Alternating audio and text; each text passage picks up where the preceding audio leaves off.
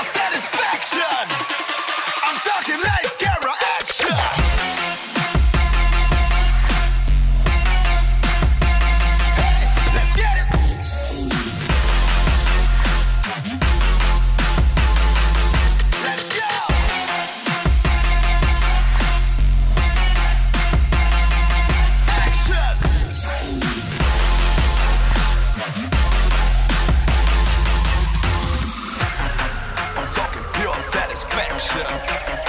We give you pure satisfaction. Hey yo, we do it for the passion. They say that we the next attraction.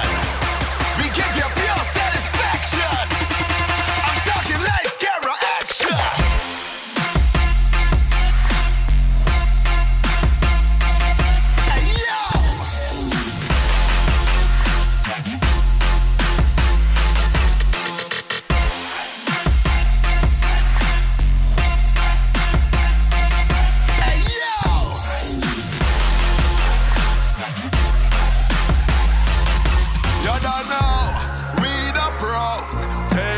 Every town and city we go, it's the final show.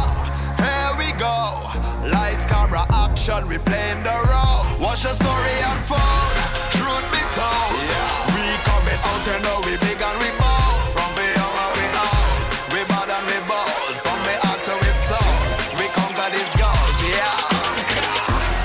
Hey yo, we do it for the passion. They say that we the next attraction. We give you pure satisfaction. I'm talking lights, camera, action.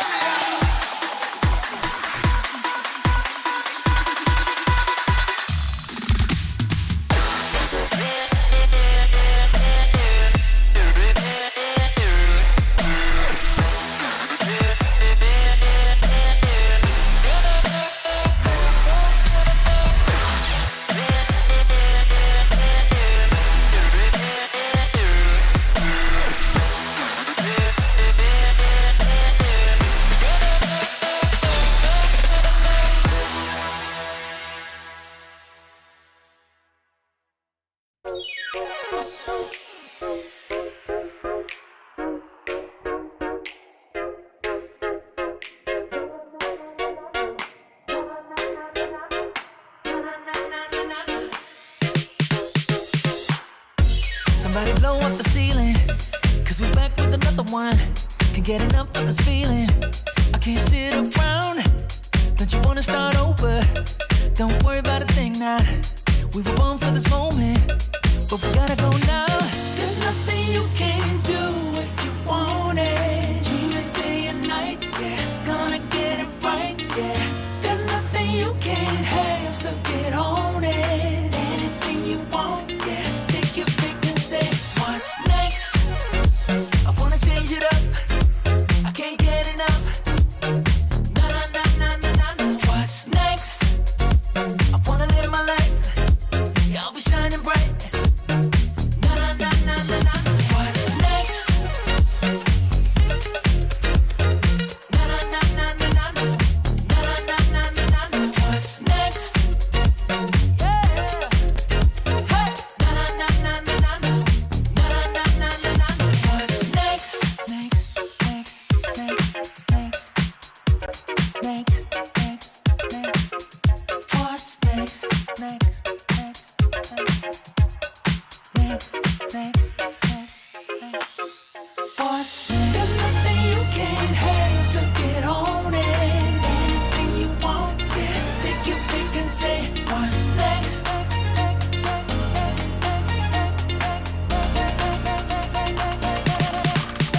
What's next?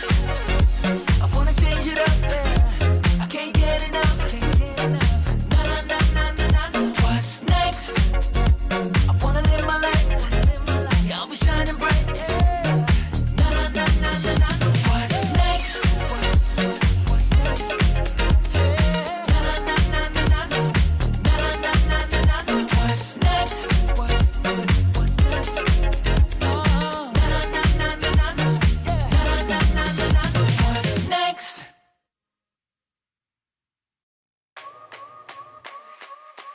Yeah, show me my opponent. Top spot, I want it. My grind, I'm on it. Can't stop, keep going. Wanna know me, can't call me. I remember feeling lonely. I remember when they told me I would never get the trophy. Show me my opponent. Top spot, I want it. My grind, I'm on it. Can't stop, keep going. Wanna know me, can't clone me. I remember feeling hungry. Now I'm coming for the trophy. Cause this is my moment.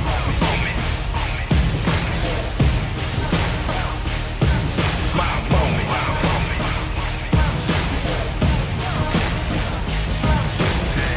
I'm a boss till I fall. I'ma answer the call. I'm a beast, I'm a dog. Had my back against the wall. I accept every challenge. Had to battle for my balance. From a peasant to the palace. Treat the trophy like a chalice. Stayed on my grind. Great things take time. Now how I shine. You might go blind. Come along for the ride. Cause I'm headed to the top with it. Going is my only option. They can never ever stop this. Show me my opponent. Top spot, I want it. My grind, I'm on it. Can't stop, keep going. Wanna know me, can't clone me. I remember feeling lonely. I remember when they told me I would never get the trophy. Show me my opponent. Top spot, I want it. My grind, I'm on it. Can't stop, keep going. Wanna know me, can't clone me. I remember feeling hungry. Now I'm coming for the trophy. Cause this is my moment.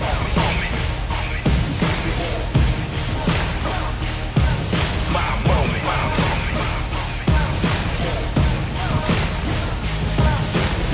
So many days, so many nights. I had to fall, I had to fight, I had to find the strength inside, keep hope alive. Through the dark, I found my light and now I shine. So many days, so many nights. I had to fall, I had to fight, I had to find the strength inside, keep hope alive. Through the dark, I found the light and now it's mine.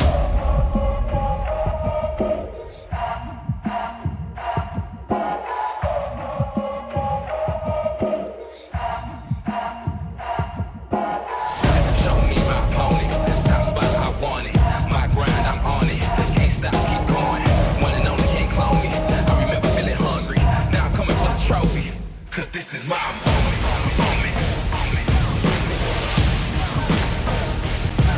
My moment. Cause this is my moment.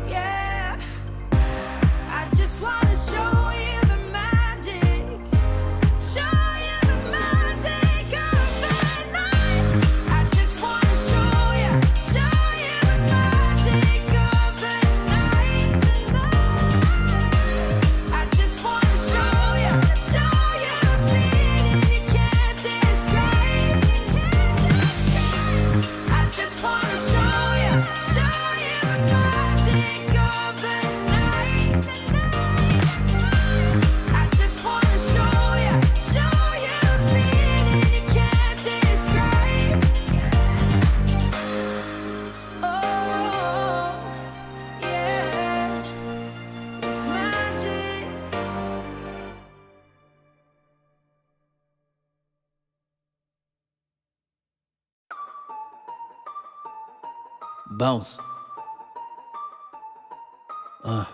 Everybody love a comeback. Gotta love a good comeback. Now you witnessing a comeback. Everybody love a comeback. Gotta love a good comeback. They say pressure bust pipes. So what's the win without a comeback? So what's the win without a comeback? Hustling every day to win.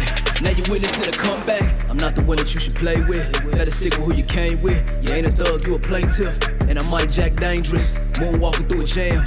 Thread a slide for the bread. Watch them pray on my downfall. Hoping that they get ahead. So we don't give them no respect. It's just time to shuffle deck. Hit the body, clip the neck. Cause you know that more is less. Yes, yes, Lord. I gotta win by any means. I'm all for it. I got a little strategy, and I won't blow it. I feel like I got Cali keys. Show me the door, cause they just want apologies and never war. So we hit them with apostrophes on they score. That's money, boy.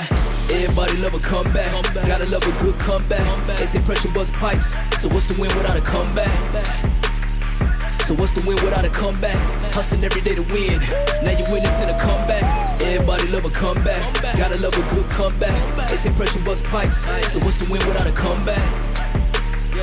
So what's the win without a comeback? Hustling every day to win.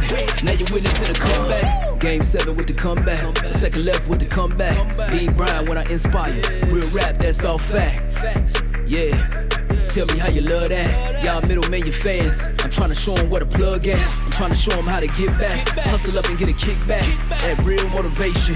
Chill bumps when they hear that. Talking real demonstration. That Nipsey dedication. Hustling every day to win. That NEP mission statement. Never ending power. Look how I innovated. This that 10,000 hours. You get paid from your patience. Game need renovating. Hey, lucky I don't cave it. I ain't nothing to play with. Boy, I'm about to go ape shit. Everybody love a comeback. Gotta love a good comeback. They say pressure bust pipes. So what's the win without a comeback? So what's the win without a comeback? Hustling every day to win. Now you witnessing a comeback. Everybody love a comeback. Gotta love a good comeback. They say pressure bust pipes. So what's the win without a comeback? So what's the win without a comeback? Hustling every day to win. Now you witnessing a comeback.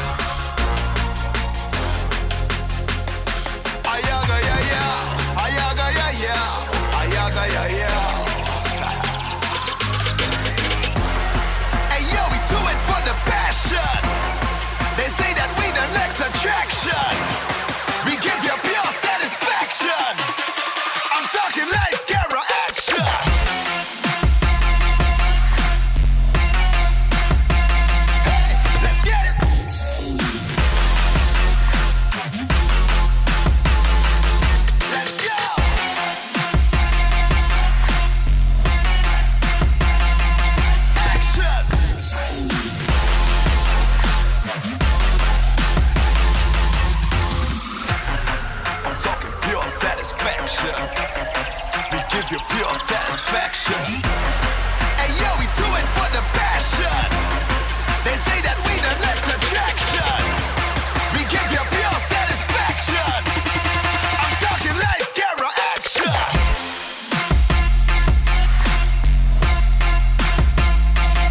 Hey yo.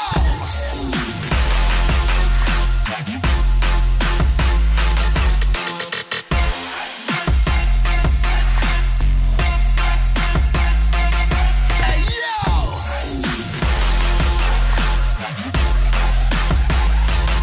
You don't know, we the pros. Take over every town and city we go. It's the final show, here we go. Lights, camera, action, we playing the role. Watch the story unfold, truth be told.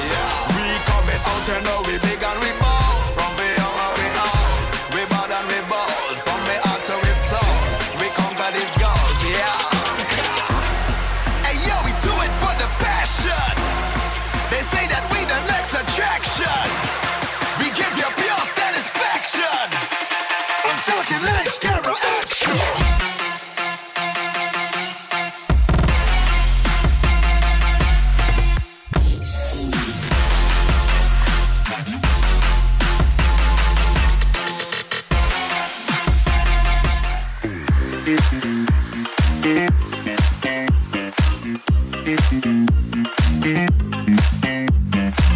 Here we go now.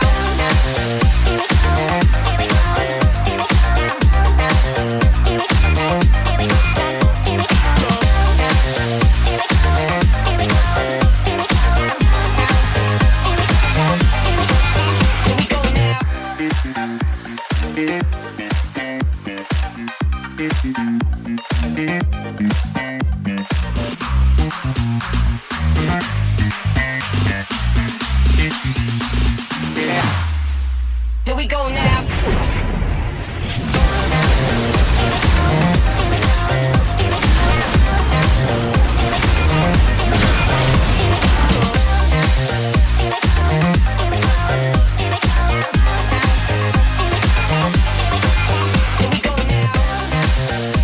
we go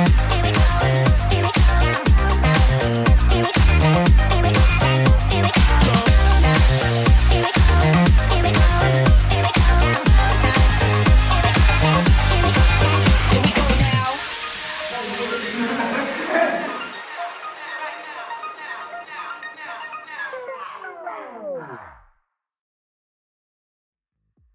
Hello and welcome to the WCS MYSG 2022, and we are in the group stage, play day 5, and up ahead, we'll have 4 best-of-3 games coming at you. My name is Holler, and with me is Matthew. How are you doing today on this fine Saturday?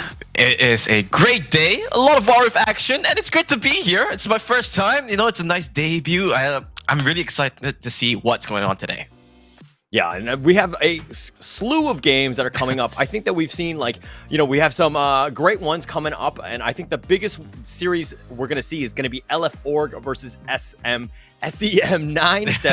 We're going to be seeing that one up. That's going to be the second series of the day. But up first, we're going to have TODAK versus Upcar Esports. Two, I would say, well, Upcar Esports has done a little bit better, but TODAK, on the other hand, have not done so well. But what are your thoughts on that one, Matthew? Well, I'm going to touch on the first part first, right? I think that the second game of the day is going to be so interesting, right? Both teams undefeated, 4-0 at the moment. A couple of games dropped here, I think, for SEM9, if I'm not mistaken. Oh, sorry, I think it's LF Org, right? They lost game, but at the end, it's still 4-0. It's going to be interesting to see someone's going to lose their streak.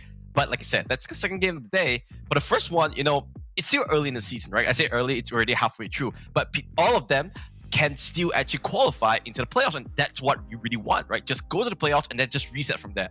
Group stage, it's all about testing. It's all about just trying, go in here, but all about going into the playoff side. Yeah, and I'm pretty sure a lot of people have an opinion on this one. And if you'd like to get in touch with us and interact with the show, we can also look at the social media elements of this one. And all you need to do is follow us at #WildRift, right there on there, Esports MYSG. And we're going to be on Facebook as well, so feel free to give us a shout out. Let us know your thoughts as of what sort of series you want to see. A lot of good games that are coming up ahead. And again, you talked about, SEM9, right? This was one where technically they are 8-9 10-0. They did not lose a single game, but the game yesterday, game 2 against TODAK, was actually very close. SEM9, Arhej, and Ozoreveki, I'm probably pronouncing that incorrectly.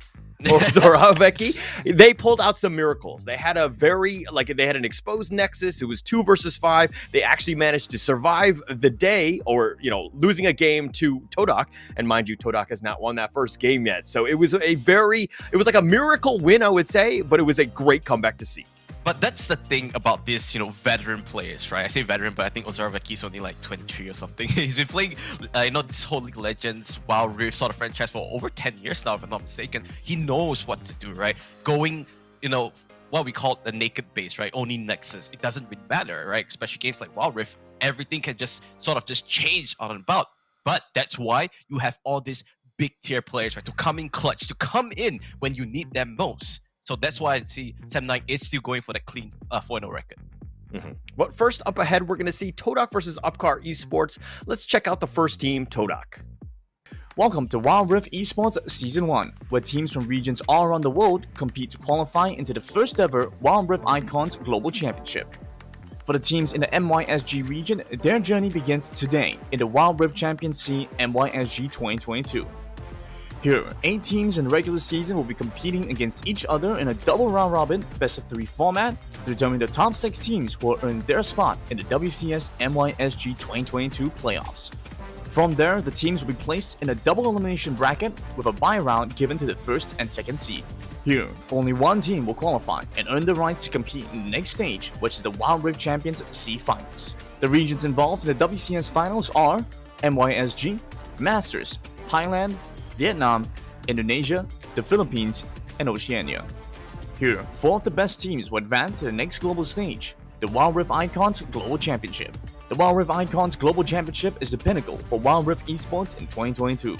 This tournament features 24 teams from all the Wild Rift Esports regions, which includes Southeast Asia, Brazil, Latin America, EMEA, Korea, North America, Japan, and China. This is where we will witness the highest level of competitive Wild Rift in the world, and we wish all the teams the very best in their journey with Wild Rift Esports.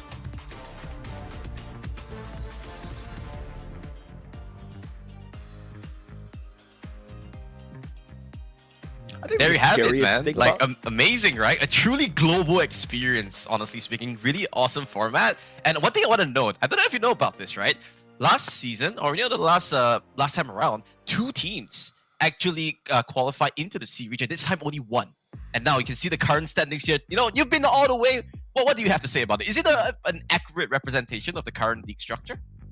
I think so. I mean, SEM9 and Phantom 6, both of these teams were invited, so we expected big things. Phantom 6 hasn't done the greatest. Obviously, they're kind of in the middle tier area right now. They have some kinks to kind of work out. But, SEM9 has been everything that we expected from them. This is a team that's very strong. They've had very few gaps in it. And, I think that this is one of those things where we're going to continue to see SEM9. But, of course, let's look at the schedule for today. TDK versus Upcar Esports, LFO versus S9, PSK versus Watermelon, RTP versus P6. We have a star-studded list of games that are coming up to you. It's going to be 4 of them, best of 3s. It's going to be a bunch of hype matches today. I'm super excited about LFO versus S9. But what is the second series of all of these here, Matthew, that you kind of are looking forward to? Of course, the second series is the one that we're casting because we're part of it, right? That's a good one to throw away. But I want to touch on a little bit more on your point on SEM9. I know we're focusing a lot on it, but so I promise this is the last point, okay? No more. SEM9 is built to be this Malaysian super team, right? They sort of like converged 2 brands together. I think last season they were called Berjaya Dragons, and SEM9 themselves, they converge, and now they are this team full of stars on the lineup. Not only players, but also the coaches, the analysts, the managers. Everyone has this wealth of experience. I think combined total of maybe over 30 to 40 years of League of Legends franchise experience, right? And that's what you really want. That's why you can come in clutch, right? Even Ozoreveki being able to play I think he played a season over in Taiwan in the past. So he has a lot of this wealth of experience. All these players, they are designed to win championships, and they are designed to go not only in the local leagues, but also internationally, right? Last year, Malaysia didn't really do that well. But this time they want to go all the way. And fun fact, Carla, they are also the SEA Games representatives as well for Malaysia. So a lot of expectations for them. It's expectations, but is it too much, right? It's one of those man, things you where you feed the pressure. You want to go for it. You're like, yes, give it to me. That's why you call a competitive player. Okay, but here's the thing, right? And I don't get me wrong, I do think that they were in the prime position. They are the best team, but again, pressure is something that can affect almost any team, right? And at the end of the day, at the end of this league, we have only one WCS championship playoff spot. That's actually something, a big change that surprisingly that's huge, right? I really like this whole structure. It's do or die, and it's only one team, and this is, you could say, the first real test of SEM9, right? Going up against LF Org, the other representative that went really far in the first ever regional tournament. I think they finished 5th and 6th under another under the banner of Alliance at that time. So the core members are still there. They have a high expectation. They import a couple of Thai players in. So it's just shaking up everything. But you know what? We've talked enough. Let's go back. Let's go back a little bit. Reel it in. What about the first game of the day? Yeah, I mean, this is TODAK versus Upcar Esports. I think TODAK are in a world of hurt. This is one of those things where almost everything that has gone wrong, that could go wrong, has gone wrong. They've been in they had a chance against SEM9. It would have been like the ultimate, ego confidence boost. But it was just like one of those moments where, unfortunately, they just faltered in the end. They just don't know really how to close out the game. But let's check out the video on TODAK.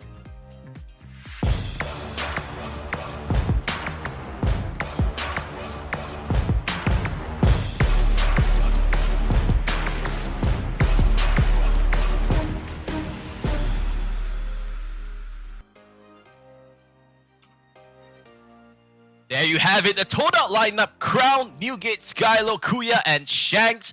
A lot of expectations coming into the league. Unfortunately, like you mentioned, haven't really got off the gate. But it's still early days. Double round robin means that they can pick things up. And if the game against SEM9 yesterday was a signal of what they can bring, maybe this is the day that they start winning. What do you think?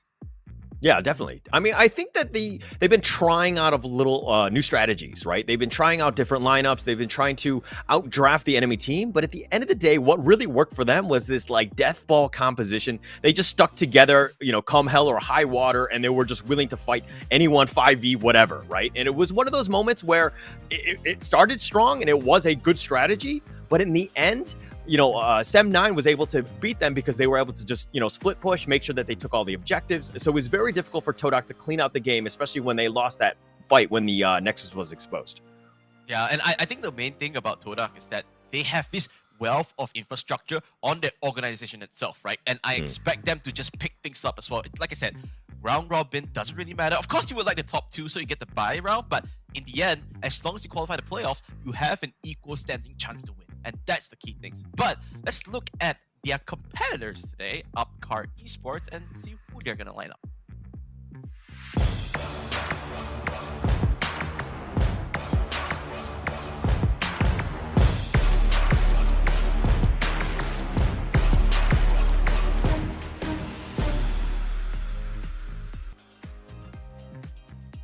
All right, Upcar Esports, they had one of those games where it was kind of closer than the end result ended up against Reach the Peak yesterday. They did win 2-0, but it was actually a very tightly contested game. It was one of those things where, just some really good decisions towards the end let them get the win. But Upcar Esports, this is definitely a team on the rise. I'm very happy to see them. They have 2 Filipino players.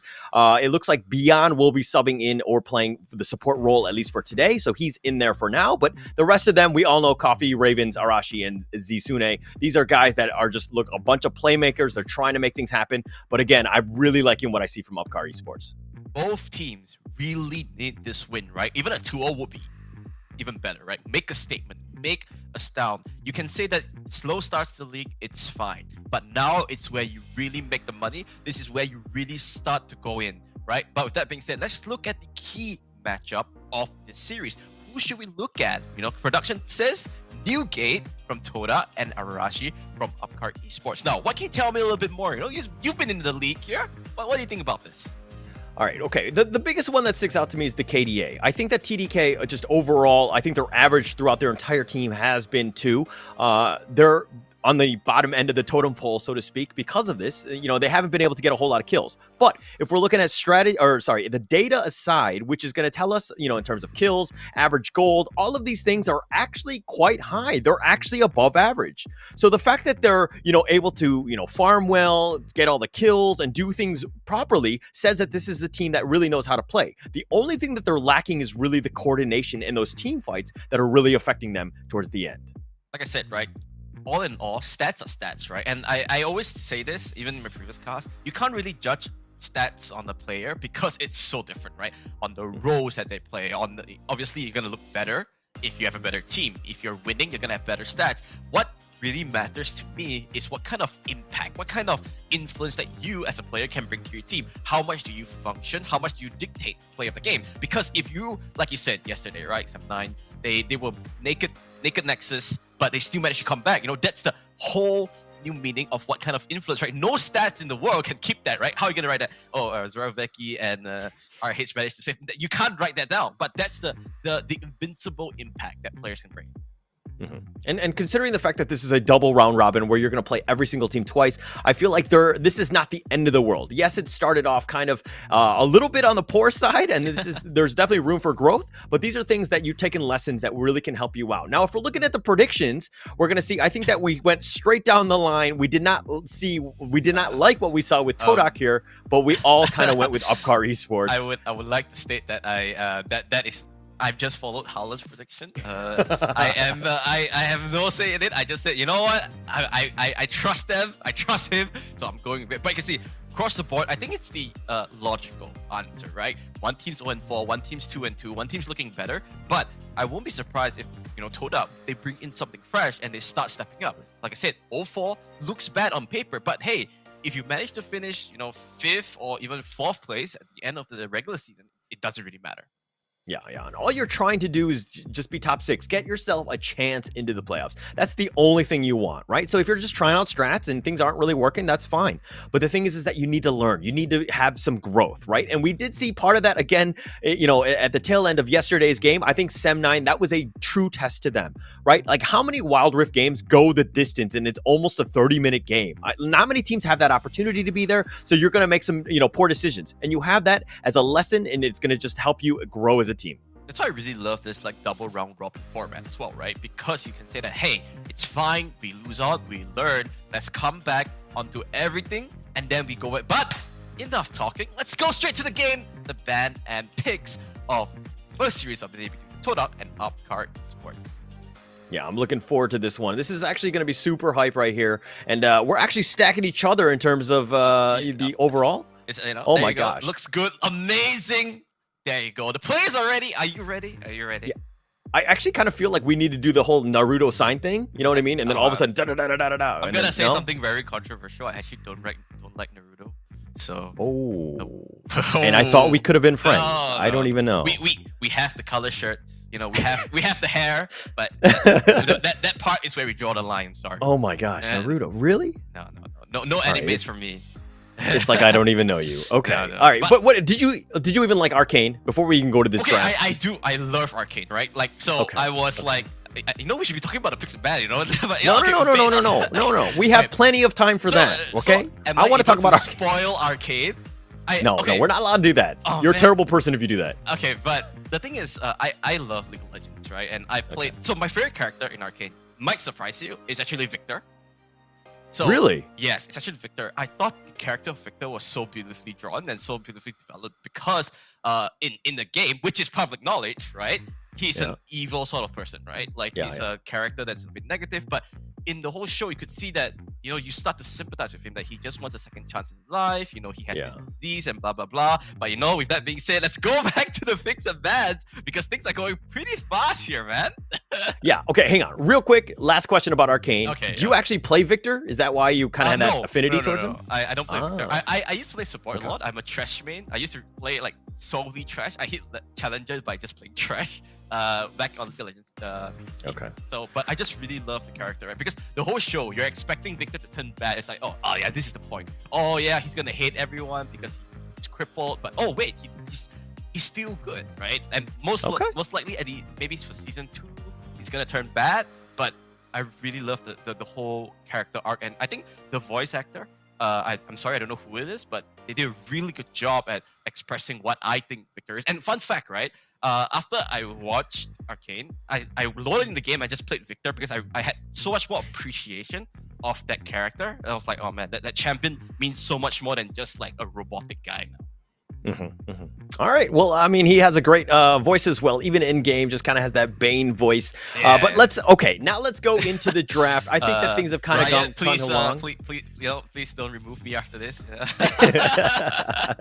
Not just yet. But let's look at the bans first. We haven't talked about this. Vayne, Camille, and then Kha'Zix trying to take away that hyper carry. You're taking away Ziggs, Seth, and Gragas there. Anything kind of stick out to you from the bans list? So one thing I see from TODAK's ban list, right, is that they do not want to get singled out. So this could be means of saying that, hey, we're not, they know that, Upcar Esports is really good at just singling out targets, isolating targets. Look at that, right? Vayne, Camille, and Kha'Zix all do the same thing, right? They can catch out targets, they can create high burst potential if they go out. So they're saying, you know what, we don't want that, we're just gonna remove all of it. On the other hand, it's the same thing from Upcar Esports, right? Zed and also the Ari, both really strong 1v1ers or duelists, or whatever you want to call it, if you bring a little bit Valorant in terms into it. And Ziggs just a solid ban, right? You have the Sector Charge, you have the ultimate that just does so much too. All right. Well, it looks like Crown. I mean, all these are just picks aside, right? But Morgana, Garen, and of course the Lee Sin. I'm assuming that's going to be a Morgana Dragon Laner ADC. Garen will probably be top lane, and then jungle Lee Sin. Nothing too crazy here. But if we're looking at the UCE side, it seems like they're going with a lot of beef in the sense of Olaf, Galio to kind of start things off, and then Lucian, Twisted Fate. Anything kind of stick out to you here? Think from what I see is that they have a really clear game plan here, right? Look at the 3 picks so far: TF, Galio, and also the Olaf. They can rush the back line, go into the back line. Olaf's gonna ulti in. TF, obviously, with the ultimate gate, just comes in Destiny gate into the back line. And what they want to do is they want to create this barrier so that the Lucian can do whatever he wants. No one's gonna come in. Everyone's gonna need to go through this whole beefy front line, like you mentioned, and then go for it. On the other hand, it's a very straightforward calm on the side of TDK or TODAK here. You have the Morgana for really good sort of utility.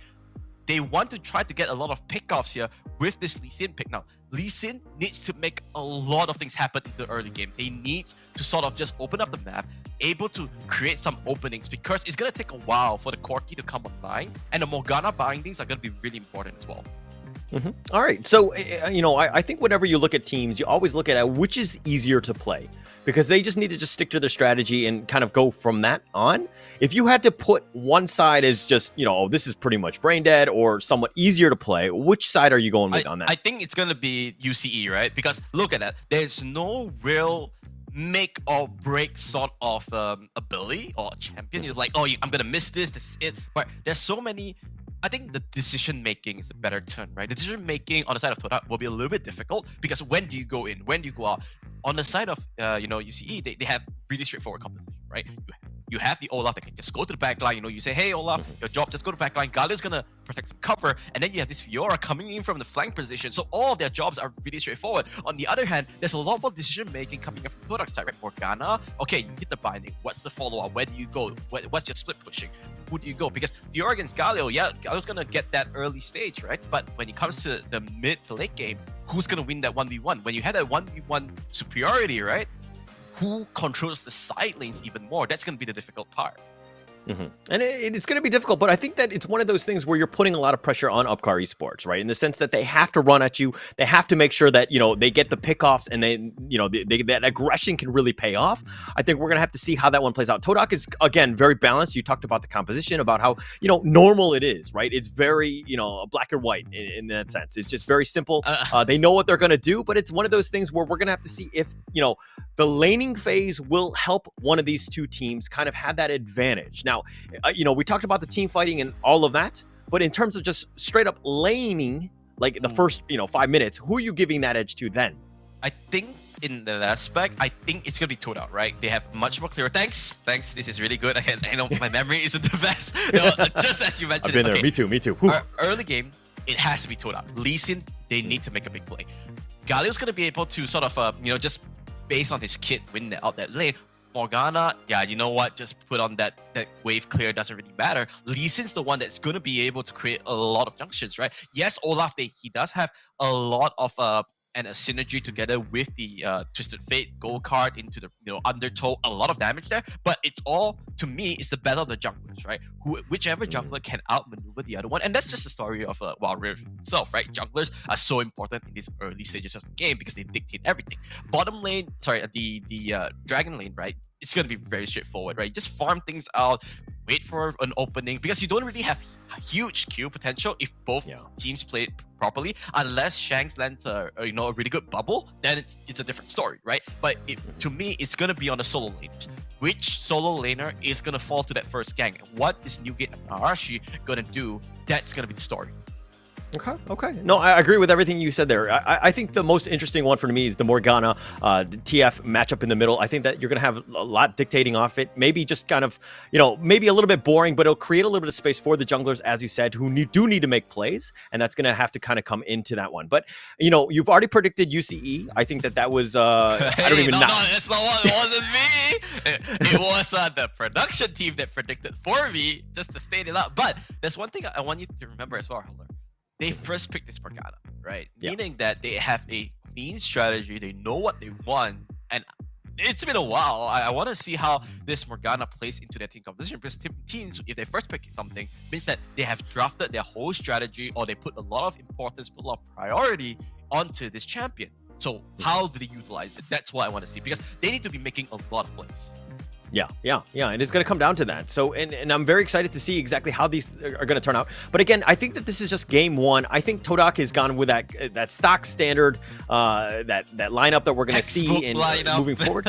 Yeah, the Hope lineup, and see how it turns out. But I think that you know what I mean? Even if you're not doing well, you got to go to your bread and butter, right? Yeah. What are you most comfortable with? And it happens to be a very balanced composition. You're not trying to do anything crazy. You're not throwing out a Jace top where you're trying to, force the initiative, win the lane, and just snowball from there. It's kind of one of those things where we're just going to play it safe and then just kind of get the 50-50 and then move forward. Yeah, so I want to see how the early stage actually plays about, because it's going to be really important if they are able to dictate the stage. But if that being said, it's so difficult to see how both teams, the clash of styles, they come about. Both teams really need this win. Like we mentioned, standing side, both teams, they're not looking the best, right? 2-2, 0-4. Honestly speaking, a couple of games back and forth, suddenly it's all flipped on its head. So they need this win. We want to see how this match is going to play out. All right, we're going to have to see how it plays out, but let's go to the video first.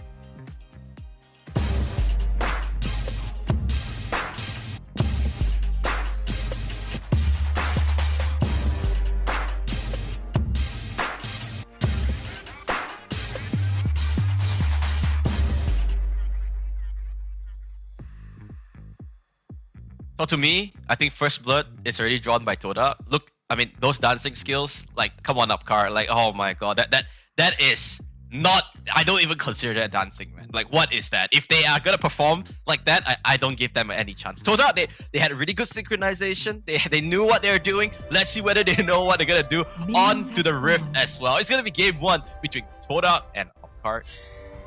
So you're basically saying that Upcar Esports has got served. Yeah, man, like, come on, that's not gonna be good. But look at that. Good. I mean, as you say that, look at that. Kuya getting solo just to start things out. And I think it was kind of on you. You're putting too much pressure. You're saying that they can dance better than the other team, but it's all about Wild Rift. Again, it's game one. And a bit of a rough start just to kind of, have to recall this early in the game. Yeah, and like I said, it's all going to be about this jungle matchup, right? Both sides, both junglers going to start on the mirroring side. You can see both starting with their own wave buffs. So I want to see what is their pathing. Twisted Fate already dominating onto the mid lane. Remember, Morgana cannot do anything whatsoever. The only thing he can do is exactly that. Put on that pile and just walk away, because he doesn't have anything. Ravens is the one that needs to create the initiatives, right? He has the one that has that Q pressure, so he needs to be the one that rotates a little bit faster as well. And to be honest, it's going to be a boring time for, Morgana, Skylo in that mid lane. It's not really going to, not too much is going to happen, but all you need to do is not lose terribly. Don't get ganked. Make sure that you're sticking around, putting pressure so that Twisted Fate can't really make those rotations. But as I said, that Beyond has to flash over the wall, keeps himself to safety. But a new gate rotation, and just a flash was committed. Like I said, you need to get that Lee Sin initiate proactively. Burns the flash, burns the heal, 2 huge summoners. So now he can come back here. It's going to be a free reign, but this is Arashi taking away the blue buff. They know that, okay, Lee Sin's not there. That's a free blue buff. Oh, Shanks, he gets spotted out from the ward, so they know that it's going to go to walk away. Great play so far on the side of UCE. Actually, Arashi, very proactive, understanding that that was a free buff. So far, I think there's a slight advantage over the UCE already. A little bit of an advantage. I mean, you're talking about net worth as well. I mean, it's just going to pay off, especially when they can get the objectives in the river, the scuttle right there. But Lee Sin showing in the bottom lane, that's a pretty big one. Considering the fact your jungler is showing, you didn't get any sort of kills, and now your Olaf can farm freely elsewhere. And he actually took over that. Lee Sin and Olaf are looking to go at it right now. Yeah, blue buff. I'm not sure who took it there. Hopefully we can just scoot in on that a little bit. Let's check on the Lee Sin observer. That's No. not Lee Sin, that's Twisted Fate. Let me just let's do some champions 101. Come on. No, No. not gonna happen. All right, No, but anyways, still not. that's one point that I want to highlight a little bit, right? Net worth in the early game, it might seem like the biggest thing in the world, but in essence, it's sort of like a blinding light to you, right? Because what you really will want to demand is how much pressure all your lanes are actually bringing in. Look at that, right? Yes, they're 1,000, 1k go ahead, but Zizune is fully controlling this lane, no worries whatsoever, and the amount of pressure, this means that Lee Sin cannot play this top side whatsoever, because if he comes in, he's coming into a losing lane, right? There's nothing that he can do, so effectively, Lee Sin has only half a map to play with, and this is what I'm exactly saying. They know they have the pressure on the top side, they just all converge into it, and what can TODAK do? Like, they just walk in, get a whole lot of damage, and that's a big chunk, a big amount of pressure, and they're all forced to recall as well.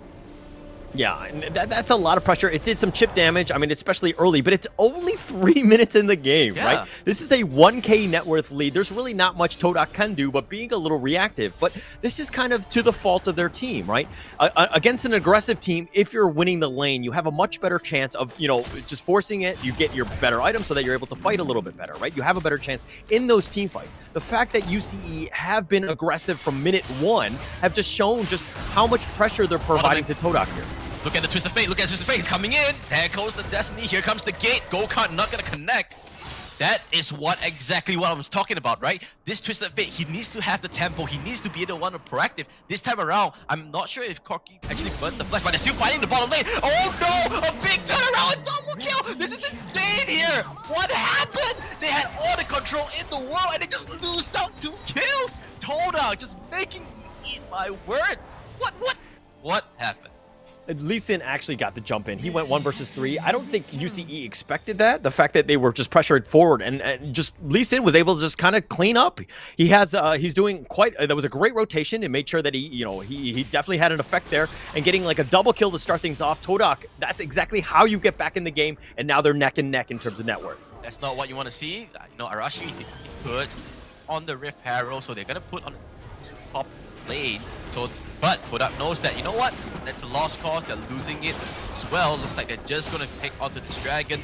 A lot of push and pull, and no real firm stance onto the game so far. Yeah, nothing firm, but hey, TDK just back into it. The Valkyrie is going to actually split them up, and they actually focus on Ravens. Ravens is getting a little bit low. The hero's entrance actually connects on the Skylo. He gets a little bit low, but they're going to back off. That seemed like a Marvel movie. Everybody fighting, no one really dying. Wait, I need to take a second there. That was a pretty good one. But one thing I want to highlight is that UCE, they were really smart about it. Once again, playing the macro game. You think about it, think that's a good time to go in. But Beyond had the understanding that, hey, both my side lanes are pushing. Meanwhile, can we look at the bottom lane? Because it looks like there's going to be an engage here as well. 3v2, Morgana gonna rotate. So they're playing this side lane, right? It's very clear that they know that UCE, both their side laners are going to win out their 1v1 matchups, right? They're so far ahead. So no reason for us to push into anything. It's fine, right? So get that 2 kills. We're still ahead. We have the pressure. Remember, the game is all about pressure. Sometimes net worth doesn't mean much, right? You can have a 2k goal lead, but if you don't have the net worth, you don't have the pressure, it's gonna be very hard for you to maneuver around. So UCE doing that really well. And UCE with that aggressive push top. Remember when they had a 4-man rotation top? They did a little bit of chip damage, but that just set the stage. It was like the foundation for when they were able to take it now. And they do have a larger net worth lead because of the fact that they got that turret, especially this early in the game. So just really smart play that, you know, the good decisions that they're making early are really starting to pay dividends. Okay, right now, Howler, I want you to see the mini-map, right? And look at the gameplay of UCE.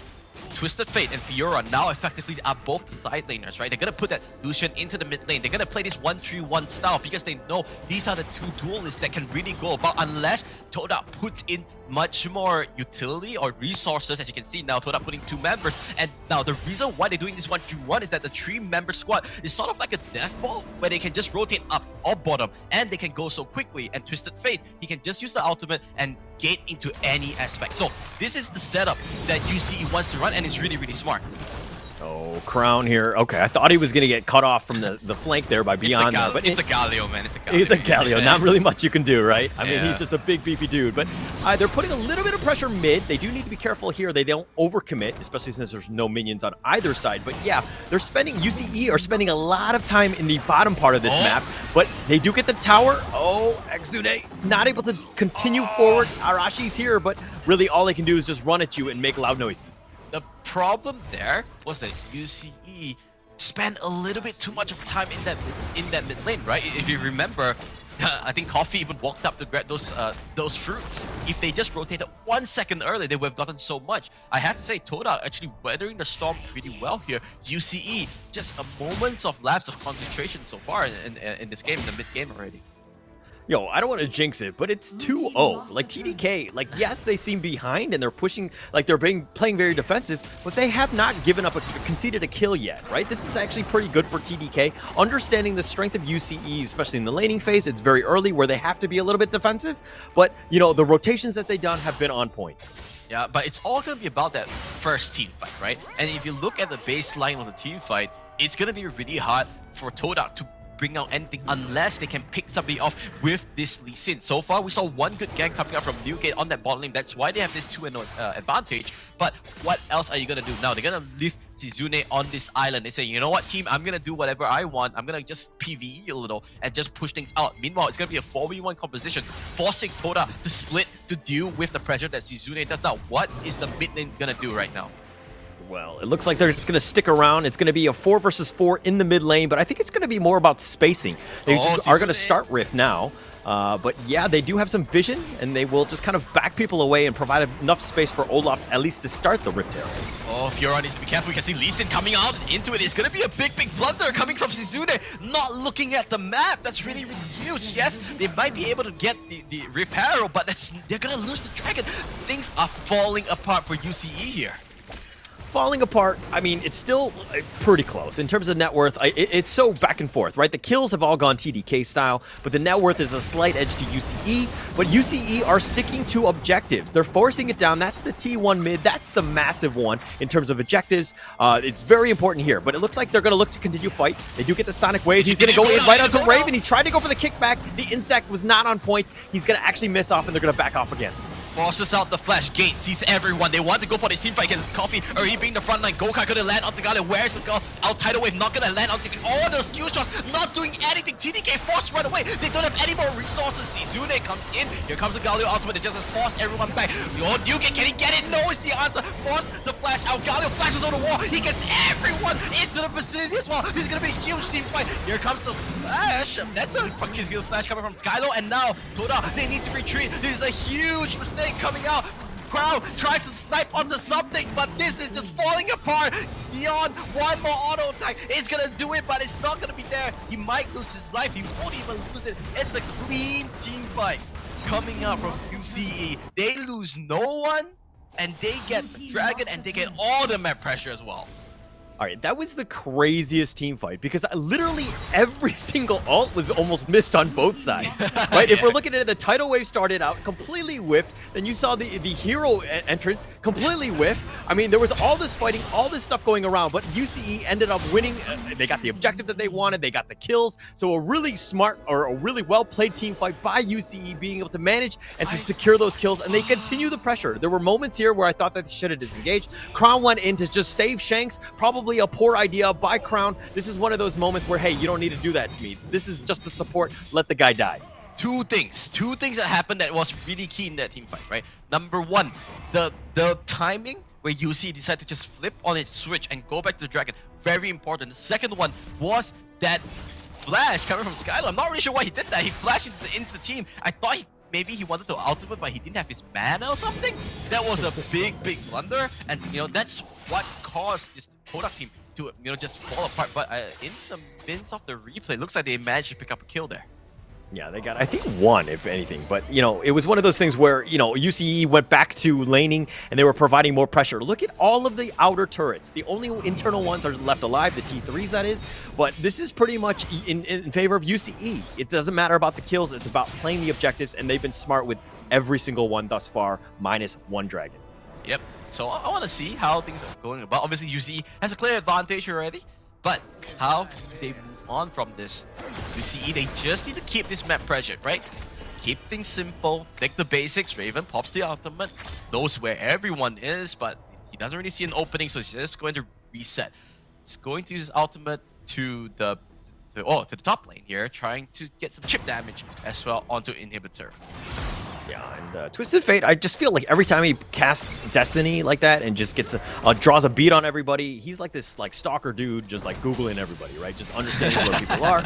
Not very cool there, but UCE providing a little bit of pressure bottom, and they're just kind of just put pressure on the mid lane and the bottom lane and make TDK decide which one they want to defend. Now, this is a time that TODAK wants to go. The package is onto Corki. They need to make something happen. They know that Destiny is also on cooldown. The team is pretty split here. Top fighting. It lands. This could be the one. Here comes the it lands. That's exactly what you want to see. Here he goes golden, but he's just gonna delay the Lucian. Gonna lose things out. Here comes the front line. Olaf pops the Ragnarok undertow, snipes him out. But all this while, the Fiora, Shizune chipping things off. This inhibitor is gonna go away. TODAK looking in ruins here. They don't know what to do. They're going all over the place here, Howler.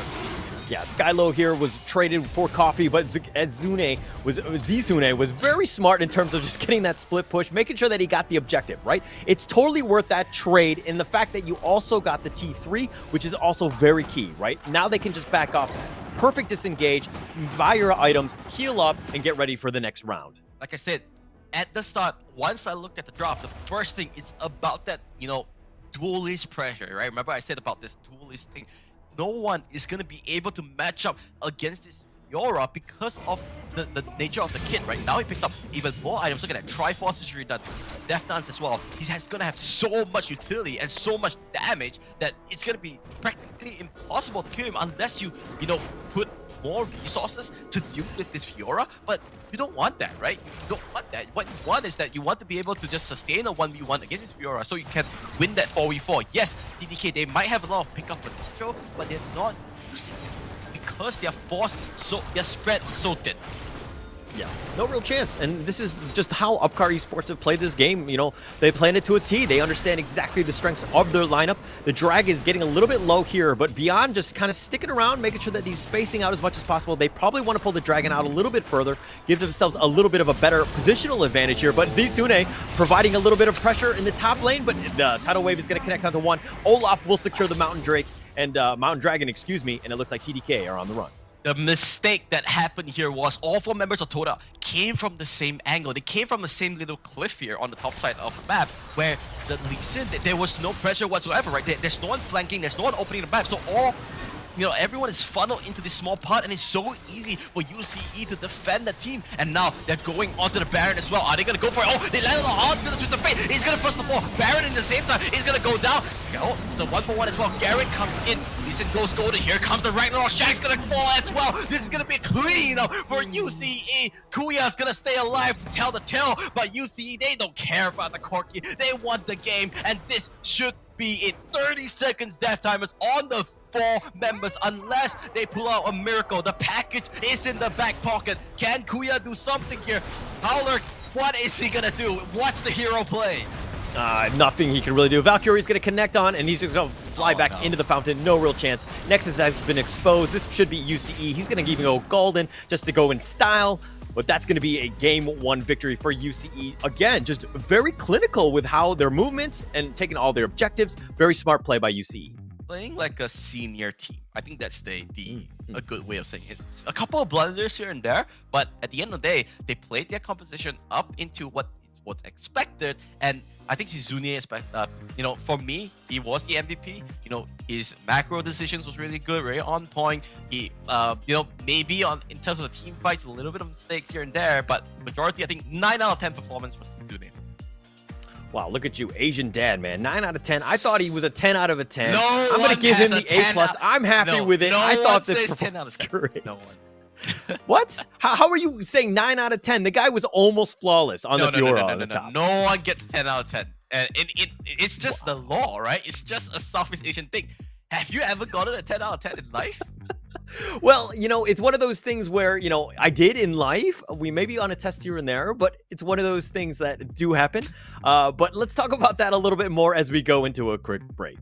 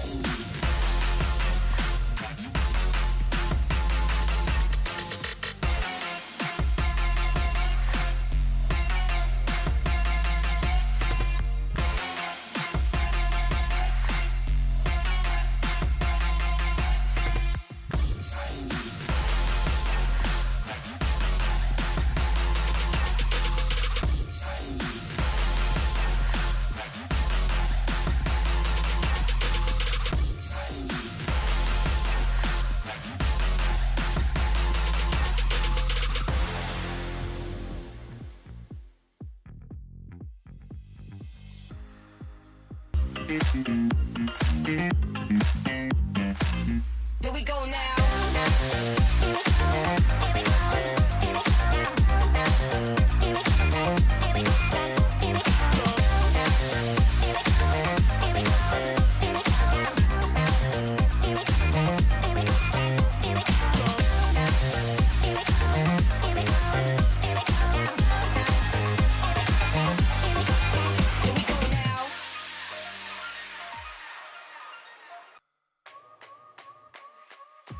Yeah, show me my opponent.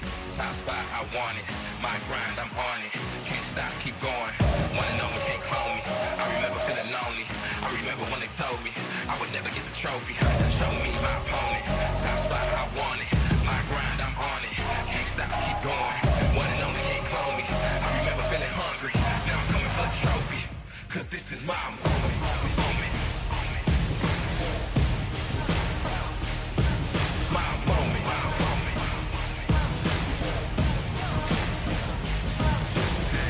I'm a boss till I fall. I'ma answer the call.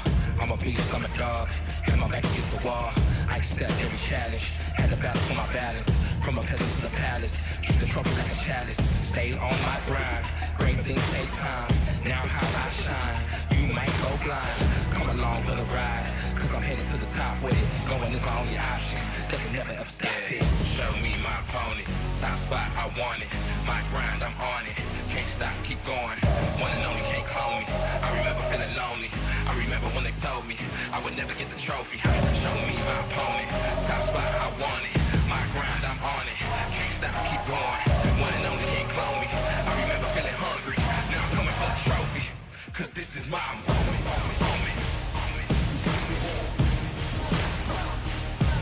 My moment.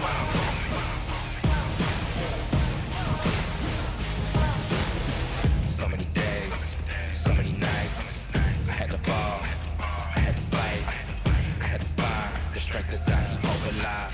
Through the dark, I found my light and now I shine. So many days, so many nights. I had to fall, I had to fight, inside, keep hope alive. Through the dark, I found the light and now it's mine.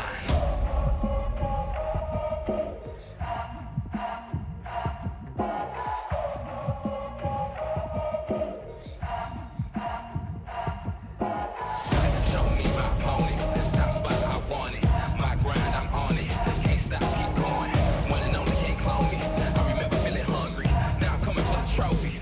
Cause this is my moment.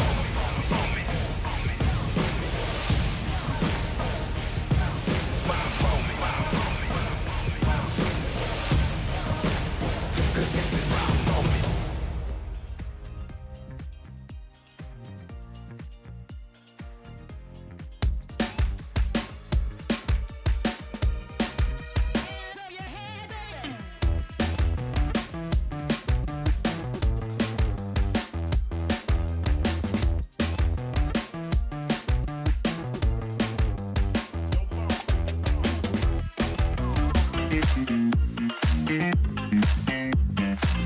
Here we go now. Here we go now.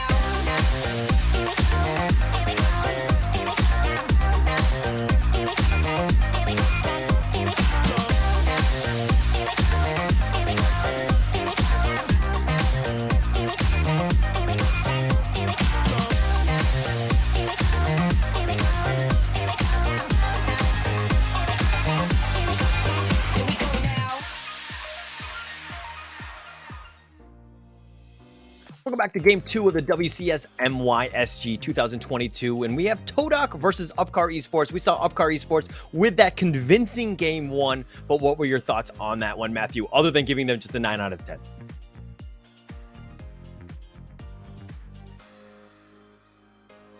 Yeah. Okay. Yep. So I think that there's a little bit of a hiccup in terms of the sound. I think maybe you reconnect onto it, but nonetheless, it was one of those things that games happen. I think it's going to be one of those moments where we thought that Upcar Esports was going to be the stronger team. They definitely were. They were completely in control. They were taking all the objectives and just making things very easy. Just controlling the game, I would say. It's one of those things where, Upcar Esports, they did not take the foot off their gas. Yeah, they let a couple kills go the way of TODAK. TODAK were in the game. We thought they had a chance to do things, but it's all about the objective. It's all making sure that they're able to, they were playing almost at their will, right? So let's see how this one goes out. I mean, this is the stats of that first game. We just saw, Newgate making some good plays. Hello? I can hear you. Are we good? Okay. Okay. Okay. It's fixed. I think it's fixed. All right, we're good, Matthew. Okay. Sorry. Awesome. Sorry. A little bit. Looks like the audio was too tranquil that you couldn't even hear me, right? Yes. Maybe not. Maybe. All right. Sorry to cut you off there, Howler. As you were saying, the game was really clear cut. I think it was really good, clean game coming up from Upcar Esports. Yeah, for sure. For sure. I mean, if we're looking at the stats, Newgate had some great rotations, and that was what kept them in the game. They had a chance. I mean, Newgate was all over the place. There were a couple times where he was even trying to do the inset kickback.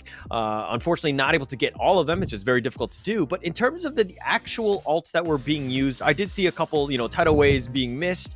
There were some questionable moments of trying to get the damage and focusing on the right guy. And that was difficult to do against the UCE lineup, which is kind of tanky. Yeah, but the thing is, one thing I didn't realize is that this Morgana pick wasn't really there, right? Like, did you see any big impact Morgana plays? No. Yeah, and I didn't even see the ultimate at all, unless I missed out something, like, unless the graphics really hard to spot. But this is the thing, right? When you first pick something, you want to make sure that that's your, quote unquote, your power pick, right? Like, okay, we're all in this strategy. This is what we're really comfortable with.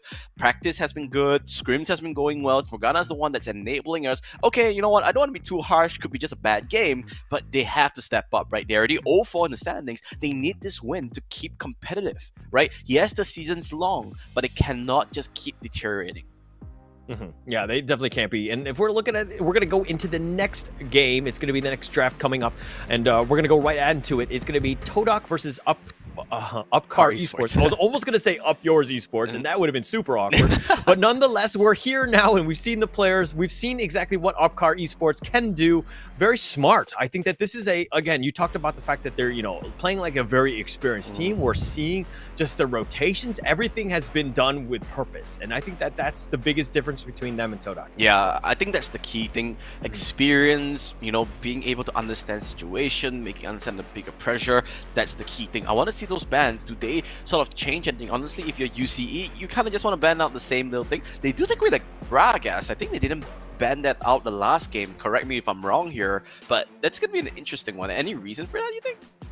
I think we've seen Gragas played throughout this league. I think the amount of the flexibility, the amount of control that he provides, and the fact that he's just this sheer tanky boy, it just makes it very difficult, and nobody really wants to deal with his movement displacement. I would say. I think that this is it's a pretty good ban. I think that if teams aren't prepared for it, it can really break up the death ball, so to speak. So you might have a little bit of issues, and you have to draft around it then. I'm trying to understand. So same exact bans coming out from the TODAK side, if I'm not mistaken. Here comes Camille. Oh, the Fiora is the one that's the outlier. Yeah. Seth being left open, gonna be locked in here. Faizizune. So it's gonna be interesting. Once again, it's that first pick mentality, right? What do you do about it? Kha'Zix left open. Newgate's gonna be able to grab that for himself in the jungle, I believe. It's gonna be interesting. How does the creature of the void move around? Now, I really love Kha'Zix back in League of Legends, so I want to see how they, really go to. I said it's Seth. Sorry, my Asian slang went a little bit set. It's fine. It's fine. I understood it from the minute you said it. It's fine. But, okay, let me talk about this Kha'Zix here. I think that, as a hyper carry jungler, and I think that this is going to be definitely on the Newgate. Don't get me wrong. I think that he's probably one of your strongest players on TODAK. This is probably something who can carry. But the thing is that it becomes very difficult. You're putting all of your eggs in this basket, so to speak. And is Newgate able to do this with a Kha'Zix? We're going to have to find out. But again, what did you think about that last pick? I mean, this combo is insane. I can look at it already, right? The Lulu, Wild Growth, just whoever Kha'Zix just jumps on, right? He has his flying wings. You want to isolate him. You think that you got it. Bam, Wild Growth. You can even polymorph anyone. But here comes the Jace. Howler, it's your Jace. Is this the wild card pick that you're talking about as well? One thing I want to know before I pass it to you. Very squishy so far inside of TODAK. They need a tanky frontliner. The support needs to be really tanky here. All right. Don't get me wrong, Jace, when played well and has that perfect matchup in the top lane, which, to be honest, they don't know at this point. So this is kind of a risky pick, I would say. I mean, yes, he can flex into the mid as well, but I feel like this is Jace pick is dangerous. You talked about the squishiness factor. It is a huge one, right? If he has a somewhat even to below average laning phase, this game is over, right? It's definitely a snowball-y type of champ, and I feel like he has to win that lane, make sure that he has a great matchup, but picking it here, I'm not a huge fan of. The thing, I love this ban coming up. I love these two bans coming out from UCE side. You take away the Varus, take away the Zed, because those are the two sort of percentage health damage, whatever you want to call it. I don't know what's the jargon nowadays for it, but it's the percentage damage that you really want to take away. Because look at this, right? Both so far the picks of Seth and also Diana, both are really slippery and really hard to kill. Compare that to the Wild Growth that will come up from this Lulu. It's gonna be so difficult. Think about this, right? Morgana, Jace, together with the Kha'Zix, yes, that's damage potential, but you don't really have that percentage health damage. That's why it's so important. The Darius pick, like I said, they needed the frontliner, they needed the tanky frontline. Looks like it's gonna be a Morgana support, so that they're gonna put that the Darius on to this the Baron lane. Yeah, it's looking that way. But I think one thing we've seen in terms of similarities, Upcar Esports, is that literally they're in a car driving at you 100 miles yeah, that's actually good. Right? This is what they want to do. Everything is just about mobility, getting in your face, being super aggressive, and they top it off with an Akali pick. What are your thoughts on that draft? This Morgana needs to be so on point. That's the first thing I have. His key targets are just going to be two things, right? The Kai'Sa and the Akali. Diana, yeah, that's fine. But what you really want is to just stop these two in. You want to stop them before they come in. That's a very particular Mundo pick. Dr. Mundo pick. That's something my brain's not really functioning after I saw that. But before I pass it to you, yeah, really high damage potential. We talked about the easier composition in game 1, right?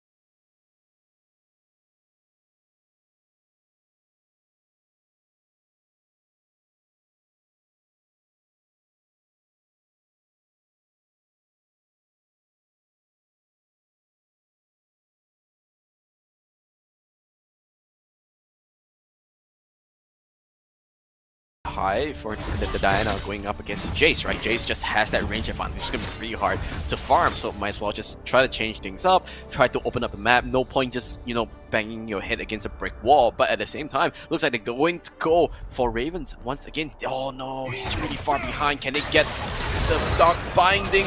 Flash comes out, that's good enough for Newgate. He walks away, and now they have that map pressure once again in this bottom lane. That's an absolute disaster, right? The fact that, yeah, you tried to go for a gank, it's against one single player in Ravens, and yes, it's the Diana, but the thing is that it's a total waste of time for Newgate, who should have been farming elsewhere, and now you've been spotted on the map, trying to make the rotation, you got nothing out of that. That's just a wasted time for TDK. Yep, I think for now, it looks like this time around, Shizune is the one that's gonna absorb the pressure, and that's what you expect, right? Darius is gonna just do so much more. Lulu and Kaiser in this lane, just Coffee and Beyond, honestly speaking, doing a really good job containing onto this Jay Skylo. You know, he's just farming. I think in the early stage, we're not gonna look at much. It's gonna be those like first big team fight. This could be it, actually. Both teams like converging into this. Yeah, and the Rift is, they're going to just disengage here. They don't really want to take the fight, realizing that TDK are within the in the vicinity, that is. It looks like they're going to trade. Oh, the good kill, didn't get the heal. Arashi going super deep. They're going for this. Here comes the ultimate. Miss here. It's going to be a 4v5. Remember, Diana's not even here. Here comes the flash. Who's going to get it? He's going to go over the counter. TDK wins the first team fight. They do get the trade here. It is a 1-for-1, but oh, guess who's online? Here comes Yuki, snipes him out. Coffee's going to go down. He likes his latte. Glenn instead. Beyond. Going to go beyond the Rift. Diana might be able to take that turret, but that is a win if I've ever seen one. Oh my gosh, how quickly do things change here? We were talking about the fact that Newgate had a bad rotation or a wasted effort, but the fact that they got this one, they got the Rift, they got 2 kills on that one, as well as the mid T1. That was a massive turn of events for TODAK, and that's exactly what you wanted to do, and it couldn't have been even better right here. Arashi going ham all by himself, kind of isolated, which is a little unfortunate. He goes to safety at least for a small period of time, but the fact is they didn't give up a little bit too much space to Newgate, who stole the Rift right there, and then it was just a matter of Darius just dunking on everybody at this point. Game 1 was all about calculations. Game 2, it feels like they're going on intuition instead, and that's not what you want to do. Honestly speaking, 9 out of 10 times, that's not the right play. Looks like Arashi, they do it, tries to go for it, he's gonna lose it again. That's not the ultimate, they're going to another losing team fight. They do trade for the 1-for-1. They're going for it. Ravens, he's farming all as well, but he looks like he's gonna go down. No, he's alive! It's the Lulu that keeps it alive. Here comes Tsune from the side. Kha'Zix tried to snipe Beyond, but it's not gonna be there. It looked like a disaster, but they turned it into an ascendant of a play, and they stay alive as well. Oh my gosh, I thought that was going to be way worse for UCE at that point. But if we're looking at the replay here, the fact that they got the Dragon, I thought that was bad. But then the Darius Raven was completely on point. But watch this Wild Growth out of the blue, completely baits out everybody else, and now everybody's in a world of hurt. Terrible position. Newgate tried to go for the greedy kill against, Ravens at that point, but with the Wild Growth in the distance, not able to get it, and Newgate goes down. Arashi won the team fight, and the reason for that is because he popped the set ultimate to pull someone over nearer to the wall so that Diana could actually ultimate onto the target because he had no flash, so he needed to wait for a target. Remember, all 3 members were actually behind that wall, so Diana needed to walk a one big circle just to reach onto the targets, but because of the set ultimate, he pulled him closer, then he could go on the wall. That's a really huge sort of microplay that just changed the whole thing. But now here comes Coffee, gonna pop the output. Kuya a little bit low. It is a 4v5, but do they care? No, they don't. Zach gonna go in. Skylo, can he get the kill? Yes, he does, but he does trade like Coffee really low. Kha'Zix try to go for it. Here comes the dodge. It's not gonna be enough. They go for it. 2-for-1 exchange, and here comes Kali for the flank. Is he gonna go for the turret dive? Recall's gonna get Shadow. Arashi tanking the turret a little bit. Here comes the auto attack. They get 1, they get 2. Coffee stays alive. Dark Binding there. Oh, can he stay alive? Barrier as well. That's what we call the perfection of That was so amazing right there. Beyond with another clutch Wild Growth when Arashi went in, made sure that he just kept himself alive, controlled the battlefield. Yes, Beyond died, but with the Wild Growth already committed at that point, not the end of the world. Crown here looking to just fight with Raven, tries to go for the dunk. Unfortunately, not enough damage. Raven will survive, especially with the Lulu nearby. Or sorry, with the Diana there, and they'll secure that kill, but just a great fight for UCE at that point. the tick was quite close, but yeah, like you said, beyond on that Lulu, giving that shield, keeping him alive. So far, you know, it looked like a game. It feels like a game of pendulum right now, right? First it was TODAK with the advantage, then goes to UCE. It's going back and forth, and that's what we like to see. That's what we want to see, and that's the Wild Rift that we enjoy. And for the record, while I understand that TODAK has not done well in this league thus far, they have potential. They deserve to be in the league. They deserve to play. They can play with the big dogs. It's just a matter of these tiny little micro mistakes that they're making that are really starting to just blow these games open. They have a chance. They're very close here. They're only down 4K net worth lead. And in terms of objectives, they've done well, but they've kind of thrown it away, and it looks like Seth will secure that Rift Tail. Okay, looks like it's fine. Now they want to turn on to this Akali. It's going to be a 1-for-1 trade. Looks like both the solo laners going to be able to clear it out. So even though they got the Reparo, it's still a neutral, right? That's all about it. Kuya, I love the fact that he's just kind of sticking around, being up, look at the flank up front. Look at the flank. Yeah, not able to actually connect. The Diana, they want to go for this. Oh, Ravens, all by himself though. He's got to wait for his team. That is like the most underwhelming flank I've seen so far today. Like you have this anticipation, right? You think like this Diana's gonna make the biggest play in the world, and then he just walks up and gets stuck-minded, and then it's like, yep, that's it. All right, thanks for playing. All right, thanks for wasting our time. It's like, yep, no, now just a recall and do something else. Yeah, no real chance there. That is Kuya? an insane animation. Okay, we talked about the fact that Kuya was the Dragon Laner, but look at the net worth. Not even 5K at this point, but look at Darius going hit into it. Ravens getting the pullback, doesn't end up killing Darius, as well as Jace is going to be taken out by Zizune, and this is looking to be all UCE at this point. Yep, finally comes in. Coffee feeling hungry, feeling confident. Can he get one? He gets one. The Wild Growth still being held on here beyond not even being able to use it. I'm sorry, it's on cooldown, but Coffee, that's what you call confidence, right? In the picture, you just ultimate turret diving into 3 members. Now Ravens wants to join the party a little bit. Redemption does come in, does keep himself healthy. Should be able to get this turret. They do have the minions for it. Meanwhile, the top lane Zizune gonna take that one out as well. UCE getting everything in all fronts right now. Right, Kuya, yeah, I mean, it's the ADC Mundo, but it's been like one of those things where I just ignore, you know, Dr. Mundo. I'm not going to fight with him. And as I say that, they're not going to ignore Zizune. They do end up getting that one. That's a pretty big win for them. But, you know, I'm not seeing the dividends, so to speak, for this Kuya, which pretty much UCE can just ignore. They're at the wrong side of the map here, TODAK. They're at the wrong side of the map. Look at the other 4 members. They're losing so much more pressure. They lose Zizune, but it's just a pawn in the whole chessboard because they're able to just maneuver. They're gonna get so much pressure off this, and they're not able to reply with anything whatsoever. They lose Zizune, but they even get Newgate as well. TODAK, they need to find an opening, right? A clear win. They're crippling the armor of UCE. Yes, right? We both agree on that, but there's nothing that's huge to say that yes, TODAK is just back in control yet. Yeah. I mean, they're on the defensive. They have lost all of their outer towers at this point. Yes, the drag is up. They have a potential for that to contest that one, but this game has gone south for TDK. They have not been able to react to UCE's movements. They've been on point. Their rotations have been incredible. Every single fight, it seems like they're the ones doing the engaging, and their lineup is aggression, and it's really starting to pay off. Yep, let's see how UCE goes about onto this. Looks like they want to go for this top side of the map. They know Crown is pretty isolated. They do just cut the map across. And the one thing that you've seen is that UCE, they are so comfortable playing for this like 4-4-1 composition, right? They let Zizune do whatever you want, and UCE, they just gather onto this top side. They know they're 4 members strong with the Lulu, with the set.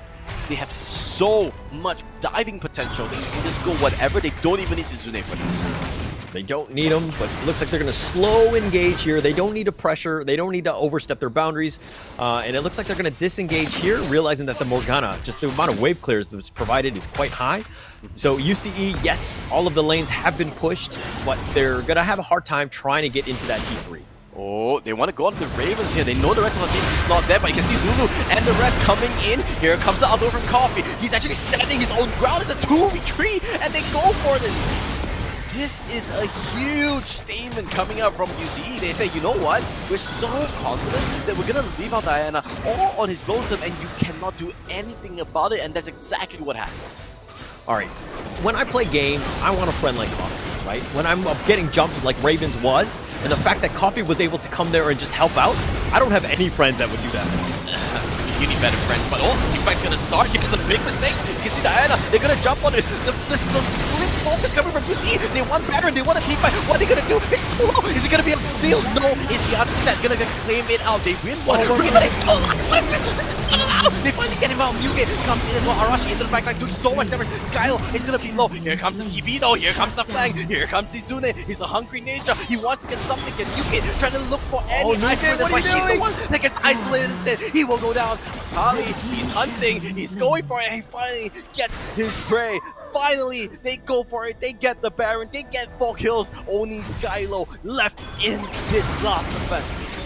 Oh my god, Newgate thought he could catch him out. Maybe if one of them had recalled and he caught the other one off guard, maybe he had a chance. But Newgate really just being aggressive when he didn't need to be. And it looks like Skylo will go back to the fountain. He does get killed, picked off at the end.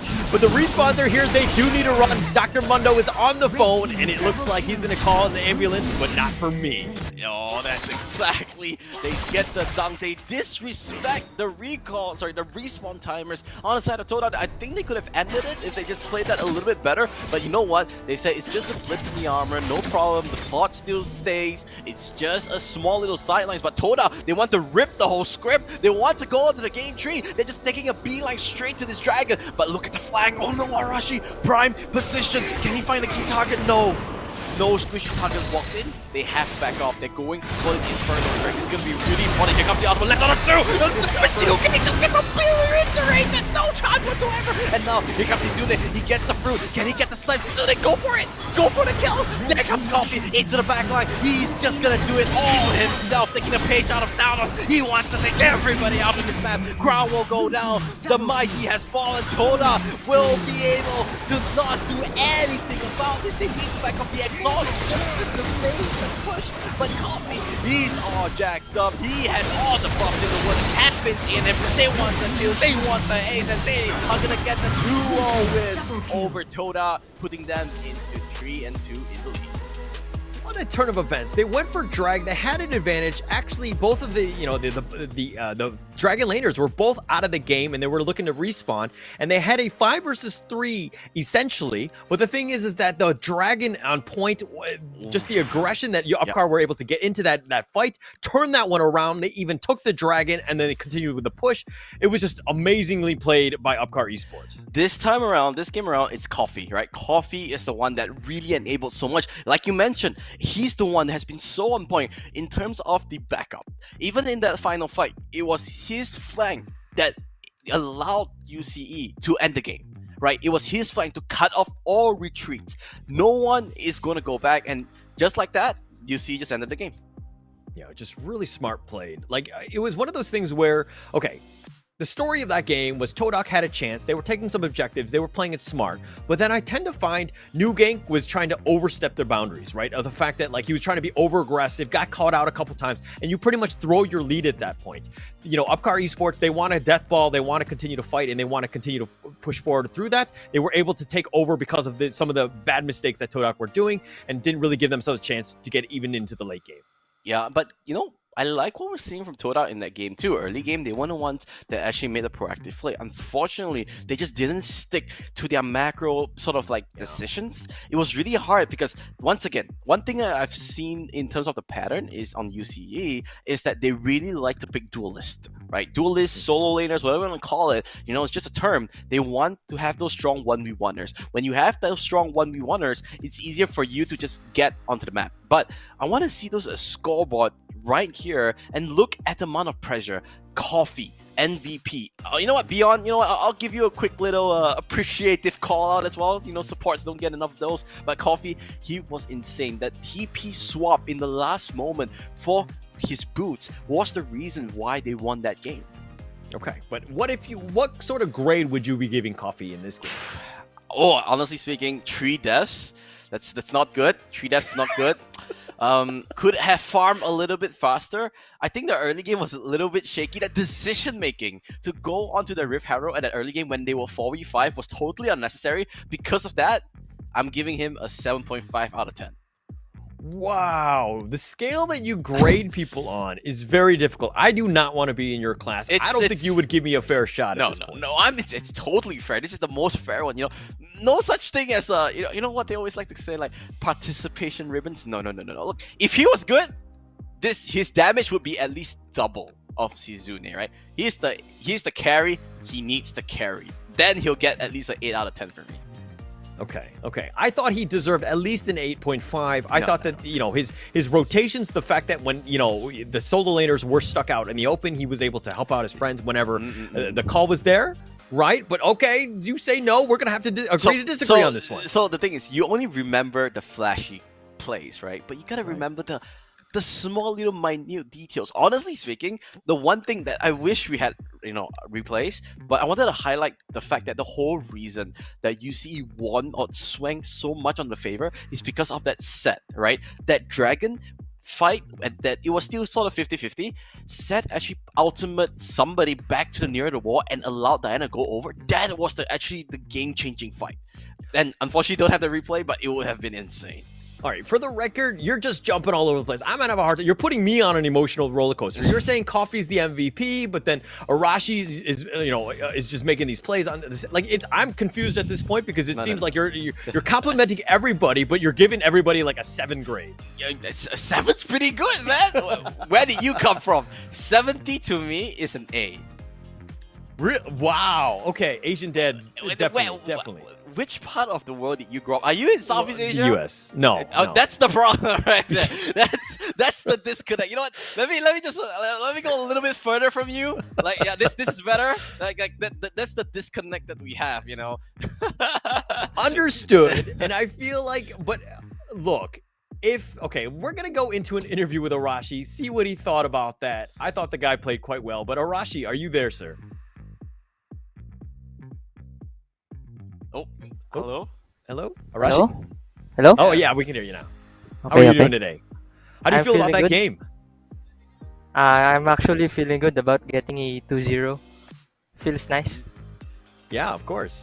If there was anything that, do you think you were the MVP of this game? To be honest, I think not. It's actually a team game. I think everyone contributed to the win we got today. Oh, it's a very diplomatic answer. But I want to highlight, like when you picked Sep in the second game, how do you feel about that matchup? Why do you pick that set so early on? And was it always going to be a jungler set, or you guys were flexing around? Actually, before you lost it? we're just flexing the pick, and then I just follow what my coach give me. Then I just keep going in. So actually, I want to ask you, because I highlighted this. Did you know the fight at Dragon, where you actually use your ultimate to pull someone over the wall so that Diana could actually ulti over the wall? Do you remember that play? Yes, I think for that one, I just trying to pull the Darius so maybe my team can get a trade 1-for-1. Then we didn't expect the situation can be so good. So it wasn't a planned thing. It wasn't like a communication. Hey, I'm gonna ulti across the wall. But it turned out amazing. So congratulations on the win. What do you think about the league so far? You're 5 games in. Do you guys think that you guys are warming up, getting better, and you think you can go all the way? I think every day we're getting better slowly and trying to get the championship for our team. All right, so in terms of the other teams out there, which is the team that scares you the most? Not really a scare, but I can say more of a challenge, and I can say that will be SEM9. Okay. All right. Any fighting words you would like to tell SEM9? Let's just have fun tomorrow. See what happens. Okay. All right. Thank you so much for your time, Arashi. That was a great game by you. You were definitely my MVP of that game. Your set plays were amazing. You just had so much crowd control. Really well played, Arashi. Best of luck in the league. Congratulations as well. Hey. All right. Well, I mean, like I said, he himself didn't know it would have been such a big play. And it's time to put our quarrels aside and let's see who the production thinks was the MVP. I said Coffee. You said Arashi. Let's see. It's Coffee. I mean, look at that, man. 88. That's amazing. Like, just because of that, he should be given MVP. Okay, okay, I don't play, ADC. I don't play like the mids. I don't play that because I'm not the flashy guy. I'm the guy that's like Arashi or, beyond in the support, just making plays that people don't really see. We're not really appreciated, right? Just like you would not appreciate me if you were my dad, giving me like a 5 out of 10. Oh, wait. Let's take a step back onto that, right? On game 1, I fully appreciated the Shizune's play. So it's fine. Don't need to be flashy. You just need to make it look good. But for this time around, Coffee, it was insane, right? Especially that game 2. He was everywhere, Howler. You could think it was a 1v1, then just seconds later, it became a 2v1. Suddenly, the team fight is just flipped on his head. So I think it's a deserved MVP here. And that's exactly what you want, right? You giving him all of the farm so that he can just scale and just help out and be in every single team fight. Like, you don't really see that often. 88% kill percentage is actually insane, right? Yeah. I think that if you're over like 75%, you've had a good game, but 88 is a whole nother level. I would give him an 8.8 out of 10. No. You clearly do not understand this Asian skill, Can you even do the Asian squat? Actually, now I'm even questioning that. I can, thank you very much. Okay, I that's was good born with, I didn't know why I could do it, but I could, and I was like, why can I just be this stand one of like those this? weirdos that honestly like how are you doing that? I remember I was like, what is that? And I was like, it's do you even like durian? Yeah, oh my god, yes I do. Okay. How dare you question my durian liking ability? I love durian. Okay, it's good enough for me. You passed the Asian skill, at least for now. But wait. Okay, what do you want to say? No, but that's the Asian skill. There's just 2 questions? Yeah. Just durian and can you Asian squat? Those are extremely Asian things. Like, you can ask anyone. If you like durian and you can do an Asian squat, it's Asian enough for me. Okay. It's Asian enough for me. But if that being said, enough, the production's done. He's like, guys, let's just go to the next. Next up, it is the headline game of the day. It's going to be LF Org versus SEM9. What do you think about that? Before we go on to the break, we talked a lot beginning, we monologued a lot at the start of the day. Now we're finally into this match, right? What are you looking out for? Who's going to step up? Who's going to be the one that says like, yes, this is the guy that's going to decide the series? Ozoroveki. I think at the end of the day, he has the most MVPs in the league. We've already said his name countless times in the league. His name, by the way. Well, maybe I would. He has to earn his name. Okay, the right pronunciation. How do you say it? Ozoroveki? Ozoroveki. I actually had this conversation with him before, right? Like, I used to be in the same team with him in League of Legends. I told him, like, why don't you change your name to something that's a little bit easier to say? Like, just say Veki, because everyone in like that knows him will call him just Veki, right? So why would you just take out the Ozora, just call yourself Veki? And I don't know what was his reasoning, but he still likes this Ozora word. I have no idea what it means. Maybe one day he'll tell me. But yeah, sometimes changing your name would mean a lot, right? No. If it's your name, you stick with it. It's your branding, right? And I think that it happens to be a name that's unpronounceable by me, and I will probably butcher it countless other times as we go into the next series. Okay, I'll give you a pass, right? You can just say Veki. Veki, is that cool? Yeah, cool. Don't worry, I'll make him cool with it as well. All right. Okay, we're going to find out. That's going to be the next series. It's going to be LF Org versus SEM9. That's going to be coming up. But first, a quick break. We'll be right back. I'm going to the washroom.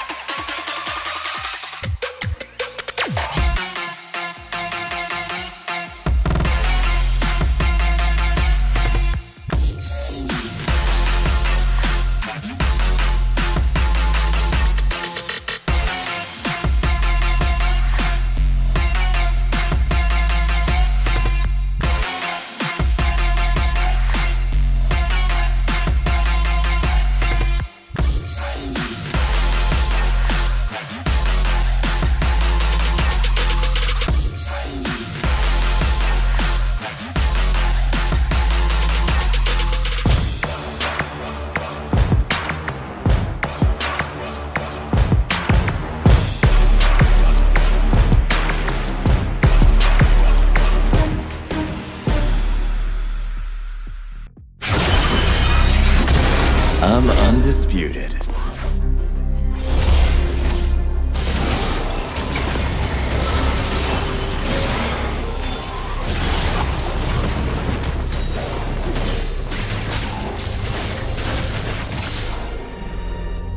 Let's throw down.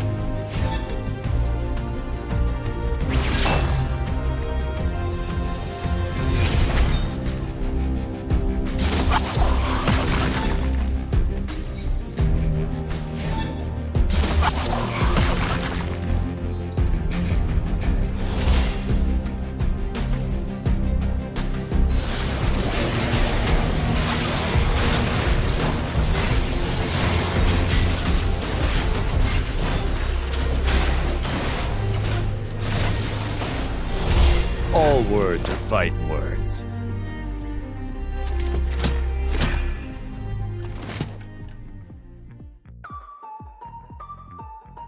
Bounce.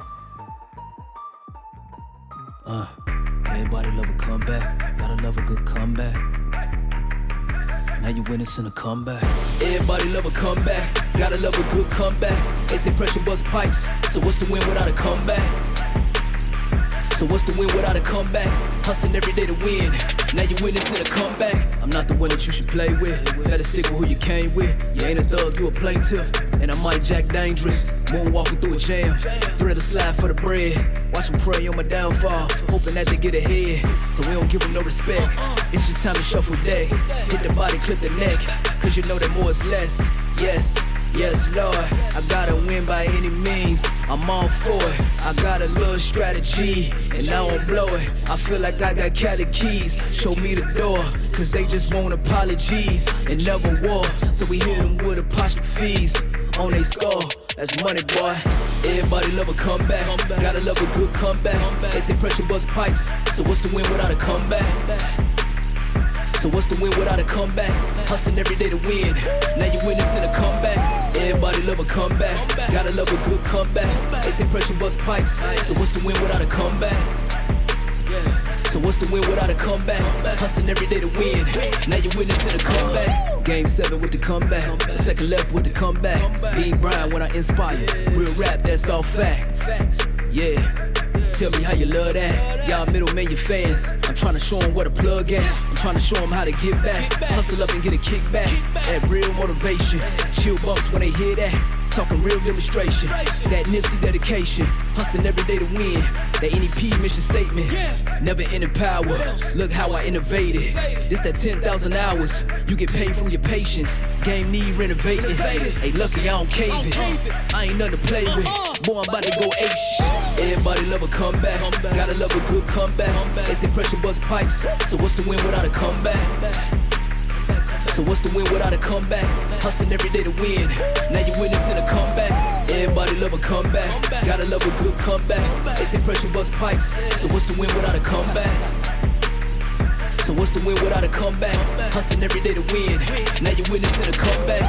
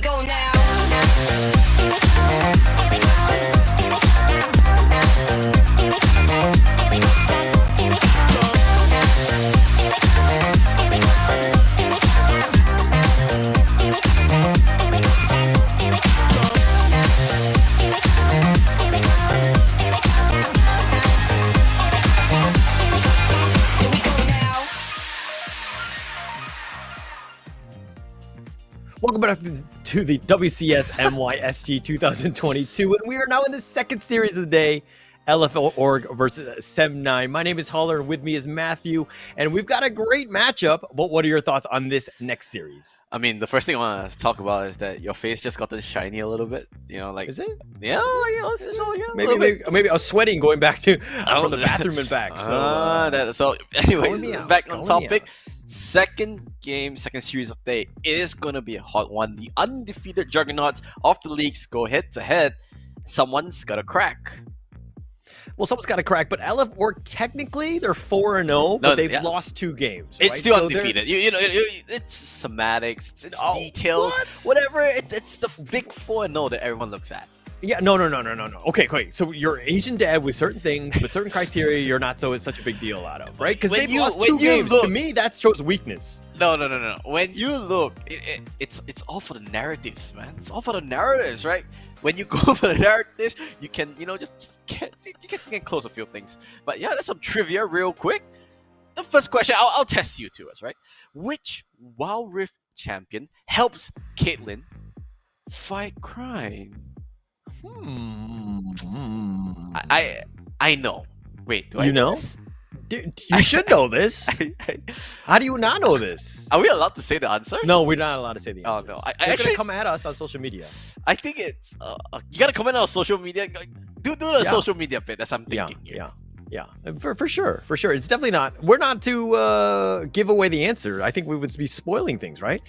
So I think that it's one of those things where they answered on social media and they get, I don't know, a pat on the back. I don't know, some sort of prize, right? Do they get something, producer? Did they get something?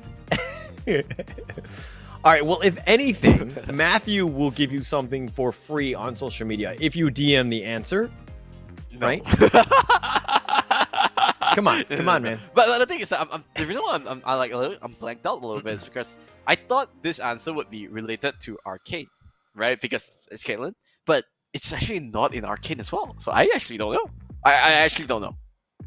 Really? Okay. I don't want to spoil it. I think I know the answer, and we'll take this one on the offline. I think that, you can give me a 10 out of 10, and then maybe I'll think about telling you the answer. No. You clearly don't get a 10 out of 10 out of one question. How does that? That is totally not how the scale works. That is totally off. No. For 10 out of 10, okay, you need to understand the mindset to get a 10 out of 10. It's not only being able to be amazing at what you do, but being able to plan for the future on how to improve your current abilities. Okay, all right. That said, that got a little deep. But I speak of perfection. Let's talk about SEM9, right? Okay. We did talk about them a little bit earlier in the day. We talked about how the fact that these guys nobody's made them bleed their own blood, so to speak. They've 2-0'd almost everybody. I think TODAK was actually one of the closest ones. But what about SEM9 is kind of sticks out to you? I think it's just the experience. They're all really strong players. They're all veterans. But I kind of want to touch on the opponents first, because traditionally, this team, they have been performing better in the Wild Rift scene, and I'll touch on that. But let's look at the video really quickly.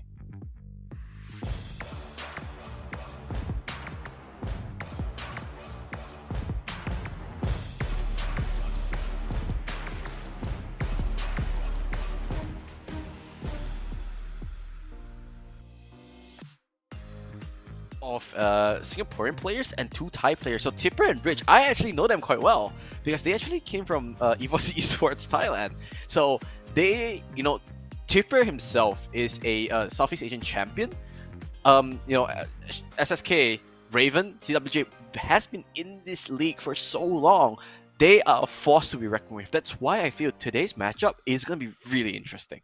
Yeah, definitely interesting. And the fact that they've got the 2 Thailand players, I mean, don't get me wrong, we're Southeast Asia, we're all able to just play well together. I don't think that there's going to ever be too many issues in terms of just picking up players from other countries and all that. But yeah, Tipper is, the top of the line, I think. I think that he's a great, top laner. He's very, very strong. He's putting a name to, LF Org, and they're definitely going to find an org, I would think, by the end of this league with how well they're playing. But one thing to take note of, there's only 1 slot. right? One slot is going to move on into the WCS Championship. If they win this one out, I'm pretty sure they're going to find that org. So they're playing for a lot. I think it's also a preview of potentially what the big juggernauts and what the standard of WCS Malaysia Singapore is. Now let's look at the Malaysian super team, the dubbed chosen ones of Wild Rift Malaysia.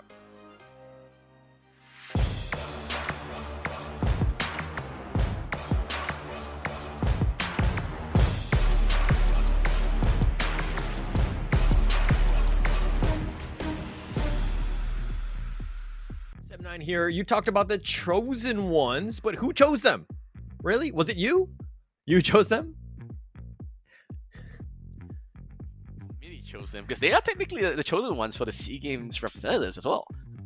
All right. I also like the fact that in the profile picks, everybody is looking to the right or center, except for Arhej, who's your top laner. He's your solo guy. He's going to be looking in his own direction, so to speak. But Ozoroveki, we talked about how good this guy is, and his name is unpronounceable and all of that. But this guy's been on point. He has the most MVPs of the league thus far today. And this guy is just an absolute menace, though. But like in terms of a jungler, what is it about his playstyle that just really makes him that MVP? I think he just understands the game on a different level, and that's just the basic of being a jungler, right? You can have good mechanics, you can just keep on playing the same champion 10 hours, 20 hours, you understand the combos, you don't really think much, but what do? Because he's been playing this game for so long, he's been playing with so many different players throughout his career that he understands so many different scenarios that, okay, I see scenario A, I react with B, C, D. If I see scenario B, and then I react with E, F, G. And he has gone so in-depth into this League of Legends game that he understands majority of the scenarios where he knows how to react, and he knows how to sort of anchor his team to the correct decision. All right, so basically he doesn't even see Wild Rift as a game. He sees it kind of like the Matrix, right? Where it's just like, simple just pieces of him just dominating and understanding where people are coming. Like he has that hindsight, so to speak. It could be. So, it's going to be interesting to see. But let's look at the head-to-head. It's going to be Tipper against RH, the top laners, or the Baron laners here. Now, one thing that sticks out to me straight off the bat, it's the kill participations, right? I don't really like to see damage, because damage it sort of talks about what kind of heroes you're playing, right? Because RH can be playing a bit tankier, beefier heroes, whereas Tipper, he likes to play his Camille, he likes to play his Fiora, so you get more damage, right? But the Q participation is where the playstyles really fit. It's really clear from this itself, RH likes to pick more team fight heroes, right? Because he wants to stick with his team more, whereas Tipper, you are gonna expect him to play those duelists instead. Yeah, and he's going to be solo, but I think KDA still says a lot. I know that you talked about how, some things can be inflated, especially if you're winning, but KDA is going to average out in the end, right? And it's one of those moments where, hey, if you're able to make sure that you're getting all those, kills or assists at this point, Arhej has been on point with that. I think this is a guy that, yes, Ozoroveki might be the top player, but Arhej is slowly, very close behind him. I think that with the both of these guys literally carrying the team, I think that you're going to see exactly why they're able to stay undefeated, especially after a game like Game 2 against TODAK yesterday. Both of these guys were able to 2 versus 5 TODAK, and it was an absolute performance. Oh, you keep referencing that game. I'm excited to see what's going to happen today. Have they brought their A game? Were they saving strats for today? They knew that LFO was coming in. It's a long league. It's a marathon. It's not a sprint. And how are they going to go about here? Let's look at the other one, which is SSK against Ozoroveki, the battle of the junglers. Once again, that KDA, woof, it's a perfect 10. Yeah, okay. So now he scores the perfect 10. Kill participation with 74% as well. I mean, this guy's been an absolute menace. And I think that you're going to see that SSK has some, he's got a mountain to climb, so to speak. And, however many games that they're going to play together, especially against this matchup, it's going to be difficult. He needs to out-jungle the top jungler of the league right now. He needs to ensure that his, presence is felt. He's able to make not just the right rotations, but to get the aggressive ganks to give himself a team to ensure that they're, start snowballing in those lanes. One thing I gotta say, both players, their hair game is really on point, right? I like SSK, really a little bit more Korean style. It's sort of like a little bit more tradition with the blonde way. I think that's a really interesting fact. But yeah, going back onto the Rift, I think the clash of styles between these two teams is going to be really interesting, right? How do they play the game? One maybe plays a little bit more solo. The other one plays a little bit more, of a game where it's more unique. So once again, across the board, our predictions, it's going to be SEM9 it's gonna be an interesting, but it's gonna be a close one, I assume. Yeah, I think that this is going to be one of the closer ones. I hope this one goes to a game 3. I expect it to. I think LF Org will come out with guns blazing. I think that we're going to see a strat that they're going to have down, and they're going to catch SEM9 off guard. I think SEM9 are going to react. I'm calling that one out now. I think it's going to go the distance. We'll find out who wins game 3. Again, my prediction was going with SEM9 just because the fact that they haven't lost a game yet. But I still think that there's a potential for LF Org to figure something out. I think if there's any team in the league that would push LF Org, which would push SEM9 all the way against the back of the wall, would be LF Org, right? They are the ones that has been, seen so that can keep up tit for tat against SEM9. So I want to see how they do for it, right? It's all about the draft. It's all about, I'm pretty sure both teams have done extensive research, got out those Google Sheets, those spreadsheets showcasing all the picks and bans, whatever priority. They know these teams to a T. It's all about execution. It's all about how they want. What kind of strategy are they going to pull out here? All right, for SEM9, for me, my biggest worry is that they continue to go undefeated. And they actually don't have a lose. No. It's a worry because at some point it's kind of like 300 Xerxes, right? Where he's like this immortal god. No, he's never bled. He's never had a bad day or whatever. Never had a bad hair day as well. Like this guy is like utter perfection. And then all of a sudden he not to spoil the movie, although the movie's been out for many years at this point, but he draws blood. Right? He didn't know how to react to that, and everything crumbles. Like, it was a whole confidence thing, right? SEM9, I feel, is in the same position, where they need to understand if they lose, how do they bounce back? Because that will make you a stronger team. I think this wouldn't be such a big of a worry. Okay, this would have been a big worry if SEM9 all the way has been winning. Let's just say SEM9 was a new team. I totally agree with you. The fact of the matter is, SEM9, like I said, combined League of Legends experience of over 20 years. They know how it feels to lose. Ozorveki, RH, all of them have lost countless times, I have to say, in their career. They know how it feels like to lose. So I don't think that would be that big of an issue. Maybe it would be a little bit of a shock, they lose, but it's something that they've learned how to bounce back from. So I think it's going to be okay for them. So essentially, you're just saying that SEM9 are a bunch of losers. Aren't Putting we words all in your a bunch mouth, of am I? losers? No, but they figured it out, right? And I totally agree with you. Those losses do make you stronger, and that's kind of where I'm hoping that TODAK actually learns as well.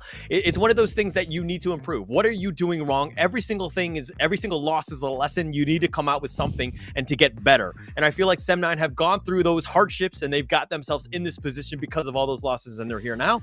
But we're gonna have to see, considering LF Org SEM9, this is gonna be quite the matchup. You either win or you learn. Yeah. That's the mindset to have. You never lose, you just learn. But I still think, I stand by this, right? This could be a preview of the level that we're going to expect for the rest of the league, right? All the other countries, I'm sure, are also watching this game, doing their research. What are the other regions looking at? And this is the game to be. This is the teams, these are the teams that are setting the tone. What champions they go for? What strategies to go for? At least for now, we have all those answers because this is the draft between those two teams, LFO against SEM9 in Game 1. Yeah, it's going to start off with a Galio ban on LFO, just not really liking that to kind of start things off. But it's one of those things where, again, I really feel like LFO have some sort of, they're going to pull a rabbit out of the hat. I think that we're going to see something kind of crazy. Hopefully it catches SEM9 off guard. I really expect to see them starting this game, this series, very strong. Okay, let's see. Bans are pretty straightforward so far. The Galio, you want to block out the Camille combo, something that has been, pretty popularized all over the other regions. This Galio is just really strong. You don't want to take it out. Same goes to Fiora, Gragas. Both teams taking their time. If you realize, the previous game, they took, it was instant ban, rapid fire, right? But now they're taking their time. They want to use up the cycle. How do you plan the strategy? What do you ban out? The other one is the set. Looks like it's going to be... There's a lot of bruises, right? Fighters, tanky characters being taken out so far. And it looks like LFO have done their research, right? They went with the Fiora ban and the Vayne ban. Ozorveki has played Fiora the most in this league thus far. So that's, targeted towards him. If we're looking at Vayne, also, this is going to be picked up by Saji quite a bit on the ADC. So they're targeting him as well. So it seems like they've done the research. Now, the Yuumi ban is no surprise to me. I think that Yuumi, especially late game, is just a menace. It's very difficult to deal with, especially with the perfect positioning of almost all of these players here. So it's very difficult to deal with. So I like that ban there. Once again, the Morgana being first picked here. Hopefully, LFO will be able to utilize it a little bit more. I like this Rakan. Come on, do it. Do it. Combo. With this, I don't think they'll pick it so early on, though. You know, the Rakan is just really good. You have the grand entrance into the knockup. It's always a good combo to have.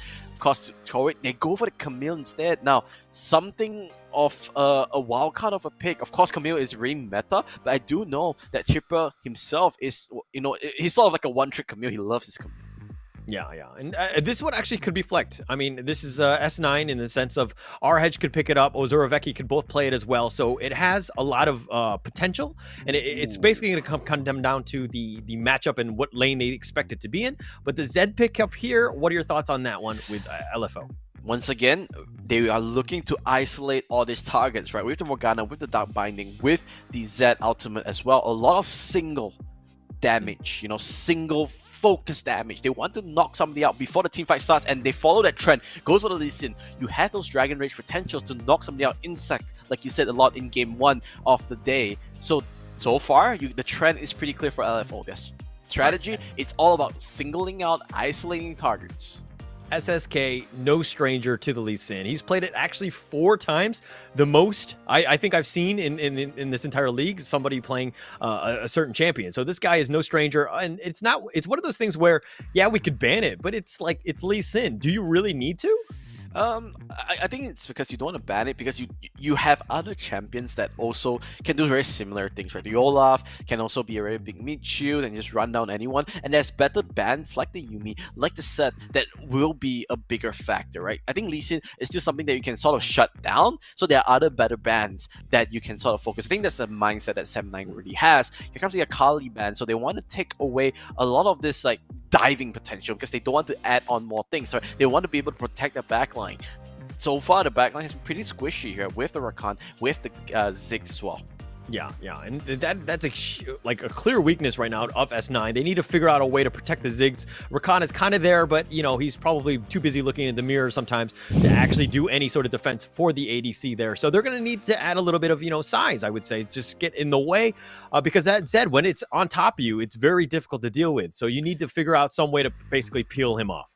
I think over here, if you are SEM9, you just want to make sure that no one else can be there you go, I was going to say, to be the tanky frontline to tank for these members that can go through. Now, if you are LFO, I think, you know, Xayah ban would be good. Oh, sure, Kai'Sa. I'm sorry. The Kai'Sa ban would be a good one here, because Kai'Sa, you know, it's a little bit, you know, flexible. You want to sort of go for it, but they banned the Diana instead. So these bans, it feels very targeted, right? Obviously, they have done all their research. They do not want all these champions in the hands of individual players. And I think it's going to be because the fact that, you know, Chile does play a Diana mid, and I think that it was one of those things where if they go full aggressive, it's, you know, it's very difficult, especially with a Camille jumping on top of you. But it looks like Saji, or it looks like the pick is going to be Darius here, so it's adding a little bit of you know, girth, I would say. So they have a little bit of a meat shield in that. But what do you do? Because it seems like, you know, LFO are not as tanky as well. It seems like they do need to add a little bit of size, and they pick up the ribbon. Wow, that's... I want to see that last pick before I comment into anything, because it's going to look onto their whole composition here. So just give me a minute. I just want to see what do they pick up here. Oh, the Leona. Nice. This is just a full-on, I'm going to dive you. I'm going to dive you. I used to be a Leona main, so I really like playing Leona. So it's going to be the Solar Flare into the Zenith Blade, and the Shield of Daybreak just has so much CC potential. Look at every single one of the champions on LFO. Single target, single target, single target, single target, single target. And that's what they want to do. They want to isolate people out, get the 4v5, and then turn them off again. One more thing to consider, they have champions with fairly low cooldown, so they can cycle up all these combos once again. On the other side, SEM9, they're going to finish out with the Renekton. What do you think about that? It adds to the fact that, you know, you have somebody who can kind of get in the way. He's kind of meaty. He's very, you know, can do a lot of damage, especially for sustaining fights, and can survive somewhat of that CC train that the Leona can probably do at this point. So I do like that. You needed some way to deal with all of this stuff that's going to go at you. And, you know, what better way than the Renekton there? I'm just trying to think on how the synergy of the SEM9 lineup can work. Unfortunately, my memory has already forgotten most of the picks, so I'm trying to think really quickly. But once again, we talk about easy to play, right? Yeah. That's the theme of the day, right? Easy to play. And I think it has to be given. I think LFO has an easier comp to play, right? Skill shots are hard, but it's a much more, the mindset to be in terms of playing LFO's team comp is much easier, right? Just try to find pickoffs, try to spread across the map. The backup needs to be quick, find the pickoff, and then go for the objective. So what you're going to see here on the side of LFO is that whenever those big objectives are going to spawn up, they're going to be setting up. They want those map pressure. They want to be there 30 seconds before the dragon spawns, 20 seconds before the Baron comes up, or they know that they're gonna siege the towers or the turrets, or anything like that. Try to find people mid rotation and then go from there. Yeah, and it's perfect. And you talked about the ease of play and everything. I think that it's, it's aggressive. It's going to get in your face, and it also, they have, turret damage dealers, right? They're able to take all of the objectives down. I think that you're going to see a lot of that. I think that if we're going to talk about who needs to have a really good game, at least on the LFO side, I feel like this Lee Sin SSK really needs to step up. But what are your thoughts on S9? Now, S9 on the other hand has a really particularly comboed where they are putting on this Ziggs onto the Dragon Lane, right? So wave clear is going to be there. So what they're sort of saying is that, okay, you want to come? It's fine, right? Dive me. Look at the amount of what I would call kite back ability that SEM9 has, right? The only small little thing that they need to pick out for is Sagi needs to play perfect. Because if he dies, they lose so much pressure, right? Everyone else can sort of hold their own, right? Darius is a mid shoot, Zoraveki on the Camille. He has the dashes, it's fine. Renekton can pop the ultimate, it's okay. Winter on that Rakan can always just fly away with all his kit. But Ziggs is the one that needs to be careful. So as long as he doesn't get off-court rotation, it's going to be fine. Why is this so important? It's because, think about this, right? If anyone on the side of LFO wants to dive, they need to pass through the Mega Inferno Bomb, they need to pass through the Grand Entrance, they need to pass through the Renekton ultimate, they need to pass through the Camille, I forgot the ultimate Hextech name. ultimate. The Hextech ultimate. So many things to stop them from entering the team fight. That's why they need to set up beforehand. So that's the thing, right? One is sort of having a very sharp sword. So LFO is a sharp sword.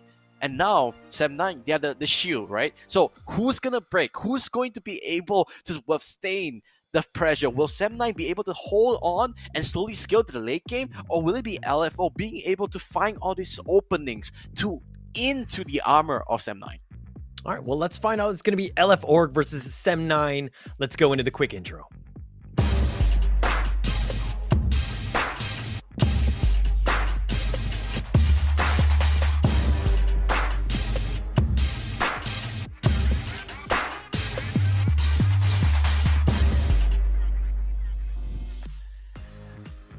It is the clash of the titans. It is the battle of the undefeated. Someone needs to fall. Someone will lose their reign. Will it be LFO or will it be the super team of SEM9? Game 1 of WCS between LFO and SEM9. Let's see how things start.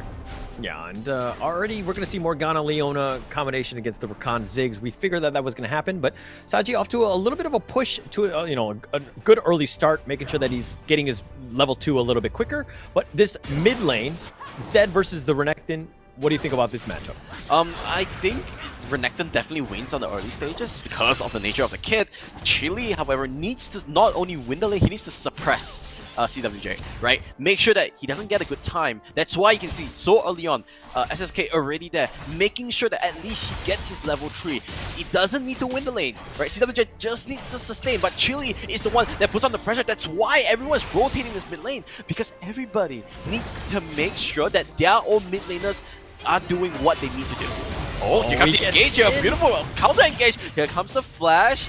Looks like everyone will disengage. Zoraki will hop on over the wall. Now, this is a win for LFO. You need to understand that. Okay, all right. Well, why do you think it's a win? Because naturally, they're not supposed to win this lane, right? Renekton's pick is supposed to suppress this Zed. But meanwhile, it looks like Tipper on the top lane actually won out the 1v1, and it's going to be first blood. Maybe no! He doesn't have the Sonic Wave! Oh, gosh. I thought he had it for sure. What was that? That could have been an easy first blood. A little bit of a botched attempt in there, but you know, again, SSK, I like the fact that he's being very aggressive. He's already invading the chickens, the raptors, and he's just making sure that he's taking as much of the resources as possible. Yeah, you can see, this is what Chili needs to do. He needs to bully CWJ. He wants CWJ to constantly recall, but that's a beautiful bait. SSK, here comes the smite. Sonic Wave's gonna land. Doesn't even need the ultimate. Tripper comes in for the insurance policy, and that's what LFO needed. Rich also rotating into the mid lane. They want this pressure. They know everything revolves around this Renekton pick, suppressing the Zed. Yeah, and that was a lot of resources committed. I mean, they pretty much had 4 champs in the mid lane, but almost, you know, Morgana is happily free farming in the bottom lane. Arhedge is all by himself. He's been kicked back. He's going to look to fight. He flashes at least to safety for now. Arhedge is barely getting away, and Azora Vecchi will basically scurry everybody else away. It's fine, at least he stays alive. He's doing what he needs to do. He cleared the wave, so they won't be able to get any turret damage onto it. But so far, LFO does have a minor advantage. Chili here still, you know, he's still Renekton. Even though he goes behind or whatsoever, he still be able to bully this lane here. Yeah, and I mean, in terms of net worth, he's actually out farming the Zed. I mean, it's very close neck and neck, but it's something to take note of, especially considering the fact that he gave up first blood. So, you know, he's back into the game. He's figuring out other ways to get farm. Yep. So, no traditional AD carries for both sides. That's something to note. They need to be careful. Ziggs does get the... Oh, Zenith Blade. Oh, good play from Winter. Just stands a little bit behind Sagi, so that the Zenith Blade actually connects to him instead of to the Ziggs. So, micro plays. No, I appreciate it, Winter. If no one sees it, I see it. Yeah, and you know, it's like my own ADC. I'll do things like those, like micro plays on my support, and then you know my ADC won't even know that I saved their life. Yeah, I mean, those are really key things, because if they burst out completely onto the Ziggs, he won't be able to farm, he won't be able to push the lane, and then the recall gets screwed up. So it's a game of, I would say, you know, it's a domino effect. That's what a butterfly effect would be a better term, I say. Oh, but here could be a fight here. Looks like they're looking for something. Here comes the engage here. Rich is going to go. The Hextech ultimatum is going to be committed, but a nice 3-man stun. The Ziggs ult is going to be used as well, but they've got the ribbon. And Rakan, Winter will secure that kill and turn this one into a Rift Herald. It's all started from that minor play on that bottom lane, remember, but looks like they want to go again here. They're not done with this. SSK looking for the snipe. They want to go get WJ of the Zen. Everyone's super low. Who's going to go for the referral? SSK not going to find anything. He's super low here in the middle of 2 arrows. Can he get the kill? Meanwhile, those Zen just sniping it out. Here comes the barrier. Apprehend. Not going to find anyone. Sagi finding kills on the Sin. He's going to flash. This fight is all over the place. Sagi comes in, but he overcommits. Here comes Timber back to the fray. He will pick up the kill. I think overall it is a 3-for-3. Meanwhile, CWJ on that Zed gets 3 kills to his name. He is gonna be a happy guy, walking back with all that gold. Yeah, he's got the gold, but again, it was one of those things where, you know, the Rift went the way of S9 on that one, so that is something to take note of. Yes, it was even, but yeah, CWJ surviving is gonna be pretty massive for the team, but you know what I mean? It's going to come down to the structure damage that the Rift Herald can potentially do, and of course that will just add gold to the pockets of S9. But they go again here. Look at that LFO. They want to go for Solar Flare. Lands on the 2. Here comes that ultimate. Lands into crippling spinning splash. To everyone, and SEM9 decimates in the hands. What can RH do? Here comes the flash. Can he get one? CWJ gonna get singled down on to the blood damage, but that's a huge win for LFO. And all those meanwhile, it was a 4-week 5 because Triple wasn't even there. Yeah, not even there, but it was one of those things where, yeah, you got CWJ, you'll take that, you know, you'll stop his streak, so to speak. But this was a crazy fight right there. It was Look at Rich. the stuns and control. Oh, Rich, that is.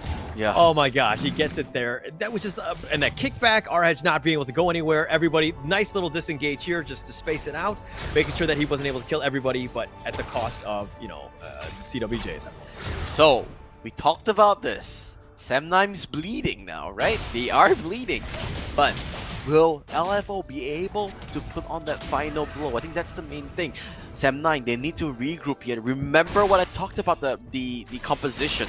They need to be the one that actually gets the aggressor. Oh, I think they do get the ultimate Rakan as well. But look at the damage, it's just insane! But Rich won't be able to do anything whatsoever. They take down the Zed. Good prioritizing coming in. Here comes the dash. Today, bit more than they can chew. SSK wants to look for something, looking for the angle. Can they get something? Sonic Wave, Lance Dress, the Dragon Rage. Beautiful flash here from Chili. He gets something to shield there, but he doesn't keep him alive as well. Raven though, 1v3. Does he have the ultimate? No, he doesn't. Dark Binding Land looks like it's gonna be another kill. Going over to SEM9. He goes golden. Just gonna delay the Inevitable Sagi. One more auto attack. He stays alive. Bouncing ball slides him off. This is just a back and forth all the way. What's happening here, man? I love the fact that Winter was playing just like the bodyguard of Saji, making sure that like he was tanking up most of the damage. And the like, yeah, he didn't get in front of the stun, but most of the targeting was forced on him. You know, Raven was not able to find the right target onto Saji, take away all the damage, and then maybe you have a chance. But Winter, just so much control, so much.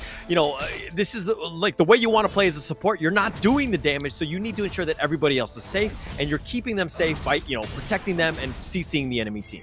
You need to think about that. The support is a resource for your carries, right? The health of the support is to keep the carries alive. If you're able to do that, right, even if you go down, it doesn't matter if you buy an extra 3 to 4 seconds for your carry. But oh, Dark Binding lands. Here comes the Solar Flare. A little bit slow. Right, Rich. If you wanted to go, it would be a little bit faster. But meanwhile, once again, are we watching a replay here? But it's the same exact things happening. SEM9, they know what they need to prioritize. They know what they need to come back into the game. And this is exactly what we're talking. Here comes the Rakan. They go in front of one. Will land on the one. Rich is in the front line. He should be going down. Here comes Triple. He goes for the big play. For the European X-React. Lands on the tree. And RH just pops off. He just stops the whole play. Oh, with one click. With one swipe. He stops the whole LFO team. You can get the turret for all they care. They win the team fight and the goal just swings back in their favor. Yeah, it was just absolutely massive here. Just, that rotation was completely on point. It was perfectly timed, just making sure that they got as maximum damage as possible. And Arhead just on this Darius. This is why it's one of the most picked champs for this team, because they know how to utilize Arhead, and the fact that he's just, able to AoE everybody, he's been able to do, execute everybody as well. With his guillotine, he's just been on point. S9, very strong, but if we're looking at net worth lead, LFO is actually up. Yep, they're up, but remember I talked about it's all about pressure, right? Right now the pressure, I think S9 actually has more pressure compared to LFO. Look at how confident they are walking in. It doesn't matter if you have the goalie, if you can't convert it into something that is positive for your team. It all goes down, and this is the crack of the armor of LFO. If they can't go there first, if they can't be in the position to capitalize, that's the key aspect. But Winter already in a rare prime position. Raven needs to be careful. They do go onto the Darius. It's a rare particular position. I don't think that's the right move. They finally take down the Zed. A big mistake coming up from LFO. Winter snipes onto the backline as well. Raven tries to reset. Winter a little bit too ambitious, if I can say so. Oh, here comes the trip here. Raven, can he get it? Barrier on the side of Chili will keep him alive from the ignite. It is a 2-4 exchange, but it might not be done yet, Howler. Not yet, but that was actually terrible positioning by CWJ and Rich. They actually were completely isolated from the rest of the team, and S9 were like, okay, we can take this one. We know that we have the positional advantage, but as I say that, looks like they're going to get dragged. Rakan, Winter going straight ham into Raven, and Arhead just looking to just stick around against Rich. Bro, RH is a gamer, man. He's just walking in and out. He doesn't even care. He doesn't give a damn. He's like, yo, this is my turf. I don't care. I just walk. He just goes in, buys all this pressure, buys all this, this map for the team, all this information. And that's why SEM9 was able to just keep on going forward. RH is the MVP so far. I think that you've seen the impact that he's had in all the team fights, right? Look at his net worth. He's the tops on the team, which is in this game at this point, and he's completely carrying this team. I mean, they're up 17-11 because of that. They've now just taken a net worth lead, but they did lose the T1, so maybe that can even things out. LFO need to make a little bit more in terms of better decisive moves. Okay, I'll tell you why this game is in SEM9's favor right now. They do not have anybody that can open up the map, walk into bush, blind check those brushes, right? That's the problem. On the side of SEM9, you have at least 2 members that can do that, right? In fact, even you want to put in Rakan, you can put in Tree. You can use the Darius. You can use the Camille. You can use the Renekton, everyone. They can do so much. But Oh, do they get it? Chili, he survives. Oh, he's ticking. He survives. He survives. That's a big one. That's a big thing. They expend 2 ultimates, and now that's a go sign for SEM9. They want to go for this engage. Where's the ultimate? Hextech ultimatum. Come on, Ozora Veki. Why are you not going in? Yeah, he doesn't want to commit it. I mean, you don't really need to, especially with at this point. I think the positioning or the disengage is perfect here. You don't need to overcommit with anything. You can keep that one. Make sure that you have another, gank at another place, hopefully south. But you don't need to overcommit for this point. Yeah, but sorry, just to finish off my point previously, right? They have this goal lead. Now, obviously, the goal lead is back with SEM9, but it's easier to utilize the goal lead with SEM9's composition because you can just walk in. Think about this, right? Even the Leona, you pop, it's really hard for you to buy any map vision if you're late to this team fight. Chipia popped in the ultimate just for fun here. Yeah, I'll label it as a misclick. A little unfortunate there. But Arhedge, look at this guy. He's got pretty much 5 items. He's got the Proto Belt, he's got the Cleaver, he's got the Deadman's Plate. He's just like this tanky boy, right? I think that they're going to have a very difficult time trying to take this guy down. Every single team fight, as long as you're using Arhedge as that point, that front line, I think that they need to fight right LFO now. We're going to have a hard time. They need to fight right now because they see the Darius on the top side. They need to take a fight without the Darius. I'm not sure why they're not engaging. They even had it, and there goes the engagement. They get on to Chili. Can they get the kill before anything, though? That's the big character. Solar Flare, that's on the 2. There comes the fight, but where's RH? He finally lands onto it. They do not even get the kill. Ozora Becky goes golden, and here comes the big boss, the final boss of SEM9. He gets the ultimate, doesn't get the reset, though. Zebra will be able to flash away from this. They expended literally everything onto Chili, and he still is alive. That's a problem. Your whole team comp is designed to be single target, to design to, pick somebody off. And you did that, and by design, that's a flaw. And if you're an engineer, you're just not proud of that anymore. Yes, you're going to have a hard time. They got 0 kills out of that one. This is a really well played by S9. The fact that Arhedge, he wasn't, we talked about the fact that he should be up front, and he probably should have been, but he was elsewhere. He was doing some shopping online, not really paying attention. But it looks like SSK is going to have to dash to safety. But, anytime Arhedge comes by, that final boss is there, you need to be very afraid. Right? El Diablo. That's the, right now, Arhedge is our El Diablo, right? Like, no one wants to face him. Everyone sees him. No, look away, look away. But no, they say, you know what? You want to look away? I'm going to come to you. Here comes the charm. Raven going to go golden. Does he pop the ultimate in time? Yes, is the answer, but he will go down. SSK caught in no man's land as well. And that's going to go down again. Straight beeline into Baron. They know their objectives. Saji is 6'1" and 8. He's just second in line in terms of the net worth. He's been on point as well. Just the amount of damage. And Renekton, I want to see damage received is going to be insane. Like, Chili has survived everything. Everything that they've thrown at this guy, he's been able to make sure that he's alive. And it looks like they're going to try to swap, trade the Rift for the Dragon. But even then, they're too scared, and they're not going to commit on this. They can't because the jungler's dead as well, right? Lee Sin's not there. They don't have the smite active, so they're just gonna back away for now. SEM9 gonna regroup, and looks like they are hovering around this bottom side of the map because they know the top side will be automatically pushing with the minion wave control. So they are just gonna pick up this dragon for free, I assume. Looks like they're not interested about it. They're just gonna walk all the way into the mid lane instead. Yeah, I think they're going to look for a pick-off, maybe get some good wards, but they go in and then has to go golden just to keep himself alive. Thipper just barely... and the Hextech ultimatum is going to be committed, and they do end up killing Thipper. That's going to be 45 seconds without the top laner.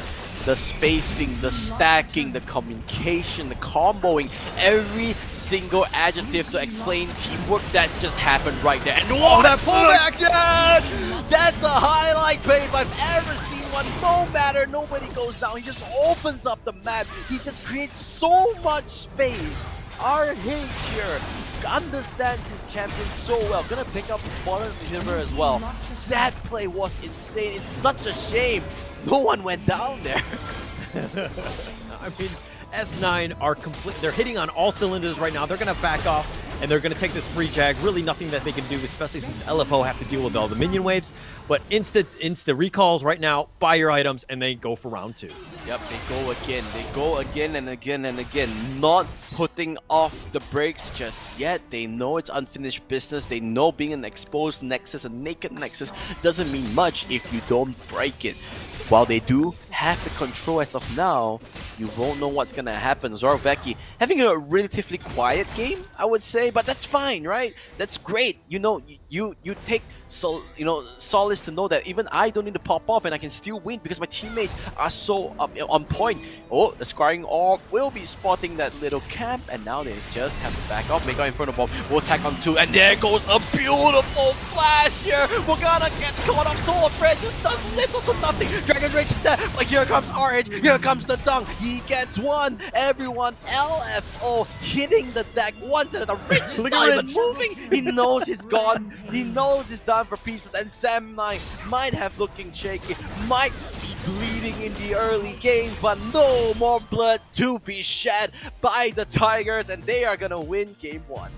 And that's why the SEM9 is a strong team, right? The fact that they can take a punch and they know how to respond to that one. They know how to change their strategy, stick to their strategy, their guns. They understand the power of our hedge is Darius. He will just pop off at some point. It's going to be very difficult. But to your point of questioning Zoroveki in the sense of, on his Camille, right? The guy's Hextech ultimatums were on point every single time. Yeah, that's true. Every single rotation, every single gank that he went on, they made sure that they secured the kill, and he was on point with that. Do not diminish his actions in that game. He played really well, but he wasn't the flashy player. And I'm not saying that's a bad thing. It's a great thing because as a team, right? You know that, hey, my star player, Zoroveki does seem like a star player a little bit, right? He's not working out. It's fine because I have other players that can also step up. And as Zoroveki, that's a great feeling to have.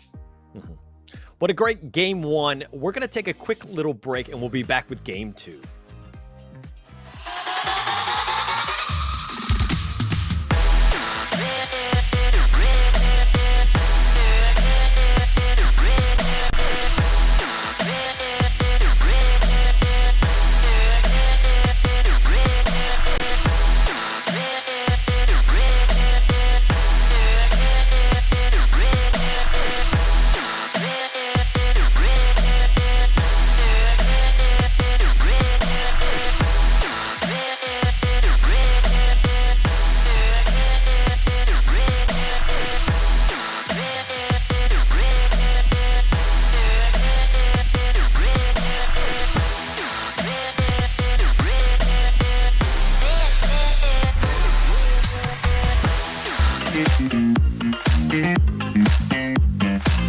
Here we go now.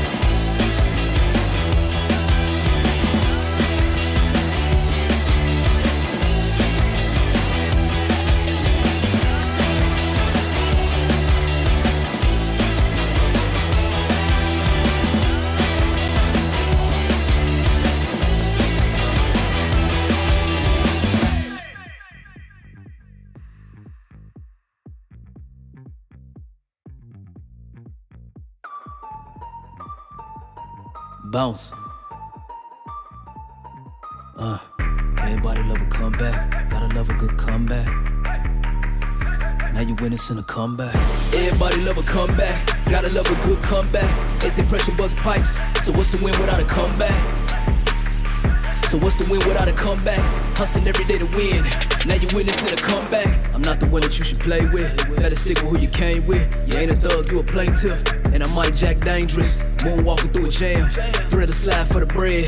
Watch them pray on my downfall. Hoping that they get ahead. So we don't give them no respect. It's just time to shuffle deck. Hit the body, clip the neck. Cause you know that more is left. Here we go now.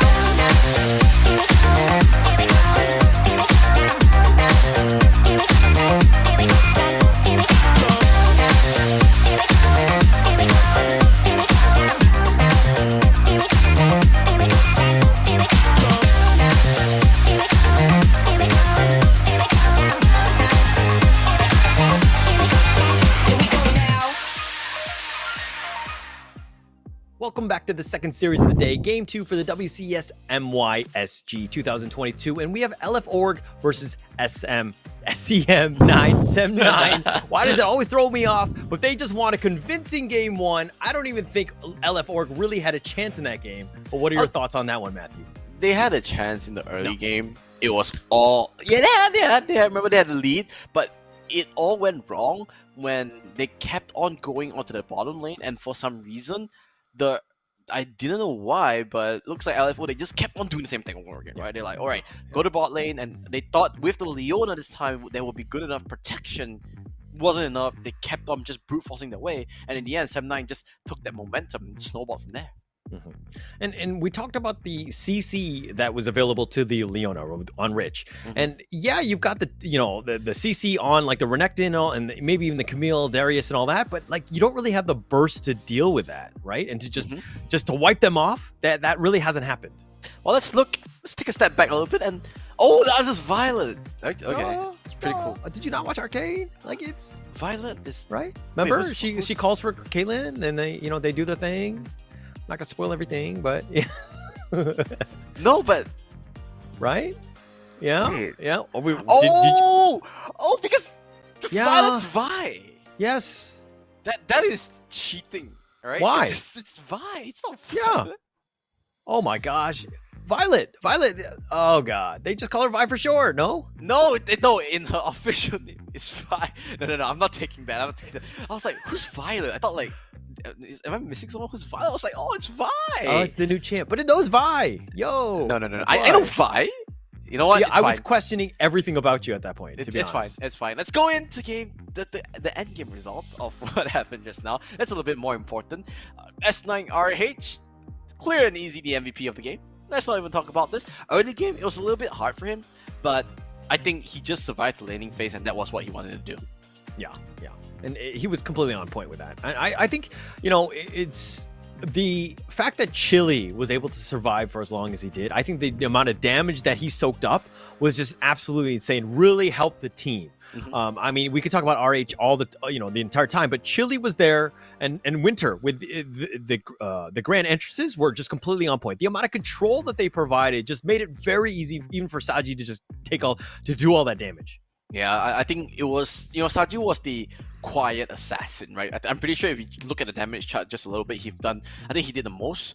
He just did so much. On the other hand, I think LFO, once come mid-game, it was really hard to catch anybody out, right? And that's the issue. That's the problem. I think it was difficult to just follow up from there. And look at the support.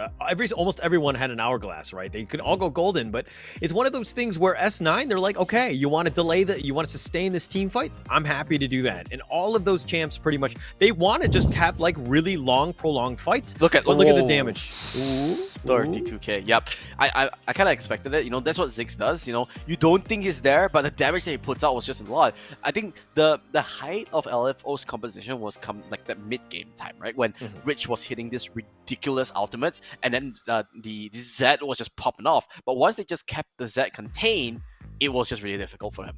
Yeah, no real burst. And that was the beauty of the draft. The fact that like Zed wants to get on the squishies, burst it, move on, right? Then you've got a 5 versus 4, you got a very easy team fight ahead of you.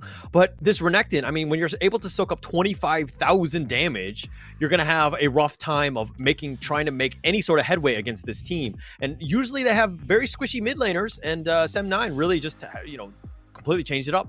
Yeah, I do agree. But I want to see how game 2 turns about, right? Since now sides a switch, first pick goes over to SEM9. Are they gonna ban the same thing? Are they gonna pick the same thing? Do they want to fix anything? I think they're honestly speaking, that game was all about team play, and SEM9 just drilled to a T, man. Like amazing. The way that they were playing was just a 9 out of 10. 9 out of 10. Oh my gosh. I thought that was much easier than that. They definitely snowballed.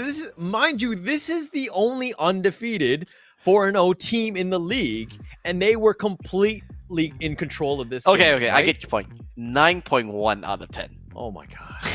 Oh my god. What do they need to get a 10 around here? Do They have to go fully undefeated in the league, go to Southeast Asia, win that, and then go to whatever Worlds is, win that, then you get a 10 out of 10.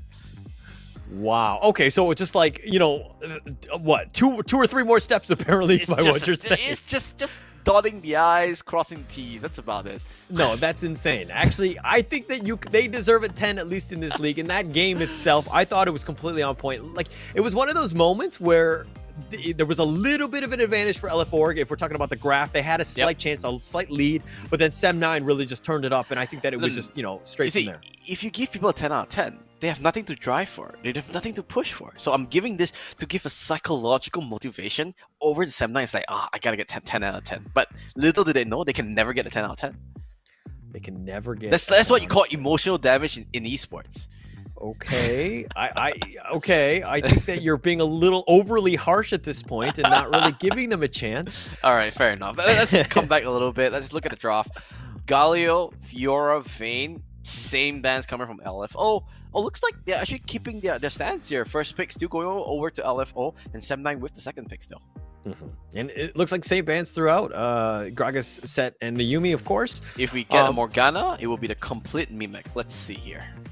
So, nope, like, for fact, okay, they're just gonna go with the SSK, Lee Sin again, just kind of ride that train. But the Darius, the R hedge is just absolutely a nightmare, right?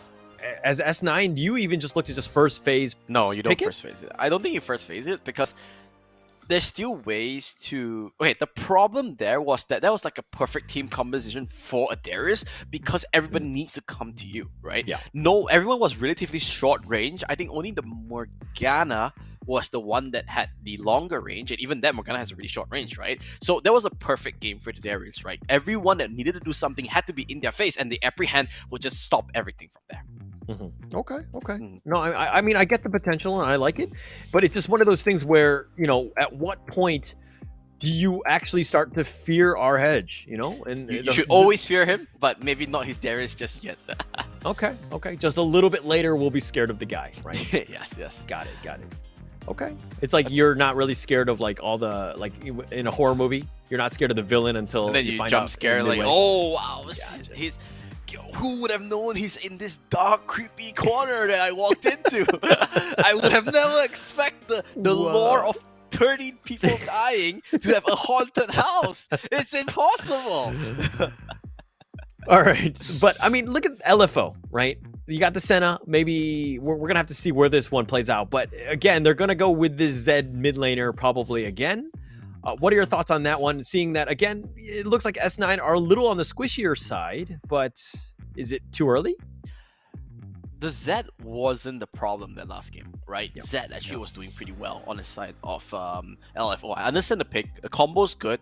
Maybe not the Senna yet, but the Lee Sin Zed combo always solid. You kick someone in, you death mark them out, they just pop off. So far, still relatively squishy. The Morgana pick, a reactive one, I think, it's just good to have the black shield. You can block auto CC. That's fine as well. But my problem here is that I still don't see how the front line is going to react on the side of the on LFO side. They take away the Malphite Renekton, so no more Chili Renekton.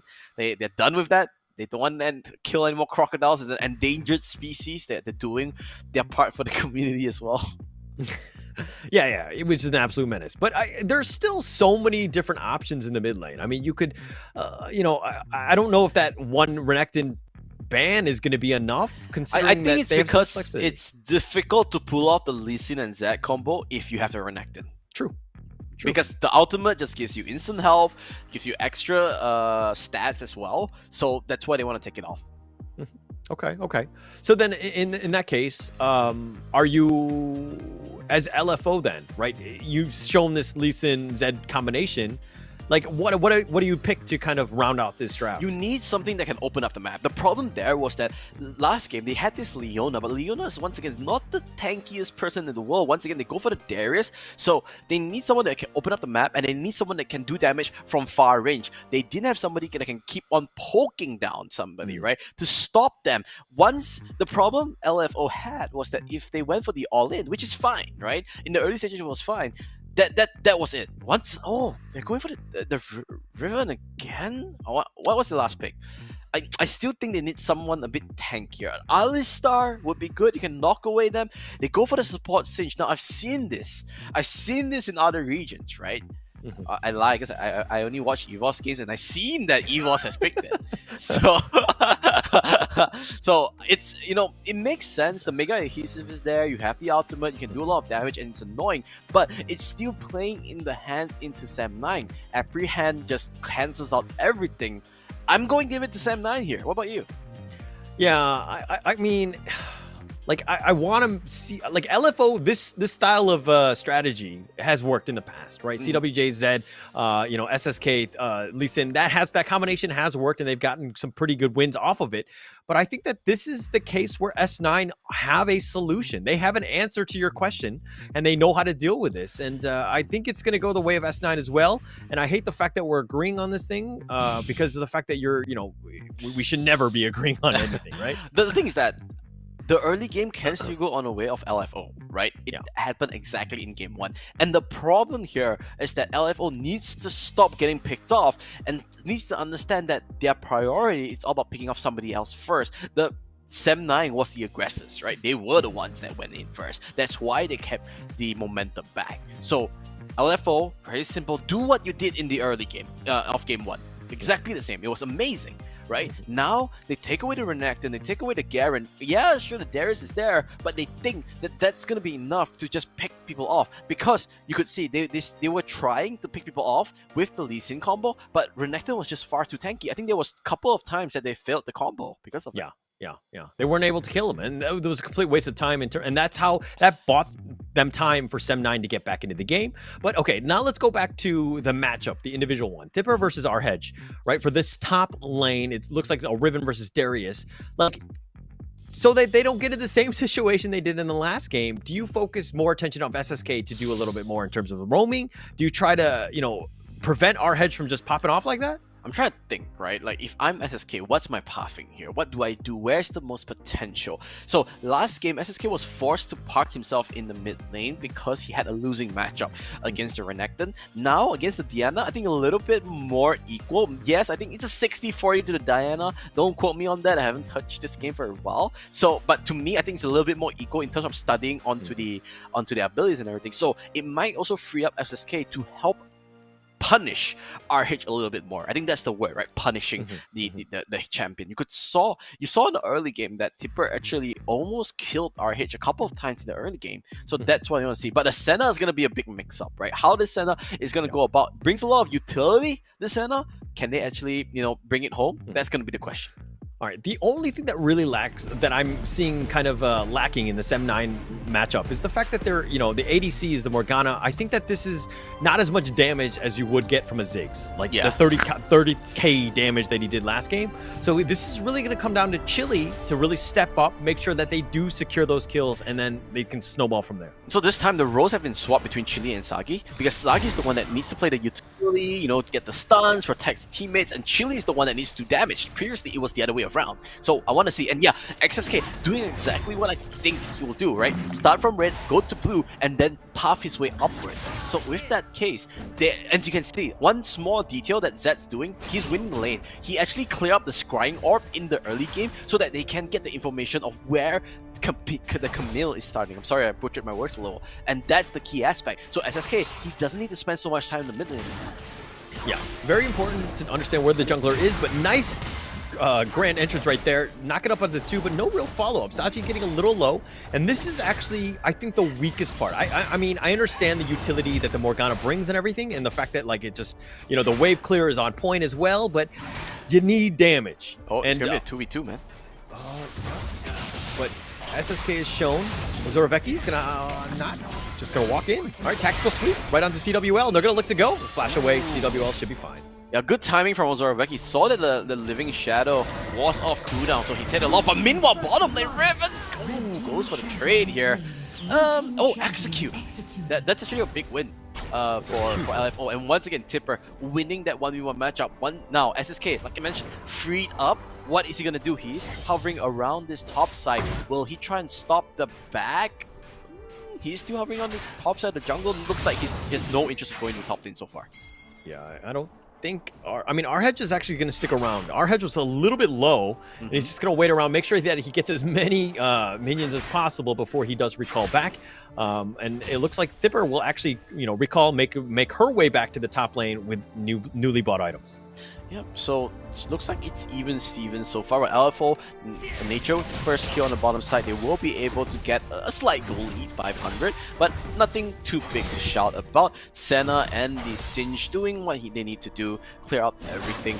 But the key aspect here is, look at that, SSK, once again, just setting up a camp on the top side of the map because he wants to punish RH. Yeah, he needs to figure out a way, and I think that is smart. You need to find out where he's going. He's going. He's gonna go. Oh, they get the kickback. Yeah, they get the kickback onto the Darius top lane. Observer, there you go. This should be the kill. And down. This is exactly what SSK couldn't do in the first game because of the Renekton. The ban of the Renekton just allowed this whole rotation to happen. And Tipria, he's gonna feel much more confident now, knowing that, hey, RH, he's not gonna be able to be the beast that he was in the first game. Yeah, and you need to slow down some of these players, these core players that really know how to scale. Make sure that you give yourself your team a chance. But as I say that, Ozorveki is looking to go onto Thipper. He gets him to the tactical sweep, and he does have him connected, but Thipper will just run away, recall right in front of him. He didn't want to pop the ultimate yet. You can see tactical sweep is still active, but you know what? Pushes him back, buys a lot of space for RH. He's going to prepare for the next round of his jungle buffs, as you can see. But one good thing that SSK did is that he put up the ward right at the red buff of Ozorveki. So now they know Ozorveki's position, and now what they're going to do is he's going to try and rotate to this bottom side, knowing that it is going to be a man down for SEM9. Can he do anything with this extra information? That's the question. And the timing is actually perfect. And the fact that, like, and yeah, we do have a bit of a pause here, but, you know, you did see the Ozorveki Camille in the top, but it's also one of those moments where now SSK has the opportunity to maybe get a gank, get that pick off, and then it'll turn into a dragon objective, especially since the dragon's up in about 14 seconds. Yeah, I think one key aspect that you're looking at, as we see the screen, SSK is level 6, Ozorveki is level 5, so he's actually farming a little bit better in the jungle. CWJ in the Zed and Chili, even Stevens is what you expect. Chipper is the one that's really crushing his lane against RH. He's almost 700 gold ahead of this Darius. So the key aspect here, once again, how is SEM9 going to come up against this LFO team? Early game lead going over to the LFO side. Can they come back once again? And I always look at, you know, in any sort of game, it's similar to chess, right? There's 3 different phases: early, mid, late. And, you know, LFO have proven time and time again that their early game is strong. It's where the mid game comes in and where they start to, some of the decisions are kind of questionable, and they're not able to complete the game and get themselves into a sizable lead for a very easy late game. So it's one of those moments where can we fix our mistakes? And it's going to be in that mid game. Yeah, I mean, we talked about it, right? It was all about that mid game being caught out non-stop. LFO looking like team on a mission. They know what they want. They know how to deal with it. Let's see whether that's the case on how they want to utilize. Now, S9 gathering up gathering the form. They do put Chili onto the back side, and sorry, into the bottom side, of this map. So with Harrow, it's going to be the objective of two things. But one thing that LSO has is that Tipper is winning that top lane matchup. And he's doing a good job, and I mean, SSK definitely helped him get into that prime position, but it's a matter of what do you do next, right? You have a lead. How do you take advantage of this so that you continue to snowball off of that? As I say that, it looks like they're going to back off of Rift, let him get back into his little cave, and I don't think they're going to commit for this one. Yeah, I don't think they are comfortable just yet. On the side of LFO, you want the Lee Sin to be the one that opens up the map, finds for a pickoff. I think you're pretty okay to put this Zed against this Diana. It is a 50-50, like I mentioned, but Camille might be trying to sneak on himself onto it. Goes for the dragon. It is spotted though. The ward is there, so it looks like they're going for the trade. Lee Sin going to go for the Rift Arrow, and the Ocean Drake going to SEM9 Zed. It doesn't look like there's going to be any sort of contest here. Maybe they'll trade the Rift Herald for this one, as it looks like they're making their way there. They do secure that one. Yeah, they will make this trade. They'll happily take that one, and easy peasy for them. But it looks like Arhedge is running for his life, completely caught out, but a nice grand entrance there by Winter, keeping his team alive, but he's kind of stuck under tower. Fixing the mistakes of their past ghosts. They don't want RH to be that El Diablo status that he reached in that last game. So they're putting in a lot of effort, and this is the whole reason for this is because of the new draft, right? They take away the Renekton, so there's the natural counter of that Zed is gone. So it frees up so much more space for CWJ to just hold his own. And how many times have we seen teams where they lose in a draft and they completely change things up? They're like, oh, we're just going to, pick completely different champions. It's going to be a completely different game, right? But LFO were like, no, this is our winning strategy. We know how to win with this composition. It's a matter of understanding how we can change our strategies to give ourselves a better chance to win. And LFO are doing a much better job this game. Yeah. So the key thing is how this mid game is going to go. Remember, we talked about this. It was the mid game that was the downfall of LFO. SEM9. Now they spot RH. RH is just, it's being tracked, right? It's like heat-seeking missiles. Seeing it being tracked by LFO all the time, so they know what kind of place they can go. Chipper, he might pop his ultimate, might fancy a duel here, but I don't think he sees the rest of the team of SEM9, so he doesn't want to commit. Meanwhile, Rich buys a lot of time. Mega his Sif, will be able to provide a lot of time. Dark Binding lands onto Raven. Do they want to go for it? Rich actually uses Proto Belt, pushes Sagi away. Once again, game of information, wall of attrition. Both sides, they do not want to make a mistake. Yeah, they saw a huge commitment from S9 in that bottom lane, and they're like, oh, we don't have the numbers to fight this one. We're going to disengage here. As I say that, Chili's going to push the bottom lane, so they do need at least somebody to deal with this. CWJ's within the vicinity, but again, they're focusing their attention on Arhedge, making sure that he has a bad game and give themselves a chance to win this one. Yep, here comes Rich. Where's the flip? Comes in, puts him grounded. Beautiful inside kick into the back line. RH this time not tanky enough to stay alive. Doesn't have enough spell vamp, doesn't have enough armor. They pick him up. Can the Rift Herald charge one more time? Would have been nice, but not Shadow this time. Aura. Oh, I was, I'm a fan of S9 and LFO, but I'm definitely a #1 fan of the Rift Herald. I think that guy is completely underrated. Hey, the Rift Herald is a female. Do you know about that? Okay, well, her name's Shelly. Well, I knew, but Shelly, I thought could go both ways. It's one of those things where I don't like to judge, right? And to be honest, I'm really, Shelly, I'm sorry if you're hearing this, but you're kind of not my type.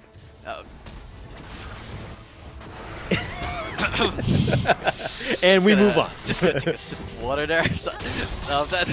Uncharted territory, as I would say. This is not uncharted territory. Tripper diving. That's a very rare sight to see. They want to go for the 1-1-2 for trying to run away from this Ozara Becky. Beautiful ultimate will give a little bit more help. Hextech ultimate will lock down that kill. And once again, it is that bottom lane. It is Ozora Becky with those plays, and it is just a carbon copy of what happened in that game. What they need to make sure it doesn't occur, it doesn't spring that comeback. Here comes the flip. Chili will need to back off from here, but yep, Ozora Becky comes for the backup. Will be able to walk away from this.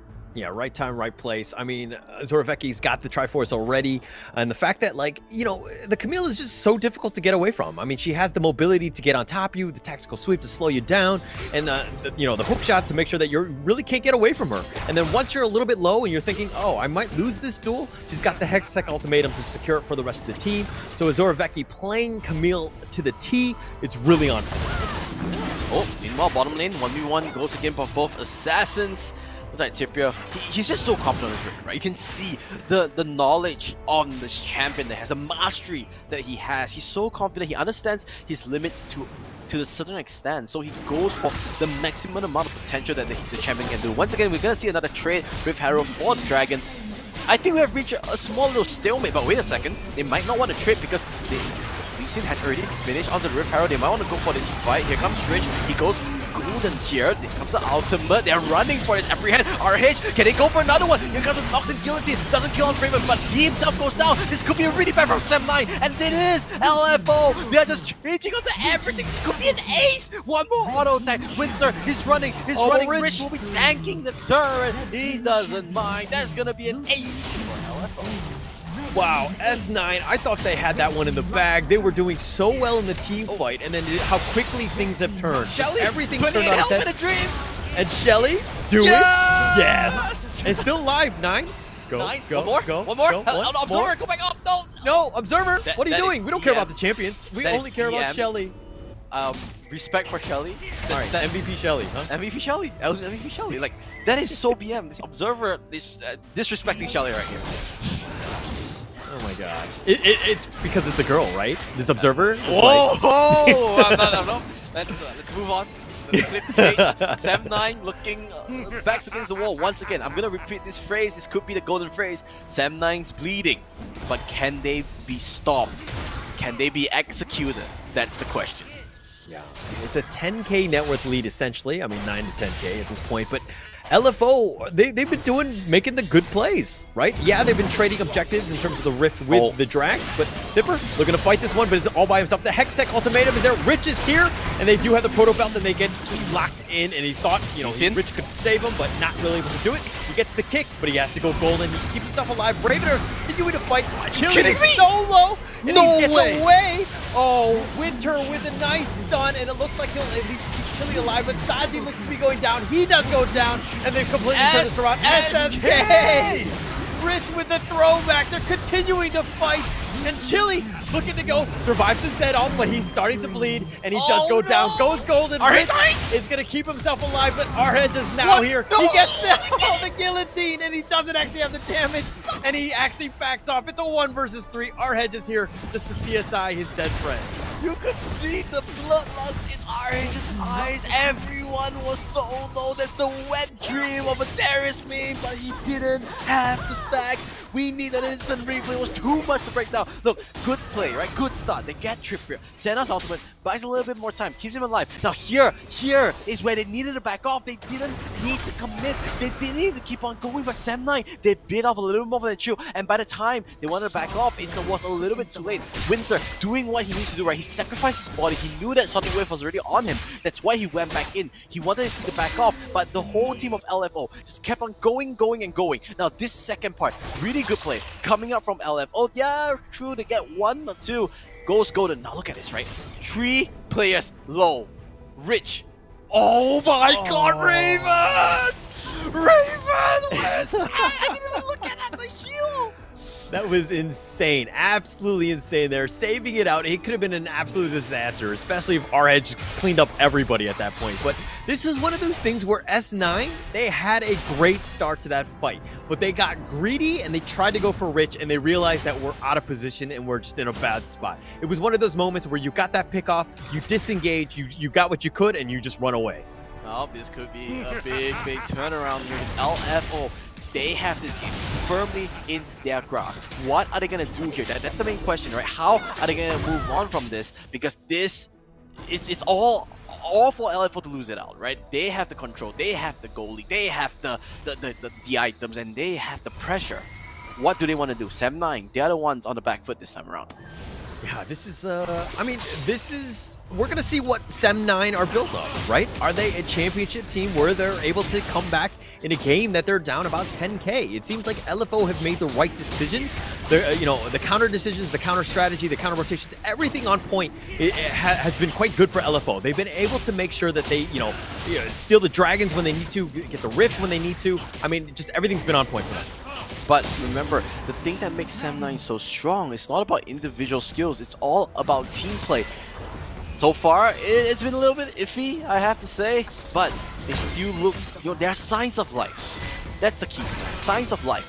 For SEM9, Rich wants to stop that life though, puts the Mega in his zip. Here comes the death mark, can they go enough? Actually, Ultimatum is there, wait a second, this is gonna be a turnaround, this is gonna be a huge mistake. CWJ, he will be able to get the living shot, but here comes the cavalry. Raven's here, will it be enough damage? Here comes the stun, he goes golden as well. Everyone, it's just a full-out brawl. It's the ARAM with the dance on the knockup onto 2, Afrian on the back side. Tipper is just playing bodyguard, no one is able to enter this fight. RH cannot even contribute a triple kill for Senna. Raven, first he was the savior, now he's the executor. They are gonna go down mid lane. This could be game 3. This could be the first loss of SEM9 in the league here, Howler.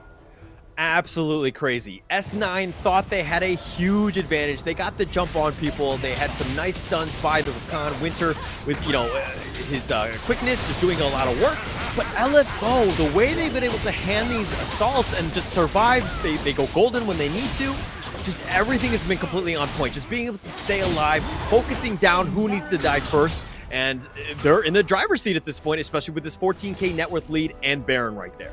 One more key adjustment that LFO did was that they are sending Tripper to be the bodyguard instead of being the main DPS of the team fight, right? You see, he's not in those team fights anymore, if you realize. What he's doing now is just making sure RH cannot enter. And this time they're allowed to do it because they have such a big lead. RH cannot bully Tipper away, so he needs to just stand there and just say, yep, you have dominance over me, I cannot walk to the team fight. But here, Ozora Becky might want to go on to Raven. Yeah, I don't think it's a good shout. Yep, going to just skedaddle off across the wall. Yeah, Ozorveki just thought he was isolated. Thought he was going to get a 1-versus-1 duel, but found his friends, and he's like, okay, can't handle this, but nice! Grand entrance right there. That's going to commit. The Dawning Shadow is going to keep at least them up, at least, in terms of the shields, but SSK has to just back away. They go back in. Winner is down. Chili is so low. He tries to stay alive, and he's down as well. And LFO are starting to roll, and they're starting to get as many people as possible. And this looks to be the end as the Nexus has been exposed, and Game 2 will be going the way of LFO. They draw the first blood against SEM9 in the entire league. The Unbreakables gets dented. The undefeated draws blood. That's what you call the series. That's why we love Fall Rift. I mean, an amazing Game 2. What is gonna happen next? I don't know. Game 3, it has been. Let's just be straightforward, right? Let's be frank. Game 1, it was all SEM9. Game 2, it was all LFO. The very clear, conclusion is gonna be a 50-50, right? Yeah, I mean, this is definitely it. This is for all the marbles, so to speak. And I think that they were both of the teams. We've seen the strengths and how they can play. I think that, just mad props to LFO. The fact that they were sticking to their guns, that draft, this works for us. We know how to play this one. All we need to do is just some micro adjustments, and they pulled off that victory. It was that Renekton, man. Honestly, one Renekton ban and just changed everything. But that being said, we need to gather our thoughts a little bit. It's going to be a big series. It's going to be a long one. We're going to go on a short break, but when we come back, Game 3 of the Titans. Who is going to lose their marbles and who's going to go on top? See you in a bit.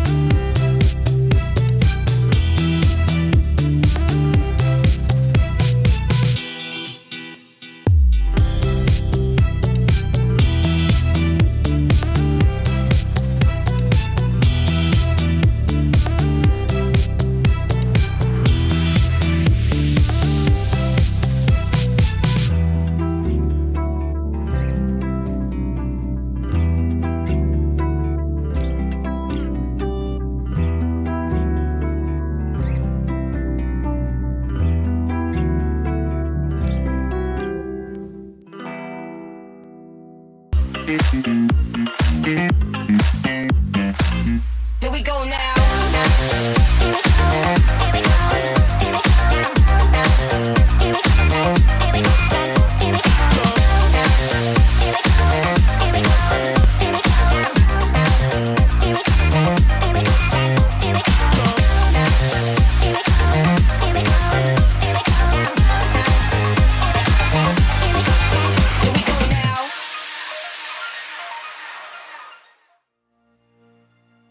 Series that matters today in the WCS MYSG 2022. We just saw LF Org take a game off SEM9. Is this the beginning of the end for SEM9? Okay, I want to just pull it back a little bit. Remember what you said. Right? They've never felt defeat. They've tasted humble pie. Are they able to bounce back? Or will they continue to just slide? All right, for the record, I've had humble pie every single day of my life, and I can say that it tastes nasty, right? I don't want any more of that. I just want to be in the win column, okay? That's all I'm trying to do here. But this is a crazy one. I think that SEM9 have been like, oh my gosh, we do bleed. We are vulnerable. We have some deficiencies in our game. We need to figure things out. But like, what kind of sticks out to you? If you had to tell SEM9 to be like, hey, this is what you're doing, this is what you're doing wrong, what is that one piece of advice that you would give? Okay, so before I go on to the team talk of SEM9, I want to say it would be quite alarming to me because SEM9 didn't lose because of Baron steal. They didn't lose because of like a mishap. They lost as a team, right? And I think we both agree on that, right? They lost as a team as a whole. They lost the game, plain and simple. Sometimes you can lose the game, but technically you win the game, but you still lose the game. You get what I mean? You misplay. You get a Baron steal. You get a Hail Mary, one damage thing. It doesn't matter, right? But this time, it's clear. SEM9 lost as a team, and you need to bounce back. Now, let's go to the scoreboard. Just a quick recap. Look at that, 21-5. No one really saw it coming in terms of SEM9 on what they want to do. There was no real game plan on, strategy to come back, and that's the key aspect. For SEM9, if I'm SEM9 right now, I'll just say, guys, we're undefeated in the league. We just lost our first game. It's fine. We lose games. You can't be perfect in Wild Rift, right? I think that's just the fact of it. Maybe we need to revisit on our strategy on bottom lane, right? Our AD carry role was really hard to play. Yeah. Because, Raven was dominating, right? He had an early first blood. What do we want to do about that? Do we want to take the same thing? Do we want to put RH onto this pick again? Because remember what I talked about, right? RH had two reasons why in game one he was dominating. First reason was all 5 champions was needed to jump in your face, right? First game they didn't have the Senna, they didn't have the Cinch, right? They had the sorry, I forgot what they had in game 1 for their AD carry, but they had the Leona, so they needed to come in. So game 2 they just script all of that, right? Take Senna, have a poke damage, consistent poke damage, like a more traditional ADC. Yeah, it was really hard for him to come in. Second thing, they need more protection for RH as well. RH was just camped to oblivion when it came to post level 5 when Lee Sin had the ultimate. That was the downfall. In game 1, SEM9 had no problems because they needed to put so much resources against that Renekton. So that's the two key reasons, like two game problems. So if I'm SEM9, I'm telling guys, we need to relook at our grand strategy. We were winning game 1 because of our team play. What can we do to showcase that? To push onto the team side of things. Okay, for me, it was Saji on the Morgana, right? Okay. I think that in terms of helping the team overall, you put him on a traditional ADC, something that can do more damage, like a Ziggs. I don't know why they went away from that, right? Yes, I understand that you're trying to change things up, give, your mid laner Chili a little bit of a better chance with Diana, and to just change things up, but you need to stick to what works. And I think that we'll see that one in game 3 where they have, Saji playing a more traditional ADC. But one thing to note in that scorecard, if you saw that Winter had 2 kills, and as a support, he had the most kills in the game, you're having a bad game, right? And then also for that one, for SEM9, when you see that the support is stealing all your kills, that's when you report. Sometimes it's just unfortunate, right? So I think that's the case. It's fine. It's fine. Don't push it that way. But I want to see how this next game is going to go about. What do they swap? What do they change? While we're already into the draft, they take away the Morgana straight away. So what do you think, right? If you're LFO now, by the way, realize they swap places. Yeah, they've swapped it, and I think S9 are like, okay, we're gonna ban Morgana, so we can't pick Morgana. I don't think it really paid off in that game too. I think it's gonna help them out, but it's one of those things where they do fear it for some reason, but they didn't really showcase why it was so good and why they're looking to ban it here. But LFO counter ban with a Fiora here. What are your thoughts on that one? We haven't seen too much of that. I think it's just too strong of a champion to let go, right? The mobility, the damage output, it's just too strong. So no surprise there. I think it's been banned throughout the whole day. We haven't seen one Fiora yet, if I'm not mistaken. Yeah. Same goes to Lumi, banned out once again. Olaf as well. So pretty standard bans, right? But the question is, what is your first pick as SEM9 here?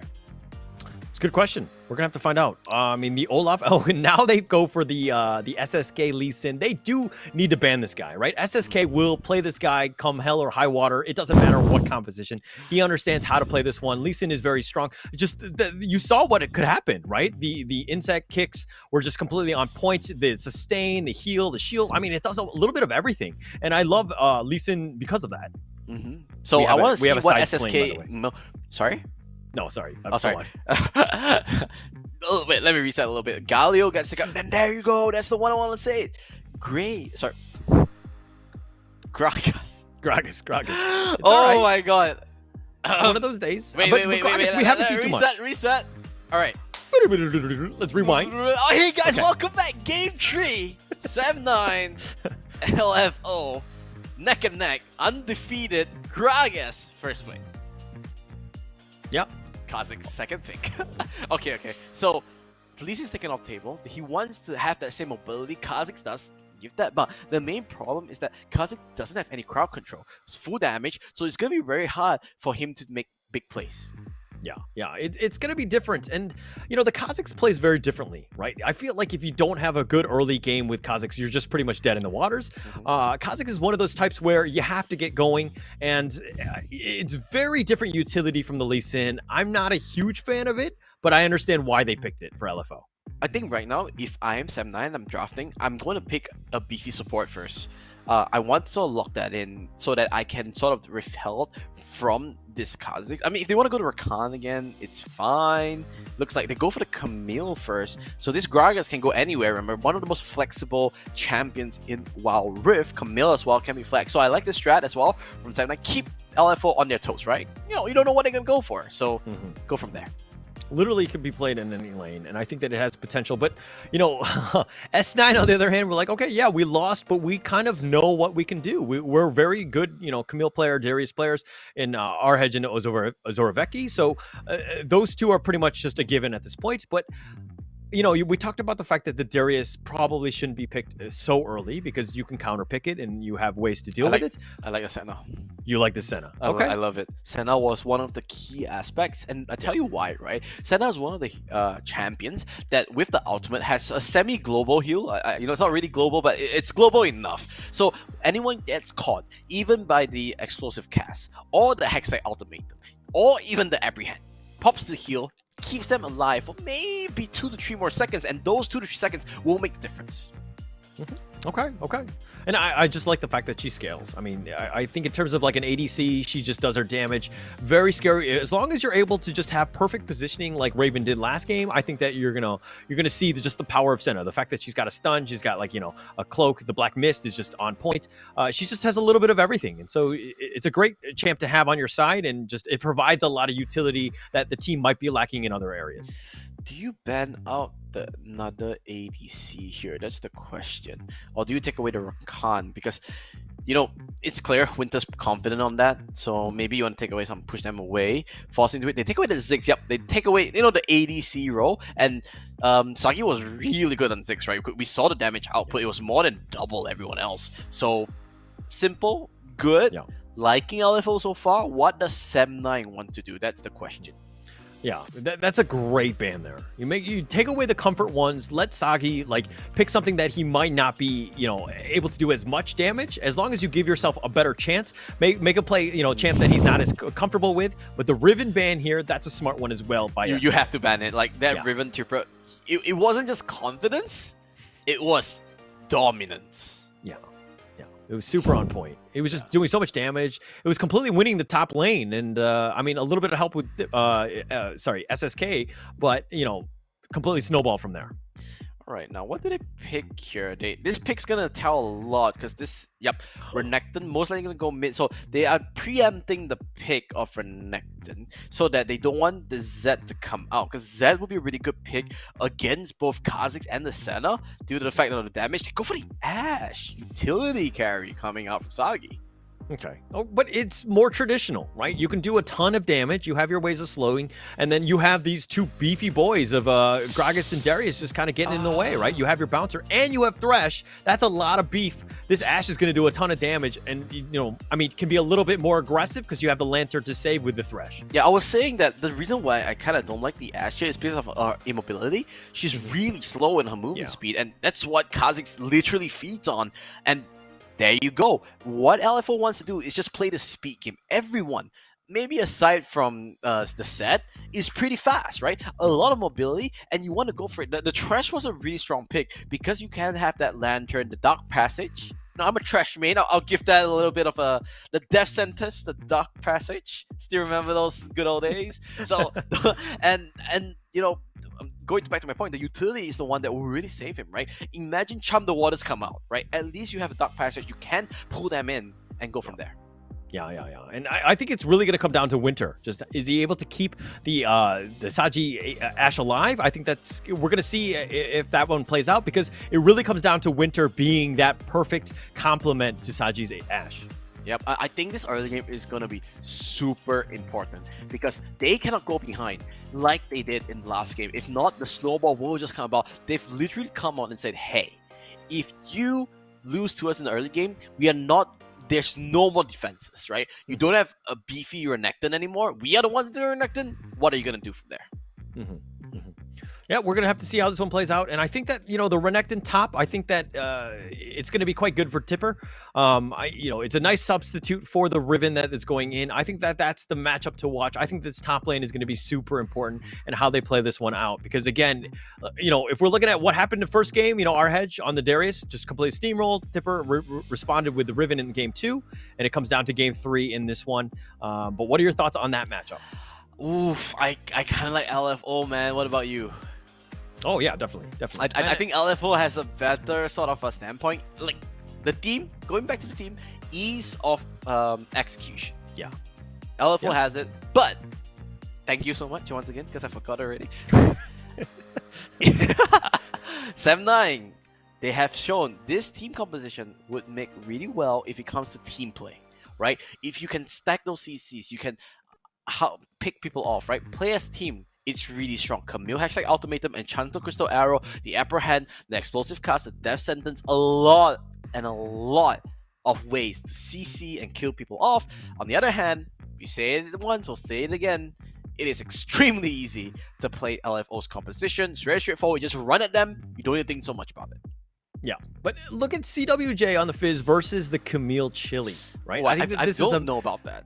It's one of those matchups that's a little awkward in that sense because it's not the most traditional mid matchups, but this is one of those things where I feel like they're kind of flexing, right? In the sense of Azorveki was traditionally playing the Camille the past 2 games, and then going up against the Fizz, which might change things up a bit.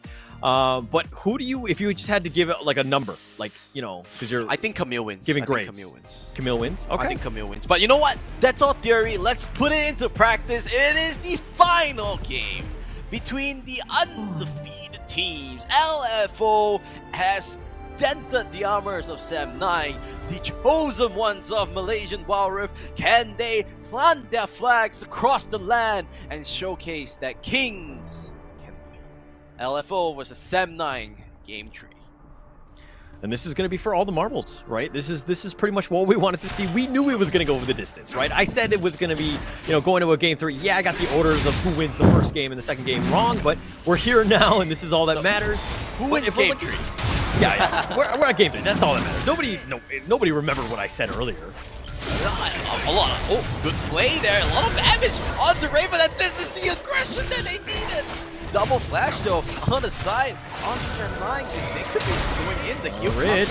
Rich as well. Flay comes in, Raven a little bit more, and there goes the kill. go. Then there goes the death sentence as well. Give him the MVP. This game is done. Nothing else matters because Winter has risen.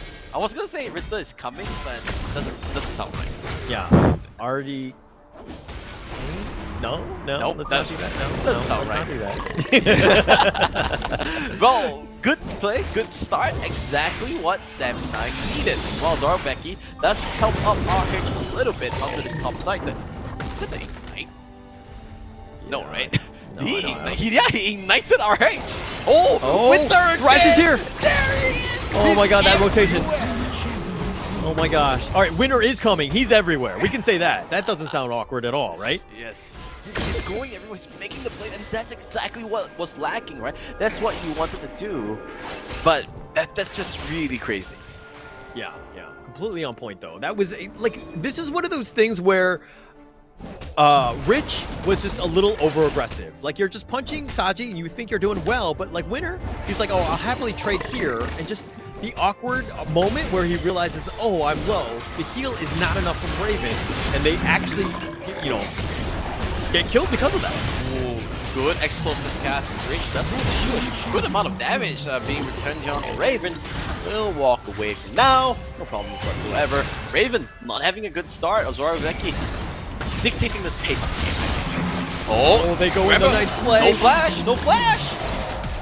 Oh, SSK has to flash away. What? Becky's running after him. Where's the Slows body him down. down? And he goes down as well, and this bottom lane has been nothing but SEM9. They're completely in the driver's seat at this point. What is happening? It doesn't make any sense whatsoever. He had no flash, and now Chili, he's gonna do the same on the top side as well. Next thing, Ultimate is there. There goes the kill. SEM9 says, hey, Game 2 was not the trend.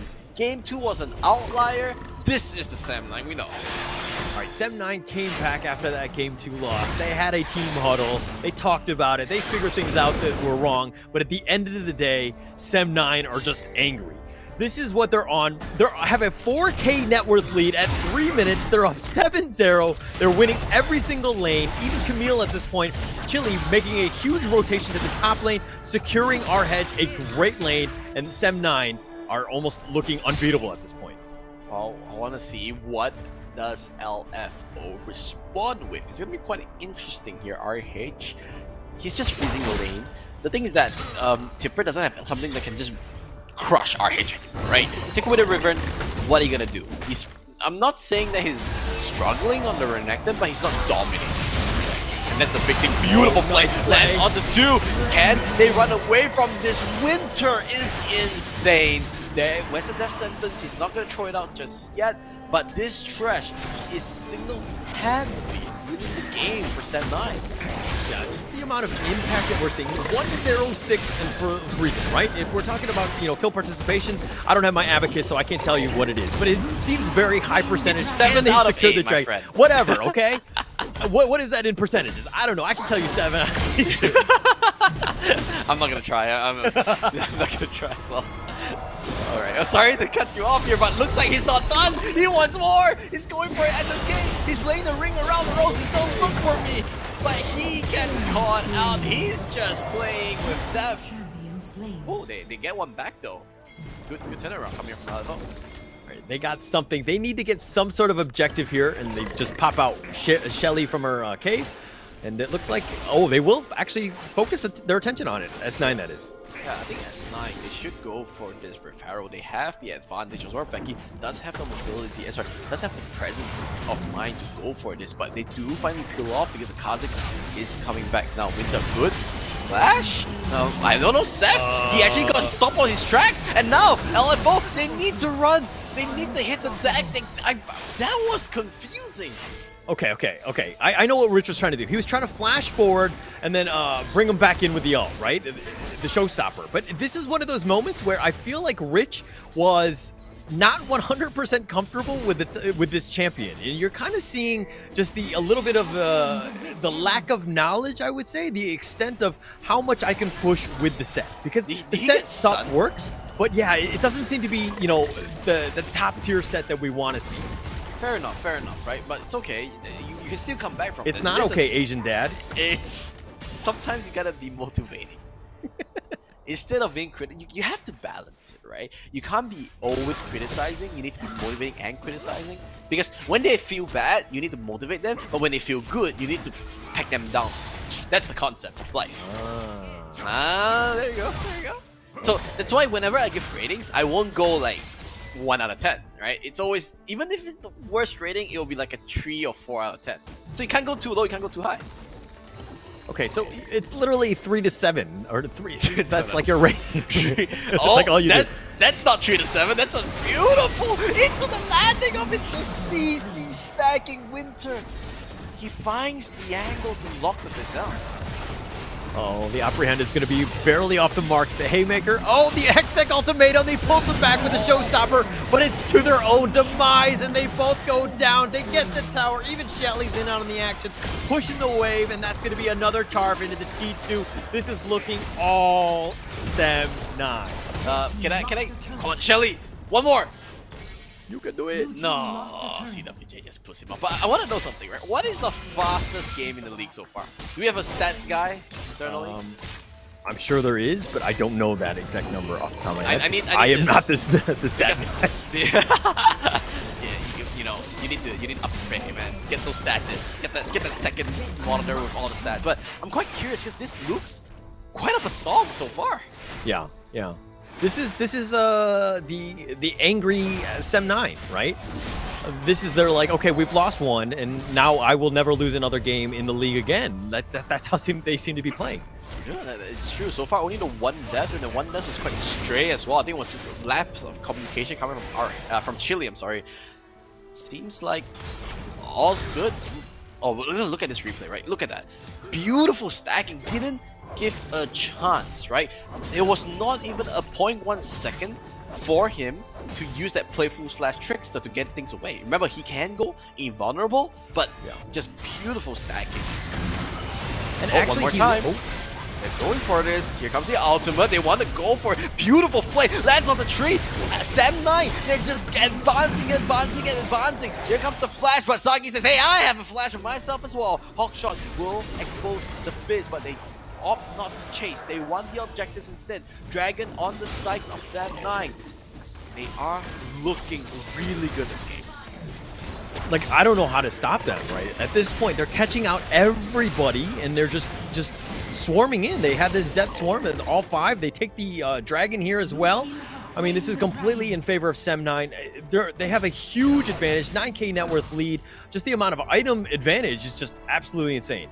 Yeah, it's going to be key. It's going to be a mountain to climb, but wise men once said mountains are there to be climbed.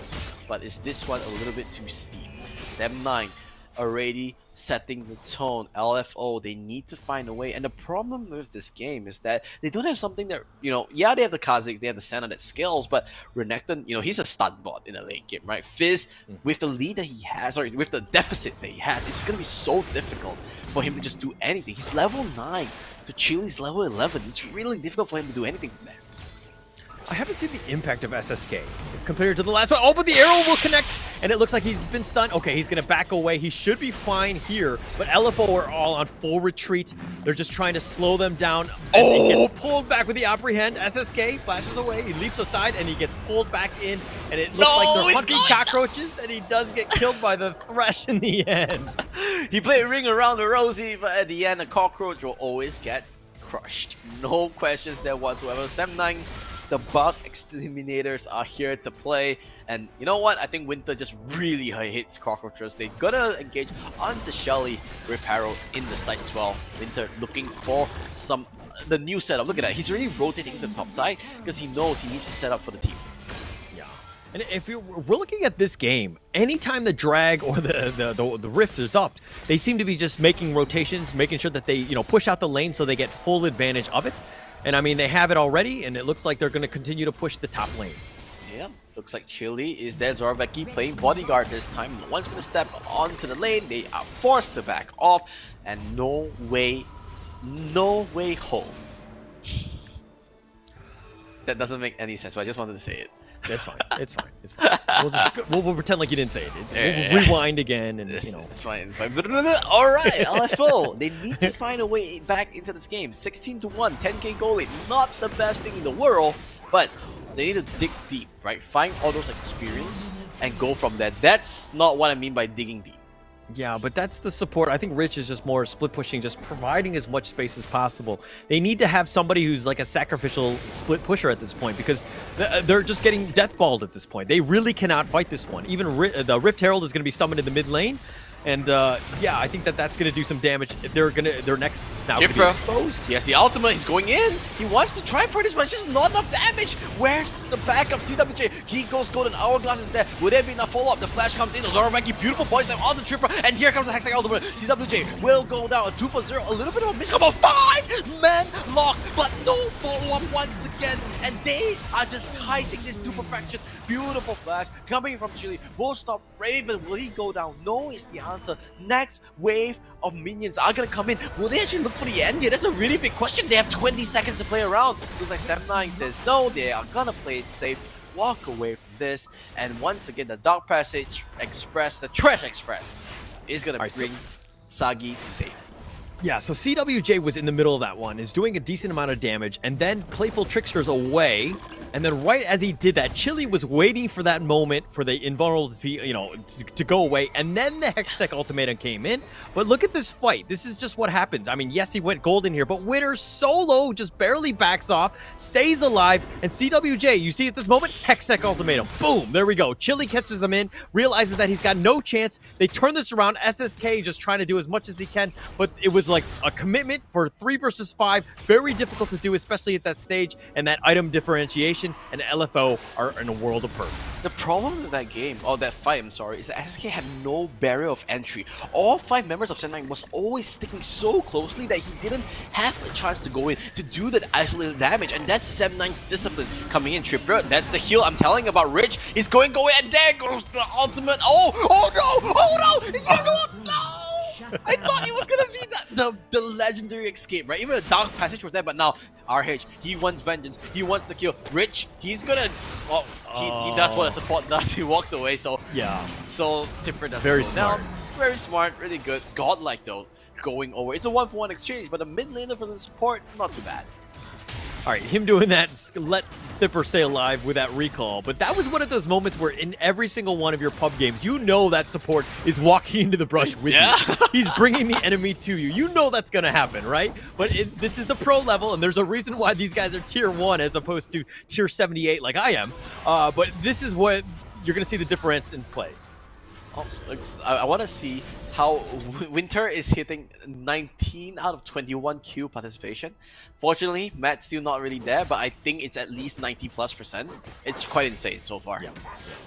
4-0-15. Like, this guy's gonna be like, even his lanterns have been good. Just making sure that his team is in the right spot and able to disengage where they need to. But the fact that he hasn't been able to be killed yet just speaks volumes about how much. Because every single time your cooldown is up, you're just, the more you can throw your death sentences, it's just on point. Faithful Slack Trickster comes in every hand, no escape. Oh, he even used his protocol just to get the assist. That was an unnecessary protocol, Winter, but hey, that you do you, man. You're 4-16, you can do whatever you want, but Winter now playing the bodyguard game. He's not interested in Rich, or now he's interested in Rich. He wants to get that Seth. He will be able to get killed. Oh, here comes the flash on to Chili. They lock down Tripper. He will be going down. Another kill. It's a 3-4-0 exchange. It doesn't feel that like LFO has any resistance whatsoever. Okay, look, I don't mean to call this out, but I did see SSK hiding in the brush in the top lane that entire time. When Barrel was started, they actually didn't do anything. SSK continued to just stay around and stick like he did not do anything. Oh, they caught him. They caught him. They want to go for it. I think they don't really care for the kills. They just want the end. Explosive cast will displace everybody. 1,000 health for the Nexus. That's going to be it. SEM9 going to withhold their unbeatable record. And they are going to top the league all by the lonesome with a 5-0 record. Okay, that was an amazing game by SEM9, right? And that's the fury, the revenge story of just getting themselves back in the game. They took a punch and they realized that, hey, that hurt, that sucked. We know how to get back into this game. And they were completely on point, did not give them any room to breathe, completely controlling that game from the minute 1. Yeah, and we were questioning, right? We were checking, like, hey, how are they gonna come back? Are they gonna be able to do it? The game 2 looked pretty rough. It wasn't a storm, but it wasn't looking pretty as well. Then they just, this is a statement of a game, right? You have games where you win. We have games that you're just writing statements. That's a statement that we are the super team of this league, and we just storm our closest competitors. We didn't just stop them. We just we beat them out pretty standardly. Well, I mean, let's be honest. Let's give credit where credit is due in the sense that LFO at least took a game off, which no other team has done in this league. So that's props to them. But the thing is that the SEM9, the fact that, hey, again, we're just coming back. We're able to do that. We are the top dog in this one. Respect SEM9. Don't call me SEM9 like this hauler guy's been doing all day. And I think one more thing that you need to highlight is that, I want to talk about LFO a little bit. They played really well their first 2 games. Yeah. Remember, game 1, they had the lead. Game 2, it was a clean-cut game. As a textbook of a Wild Rift game you can have. Game 3 just felt like their engines never started going. Like, it just felt like they wanted to go, but they couldn't find any entry, and it all started. I mean, Winter played out of his mind. Like, insane. Let's look at the scoreboard, and you can just reflect on 4-0 and 18. That's 22 out of 24. He missed 2 kills. That's all. Wow, that's so crazy, right? And the fact that, like, look at the kills that are done on LFO. 2 from Rich as the support, and you talked about luck being a factor, and he definitely played in there one. But I think that this is going to come down to I didn't really see the impact of the Kazakhs from SSK. I think that that's something they need to work out. He needs to kind of brush up how the team needs to work together with his potential ganks. But this is S9 the entire way, right? You talked about the immobile Saji that he's going to be having, but when you're 6-0-15, you have Winter just providing all this cover for you. You're just gonna have a good time, right? Honestly, the trash pick was a stroke of brilliance in my mind. Yeah. Like, it just solved so much issues that SEM9 had just from one pick. It allowed them to be so aggressive. Oh my god, even he had 11k damage. That's okay. That's something I didn't expect. But yeah, it solved so much problems in terms of the utility. It gave him early game pressure, because if not, this Seth and Senna would have just dominated the lane. But when you have, you need to account for the flay, the death sentence, the damage, it will be really difficult. The trash was really the difference maker, in my opinion. Okay. Are you actually calling him the MVP? I already said it. He should be the MVP. Production, okay. It should be him. No one else. It should be him. Okay, but what is his grade then? He is for a trash player, he's a 9.2. 9.2? Yeah. Are you highest grade so far? Yeah, that is the highest grade. Are you the only 10 out of 10 trash player? I'm not a 10 out of 10 trash player. I don't think I've seen a 10 out of 10 trash player so far. Oh, there's one guy, but no one will be no one will remember him. His name is Mad Life. He is a blast from the past. Whoever remembers Mad Life, that's the 10 out of 10 trash player. Okay. We're gonna have to find out who the actual MVP is, but let's talk to Azora Vecchi, and we have him on a call. Azora Vecchi, are you there, sir? He's there, but he's like, Mom, I can't pause the game. I'm doing an interview. Stop bothering me. Wait. I just want a game. I'm MVP, not winner. Okay, let's redo again. Let's talk to Azora Vecchi SEM9. Hello. Hey, how are you? Oh no, calling for help. Hello. Okay, we can't hear him, but I can do the lip reading. He's like, "Hello guys, thank you. I'm here. I'm very happy to be here." Can you hear? Yes, we can hear you. Wow, nice. Hello. Azora Vecchi. How are you feeling? Feeling kind of intense. Kind of intense games going on. Yeah. That was an actually amazing game. Very well played. We were calling your name, and I was mispronouncing your name the entire time. So I want to apologize up front to you. Hey. Your name is very difficult to pronounce. Why never fix his pronunciation? I fixed. I'm the one that helped you fix it. So now he calls you Azora Vecchi because of me. So now you get the proper branding. But with that being said, I want to ask a little bit more about the in-game aspects. If you can, as much as you can share. Game 2 was very difficult. Was the Renekton ban one of the bigger problems, do you think? And what did you guys change from Game 2 to Game 3? Oh yeah, the Game 2 was really difficult because I think Tipper Riven is giving a lot of pressure to IH. the bot lane is constantly under threat of getting dove, and then we have Camille. Without the Renekton, our mid lane is weaker, so we are not able to actually protect the dives that well. And then a bit of mistake here and there, like top lane getting killed solo, and then the bot lane gank, we called it, but Darius, there was some miscom going on that he thought I am not coming bot, so he walked forward. If he under turret, we could have saved the dive, and the match I won snowballed so hard. So giving people respect that I think in the game 3 that we ban out Riven helps a lot with the Darius, and then I think Singe actually countered us pretty hard because we doesn't have a ADC. So if you want to actually hit Singe, everyone have to walk to him. Yeah. So I think Singe Senna countered us pretty hard also, and I died multiple times to Singe W, like the pool, because I'm stuck in the team fight and Diana is unable to dash as well. So I think the Singe and the Riven pick was the biggest problem for game 2, and being able to get rid of them both in the banning phase helped us a lot. Okay. So in terms of strategy, that really makes a lot of sense. But in terms of, like, you lost game 2, and that was kind of like a heartbreaker, right? What did you talk about? Like, what was the team discussion like, and what was said when you were going into game 3? Game 2, I think we had a long discussion about whether we should ban Singe or not. That was like, I was like, guys, I think Singe really counter us. Then they like, no, I think Singe really counter us. We have no ADC. And then it's like I feel like it's just the mid fight. Actually, game 2 was winnable as well, where there's one fight that we concluded that the one fight that we lost like 3 turrets was the reason that we lost, and it's not so much like about how the draft went and stuff, and then we just refocus our games. And yeah, it's a BO1, just like SSK said, it's a scream. It's a scream. Yeah.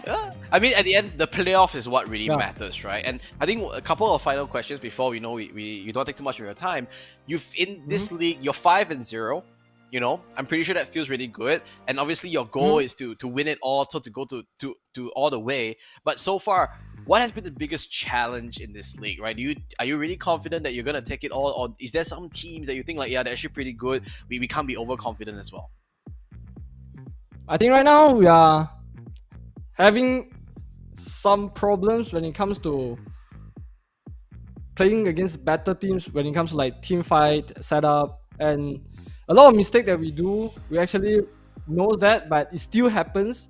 It's because it's the gameplay wise. So I think that's the biggest problem for us, and drafting is getting better. So I think being able to perform in tournament is what matters, because a lot of time it's just that day, whoever play better at that scenario will win, you know? That's like the biggest problem for us. Yeah. Okay. All right, so you guys are undefeated, 5-0 at this point. No team is, I mean, they've taken one game off of you. But the thing is that, do you want to tell any other teams some fighting words? Or is there anything that you want to tell these other guys, these lesser teams to you? Lesser team? Wow. That's pretty cocky. Okay.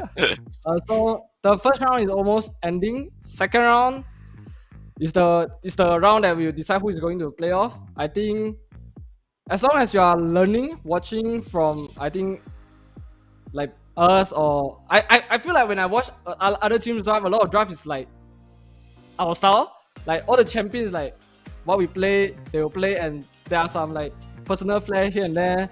I think as long as they're learning how to set up objective, like from tournaments and from the result playing against us or LFO, I think that helps a lot. And playoff is what matters. Even though we get seeding number 1 historically in WCS MYSG last season, we have the first seed had never won the championship, so we definitely cannot get complacent. And yeah, just make it to playoff, guys. That's where your opportunity are. Okay. Yeah. So after that series, and that was a pretty epic series that went the distance, who do you think on your team, or do you think it's you, who should be MVP? I think, oh my god, I think the trash was absolute crazy. You see? Definitely deserves MVP. League players understand. Like I also said, it's just the trash. It is winter. Yeah, look at your support. So crazy, bro. Yeah, it's just way too landing good. Like and play predictively. That's, oh my god. Like, you know, maybe you can just ask you, right? Like, how does it feel to play with a trash like that? Like, does it give you more confidence, easier to play as well? Winter is actually a more passive kind of guy. But in that tournament itself, that's the first time I heard, not even in screams, that he said, guys, this game I will carry this.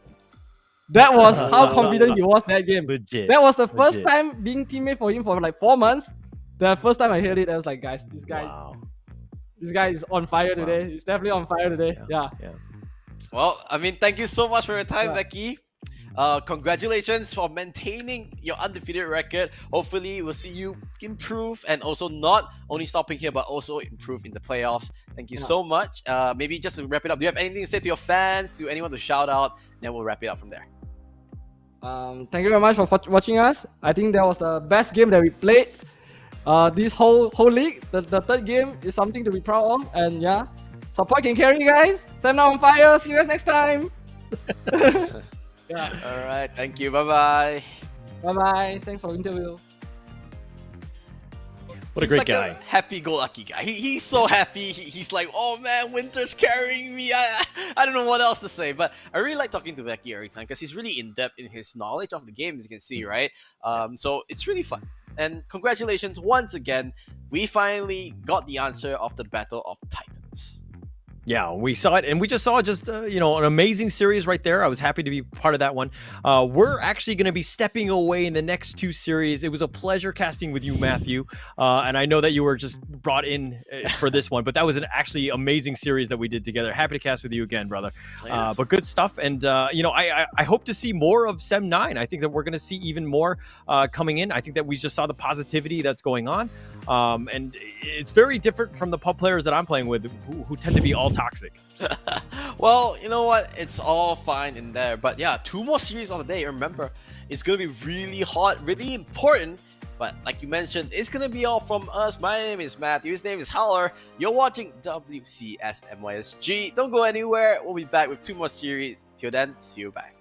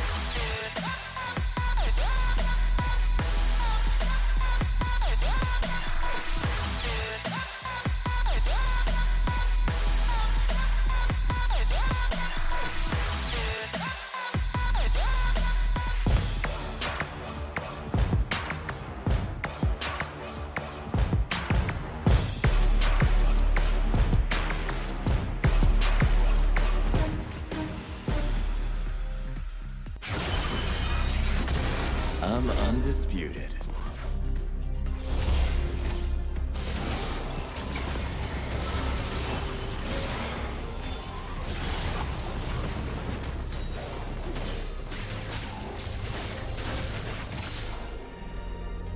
Let's throw down.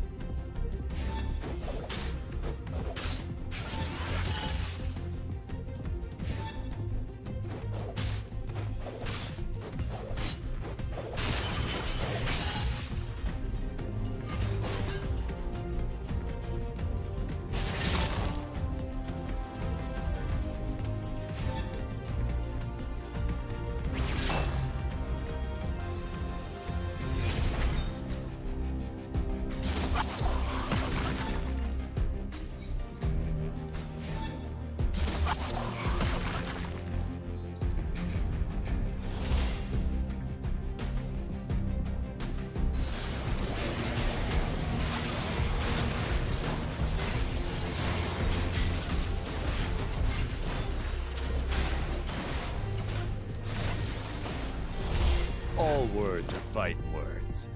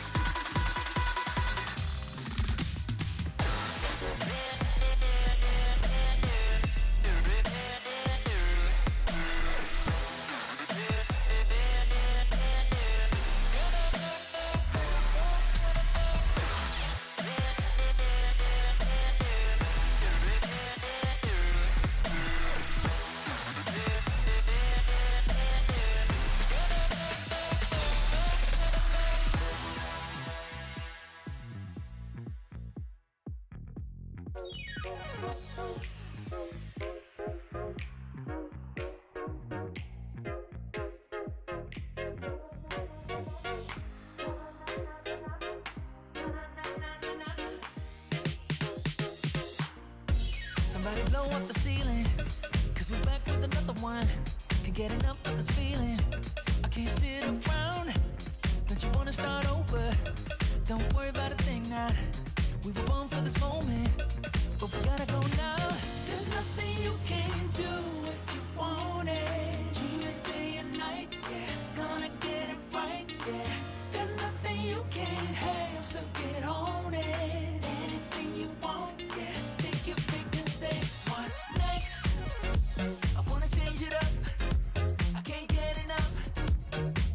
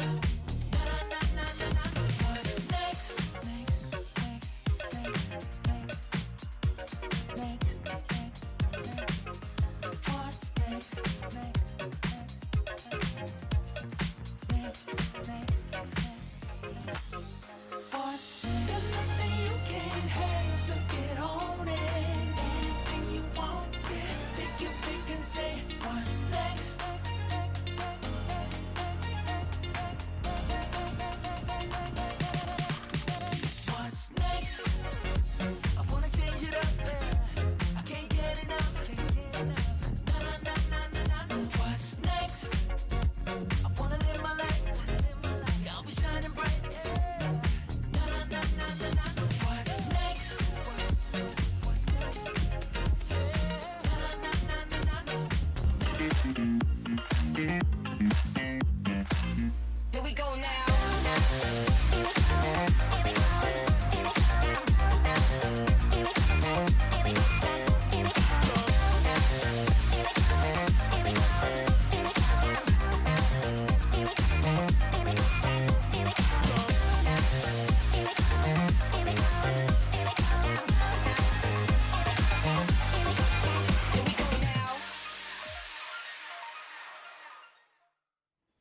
Welcome back to the Wild Rift Champion Southeast Asia. And this is the Malaysia and Singapore region. You're here with me, Contra, as well as Aaron Lim, which is also called Pondo. So, of course, we've already had 2 amazing series that was just passed early on. And, well, Matthew as well as Holler has done an amazing job at it. Now, of course, as we carry on, we'll have 2 more set of series for our Saturday run. So, how are you feeling today, Pondo?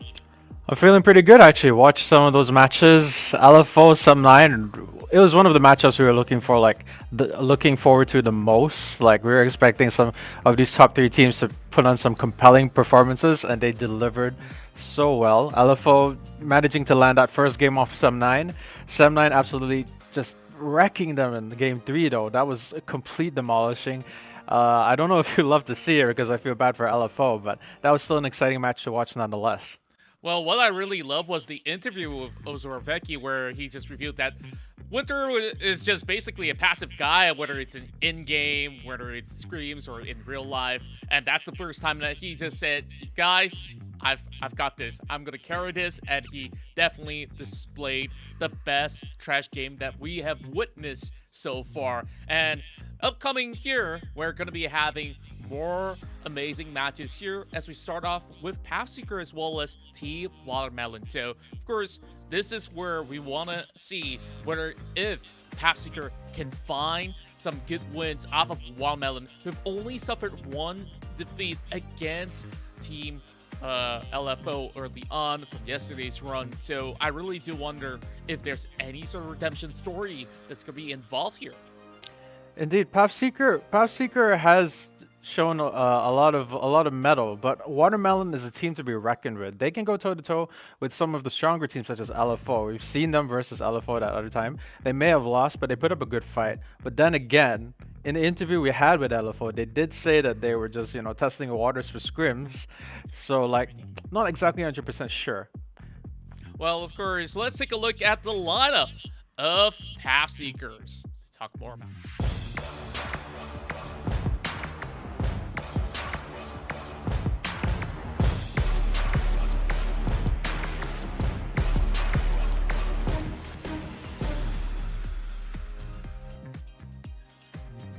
And here is Pathseeker fielding Emotion, LXY, Kevin, Swift, as well as Evolution. They've definitely shown us some promising signs in the start of the league where they could take a few games off, but they usually couldn't finish off the race to close the entire series. Could this be the day where they will challenge Team Watermelon? But then again, Watermelon, so far, they've shown splendid performance throughout the course of the weekends that has been played out so far. They've only lost to big teams such as SEM9 as well as LFO. And I do believe that there will be a lot of all these challenges set against Team Pathseeker. Let's not mistake Kevin Surf for the distant cousin of Taylor Surf, a joke I've made before. But like you said, they've only really ever lost against the big teams. So they still have mettle that they have to be proven. They still have a lot more up their sleeves. Albeit we can see it against Team Watermelon today, because Team Watermelon isn't exactly a force to be reckoned with. But Emotion and Evolution, I've seen some really good stuff out of them. So yeah, let's see what they're up against as we play the footage for Watermelon.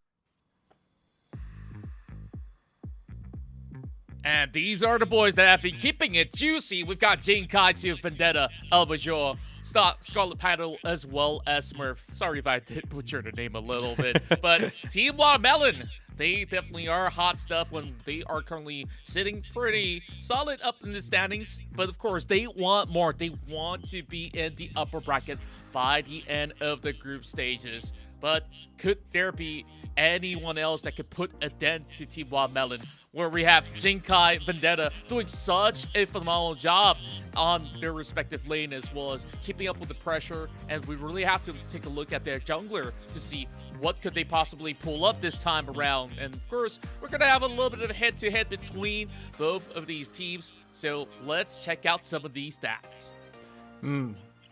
Well, we'll be looking at the support matchup this time around and seeing just how they stack up to each other in terms of the stats here. And looking at it already looks pretty interesting. Smurf being one of those few support players that has pretty ridiculously high KDA on his role, despite not having the items necessary to facilitate something like that. But maybe it's from assists. But looking at the damage per minute, Evolution is definitely on top there. And I've seen some of his plays. I can see it's completely justified. He's dishing out so much contributions, despite like not having the same amount of KDA as Smurf right over here. That's right, and Smurf definitely knows how to play aggressive support such as the Rakan, and I really want to see what else could he bring to the table this time around. At the couple of games that we've already witnessed from the previous week itself, Yuumi has been that popular pick, but oftentimes it also shows up in the top lane.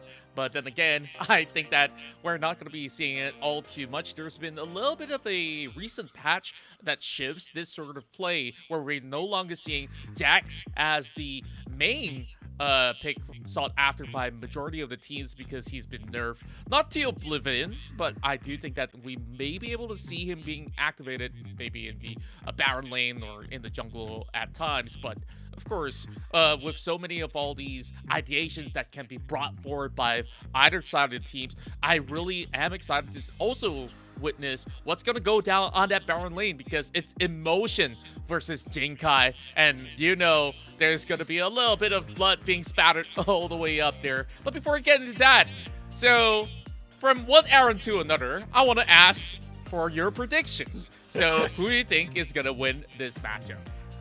From one Aaron to another. All right, we should have that mind link right now. They say great minds think alike, but they haven't talked about two Aarons thinking alike, because I have it in good faith here. Oh god, there's a bug. But yeah, so my prediction is, like, if I'm gonna be frank with you, if I'm just gonna say it like head to head, I'm gonna say it's Watermelon, because Watermelon, they've been up against some of the stronger teams. We've seen some pretty good macro play out of them, and we've also seen some stronger plays overall. And you can see across the border at the bottom, I see all the other casters agree with me right now, because Watermelon's been putting up some great games. I wouldn't count Pathseeker out just yet. They're strong as well, but from what I've seen, the individual matchups and the macro play is still going to go towards Watermelon. That's right, and I'm on the same page, where we've already witnessed them putting a dent to even teams such as LFO, where just about yesterday they've already bought them to Game Tree. But then again, LFO, they love themselves some airtime. Maybe that's just it. So let's take a look at our first pick and bans here, as Pathseeker will be on the blue side. Emotion starts off the ban here with a Gragas, which he was known to play a whole lot of from the past season. It's interesting to see that he removes it instead of picking it for himself, because they do have that first picker's advantage. Could definitely see where the Gragas ban will come out. It's been giving people a lot of grief in these matchups. If you've ever seen CWJ's plays on Gragas, I'm pretty sure that you're going to leave with a little bit of PTSD, just a little bit, so I can understand the ban here. I remember you talked about the Jax pickup. Jax has been nerfed, but it's surprising because he still has a ridiculously high ban rate. So maybe we're going to take a look and see if Jax is going to be banned again, or maybe we'll get to see him on the field this time. Who knows? Then again, now back to Watermelon, and seems like they've already answered the question here. Jax is also being removed from play, but are they going to leave that Zed open up? If it's so, can Kevin pull off that sneaky assassin up in the mid lane? So with a few seconds on the clock, they decided to remove one comfort pick of Emotion, so there won't be any Darius that will be left on the Rift. So let's see what Emotion could pick up. And instead of going for things like the Zed, they start off with this Diana. What's your thought on that? Well, the Diana has been really good in matchups so far with a lot of CC. You see it a lot with the Galio, you see it a lot with the Darius, maybe even the Kennen, because like when the CC sort of comes on, it sort of gives tools for the Diana to sort of dive in, get the full charge of the ultimate off, pull them all in towards A, and you get a long range hyper carry sort of ADC to sort of be attacking from the back, really chunk them down. And there's not much they can do about that. They can't really get out of it. They're all being pulled towards the center, and the re-engagement is really strong. So if you push too deep into a Diana can sort of get back to your backline, and it's you that's on the fritz. You're going to be running away because you've gotten like chunked down to a third of your health before you can even say anything by the end of that team fight, That's right, and once we take a look at the first phase of the picks and bans, we've got a pretty solid bottom lane setup coming in with a Varus as well as the Trash combo. So there's really good pokes that will be displayed as well as pick-off potential when you combo it all together. It seems like PSK, they just really want to go all in for this. But then again, with the Morgana pickup, is it going to the bottom lane? Is it going to the mid lane? We'll have to wait out for the rest of the draft to know where will she be put into, as we do see a couple of all these aggressive junglers such as Camille, Kha'Zix, as well as the couple of all these bans that's leaning more on the beefy boys of Galio as well as Braum has been locked away. But I'm really wondering, do you have to ban that Braum when you've already seen that Yuumi being displayed?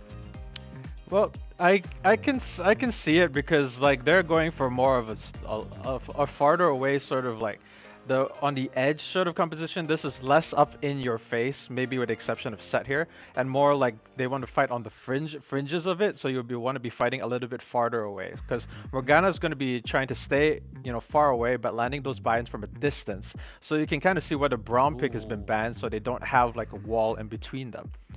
Well, take a look at this. This will be one of the first, if I'm not mistaken, the first ever Pantheon pickup here as Swift locks him up, and most likely this will be heading into the jungle. So just by the looks of it, they have massive crowd control from Pathseeker to find their target and basically just burst somebody down. But late game potential, I start to worry because if they can get past that early game, it's going to be troublesome because Wild Melon, they've got a very solid way to skill up into the late stages of the game, especially when you have a Fiora intact. Now, finishing up the draft here with the Rakan will mean that this Yuumi is going to be moving into either side of the lane. Top lane Yuumi, looks like we're going to have a good time this whole series, as we will have Vendetta being the focal point of Team Wild Melon to carry the game. There's a lot of ways that pick could go, because like you're not really seeing a traditional ADC in the sense. You're going to be seeing a lot of initiation champions to sort of make up for the fact that some of their picks are going to be more like from a distance, such as the Morgana. But I can see the logic in what Pathseeker has picked, because they've decided to go for something really CC heavy, and we talked about that just now. How Diana likes to utilize the fact that some people are locked down to get in there for the kill. So if you have a Pantheon, you have like a Garen sort of wreaking havoc over there. He's going to be able to catch you out with like basically a targeted CC, and then Diana's free to sort of jump in, get in like a lot of pickups, or maybe go for the backline, or the rest of your team is being CC'd at the front. There's not much they can do, especially with the amount of havoc that could potentially wreak there at the backline. That's right, and it's all about that wombo combo from Team Wild Melon. Let's see how Pathseekers could possibly find a way to get their opening game here with a win. Of course, just looking at the graphs itself, I do like what Wild Melon is bringing forward.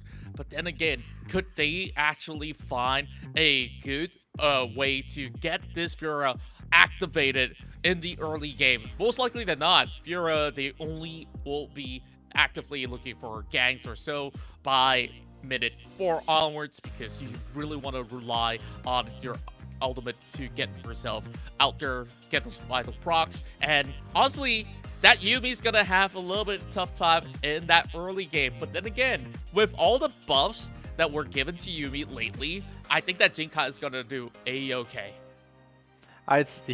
I'd say a good Yuumi is worth their weight in gold in terms of being able to poke from the backline. And like if he can just stay behind, sort of farm up the gold and get to a really strong AP position. You've seen those heals. You've seen like the way Yuumi can jump from champion to champion. You've seen like the way that like champions who are barely have rights to live are getting away scot-free because Yuumi jumps on you, heals you, and then gets you speeding out of there before you can like finish the job. And those kills are key. You want to be able to get as many kills as you can onto the right champions that you can. So having a Yuumi sort of deny you those kills, those are going to be really hard pills to swallow. But like it's interesting to see the way that the composition has worked out for Watermelon. I think they've decided to forego that traditional ADC comp because I feel like they feel like they're going to get a stronger like synergy trying to jump on the backline as opposed to doing longer range skirmishes. Well, I really want to see how they will pull off a Grand Skyfall, but before that, let's take a look at both teams before we head right into the Rift.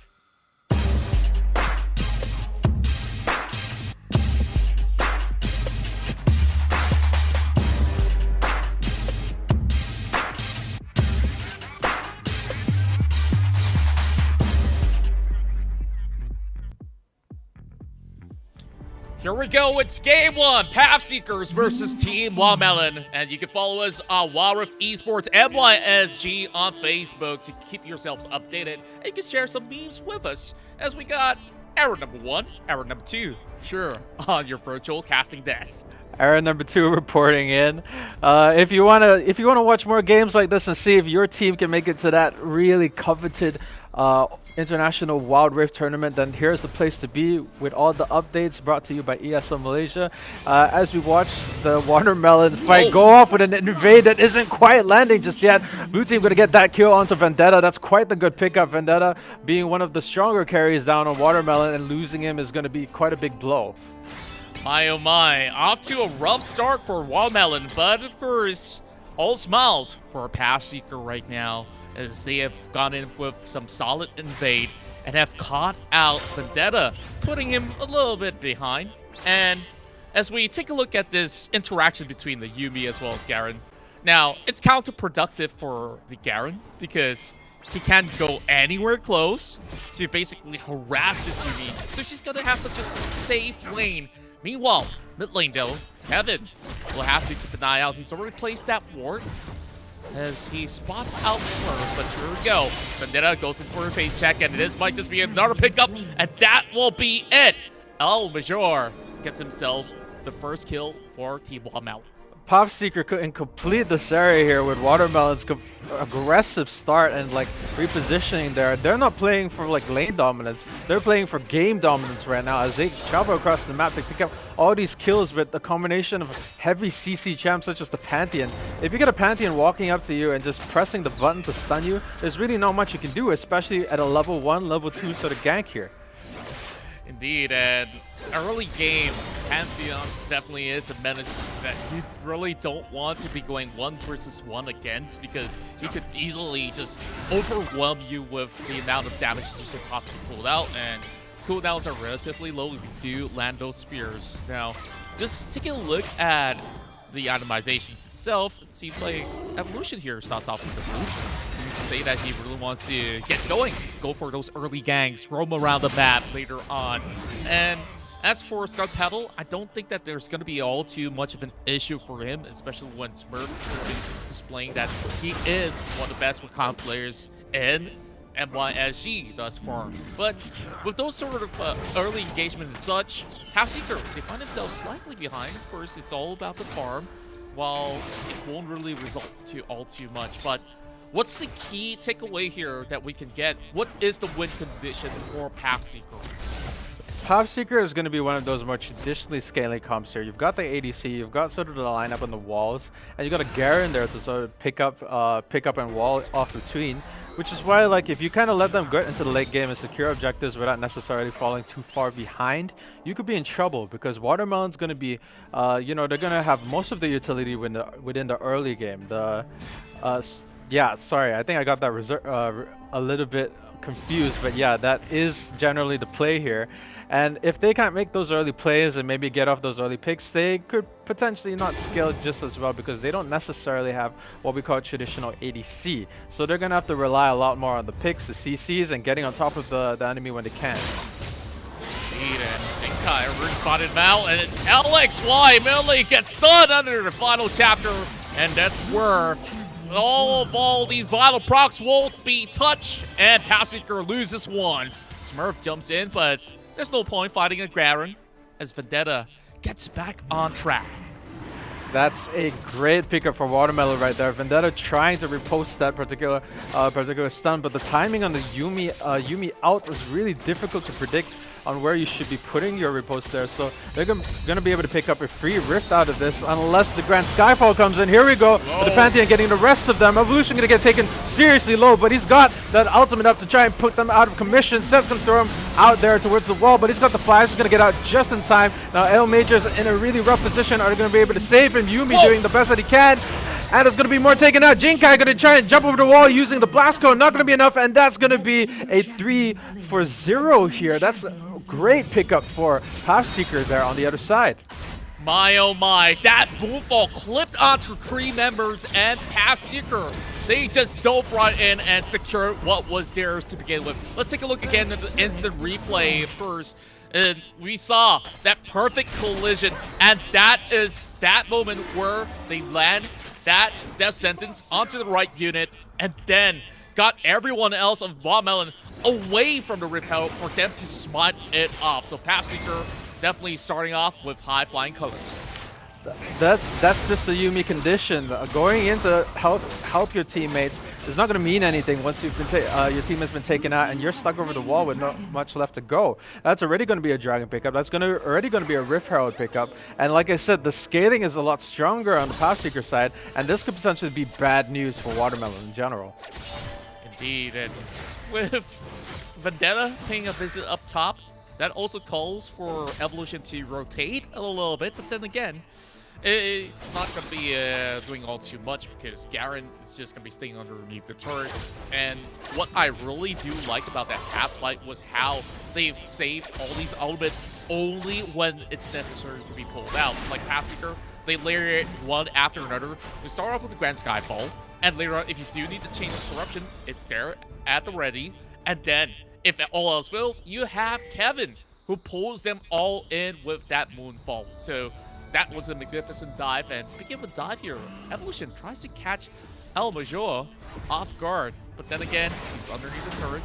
Will be backed up by Scarlet Petal as well.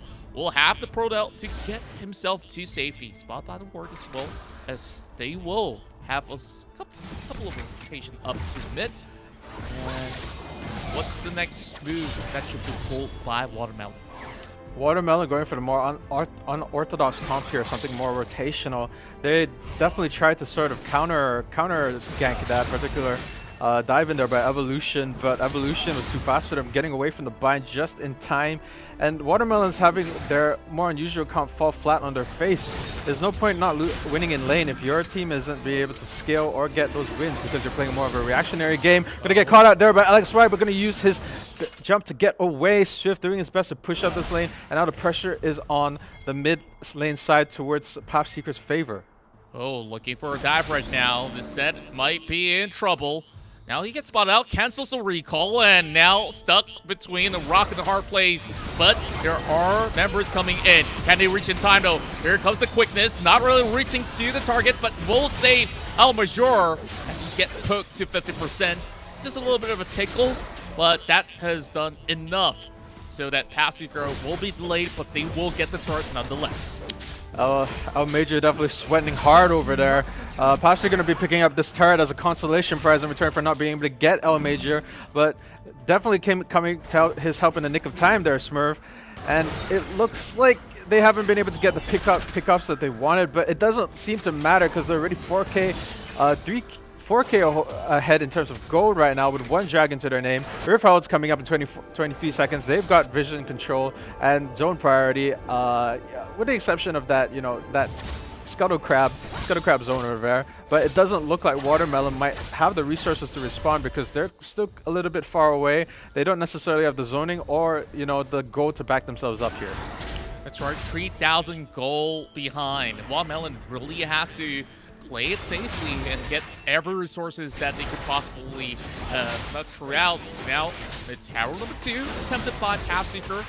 Vision being set by Watermelon, but they're not doing anything about it at all. Without having any sort of priority, I think they really have to give this one away, as they are all scattered across the map. This is not the typical Watermelon that we are seeing for today. Watermelon, you're right, definitely Watermelon playing more of a reactionary game here. I expected them to be more 2 steps ahead in terms of chest-wise, but like I think they've decided to give up the Rift Herald, knowing that the only remaining tier 1 turret, I think it's a tier 1 turret, outer turret there, being mid lane, and expecting that Rift Herald to come down mid lane, and they'll be able to sort of react by keeping all the champions towards the middle there, while the rest of AilMage is trying to pick up as much gold as they can to potentially try and win more team fights, because they could probably try and get back into this, but the Infernal Dragons are going to come up. They're going to have to fight for this if they want to remain scaling or fight in the game, but they might have to throw it away if they don't have anything to sort of fight for it in the first place. Interesting enough, they're not even challenging the Drake just for the moment. Here comes the final captain while being popped up. They are looking for Swift. Now they pop right into the pit, and they will not get the Drake, but they will get many of these members of Pathseeker to be blown to smithereens. Evolution has got nowhere to run. It's a triple for Vendetta as they bring one back. Kevin tries to look for an exit point as he will flash away, but will still be taken down. An ace for Team Watermelon. Oh, the dragon pickup was definitely a sore point towards Watermelon, but getting that 5 kill, the ace in return for just 1, that was a really fast, good pickup. They weren't expecting it at all. Didn't see them fighting or skirting around the zone, but instead decisively going for one of their members of the back lane before immediately jumping over using the blast cone to try and fight for the dragon. Unfortunately missing out on it, but the 5 kills was definitely a great pickup, and now they're probably back in this game. It could potentially get into more fights that they have to get into. Indeed, and well, that was perfectly timed. And I thought that they could have also snatched the Drake away with that really quick response, hopping in from the back of the Dragon Pit, and then surprising the rest of Pathseeker. And well, it didn't feel like they had much of a response. They were just backing away, where you suddenly have 2 to 3 members appearing out of nowhere. It's really hard to react in that instance. Now, Staff of Cooling Water, Pearl Belt being purchased as well. Vendetta's gonna be scaling off the roof from here. Indeed. Pathseeker definitely assuming that the fight would come slower. They were shell-shocked by the time that fight came in. They were still fighting for the dragon, reluctant to sort of pull off on it when the jump came in on the blast cone, completely forgetting that they had that option. When Vendetta and the rest jumping in with the Jinkai over there, just completely overpowering them, already weak from the dragon, already separated, losing one of their members. There wasn't much they could do. But it looks like the pile-up's going to begin. There's so much pressure coming down. They want to take that top tower. It's all they have to do. Try and get emotion out of it, because a fed Garen is nothing to scoff at, and that's going to be the tower for Watermelon. And now they're going to be getting back into this pretty hard. They have the scaling, but the Rift Herald does come down. They did have that option available. Oh, mid lane go.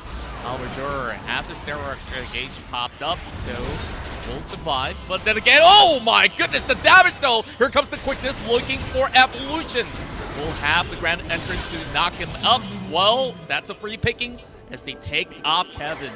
And that's the Vendetta coming in completely unexpected angles, going in really hard there. Jinkai going to try to get the CC down, not quite enough, but still scaring them away and giving them opportunities to open up at the bottom turret, and now opening on all tier 1 turrets, giving Watermelon a lot more breathing room.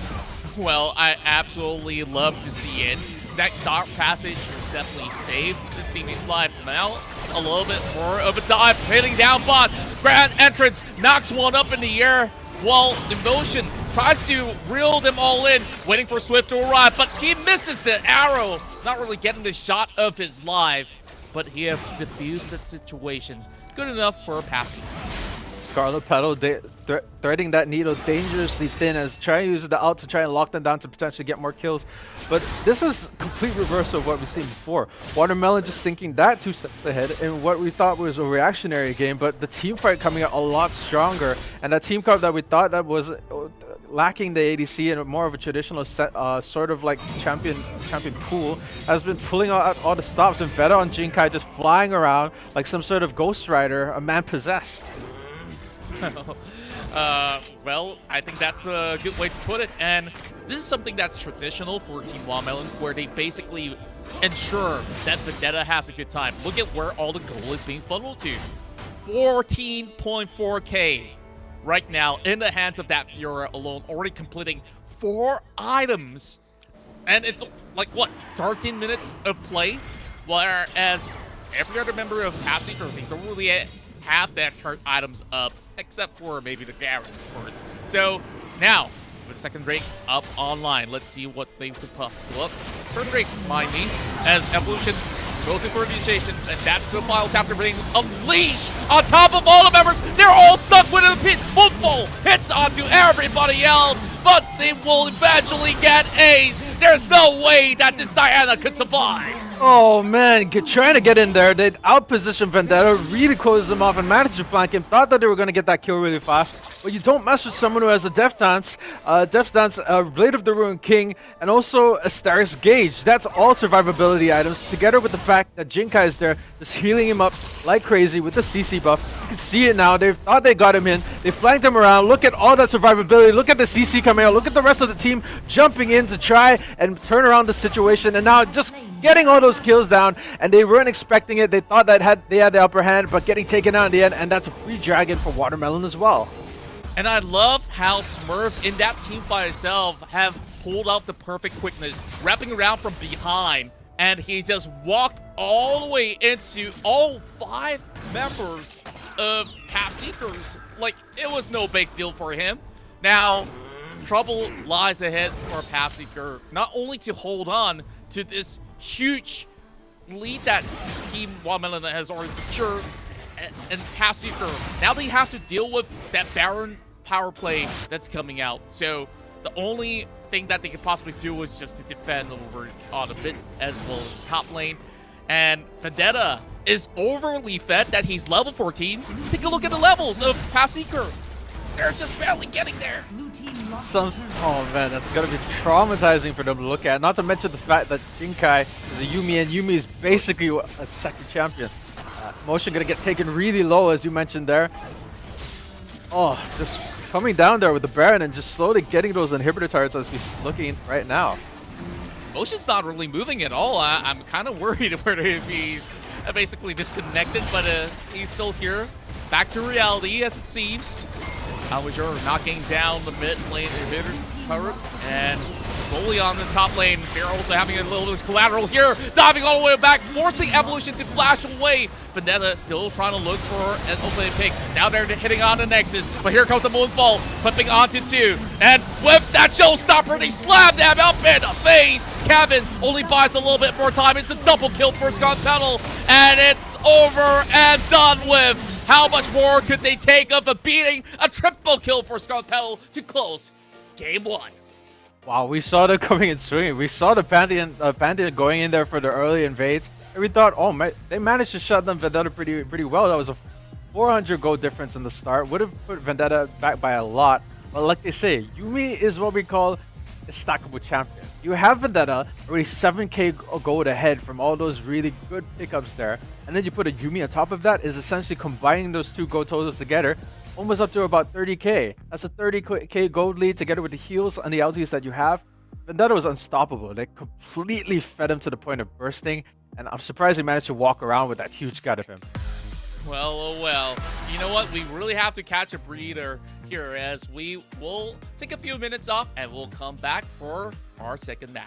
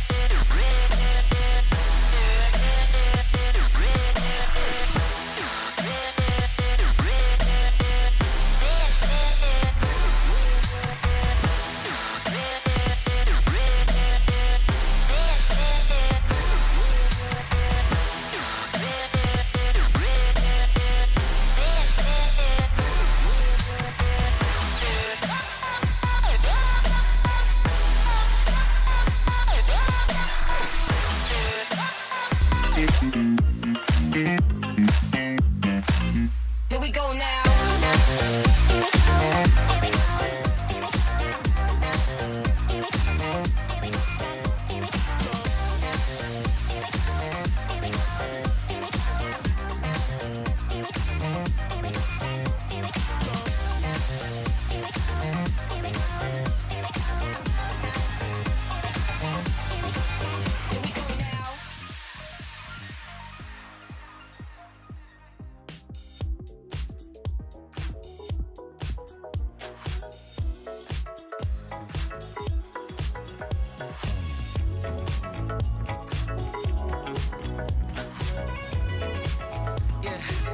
I want to be wild and free so much.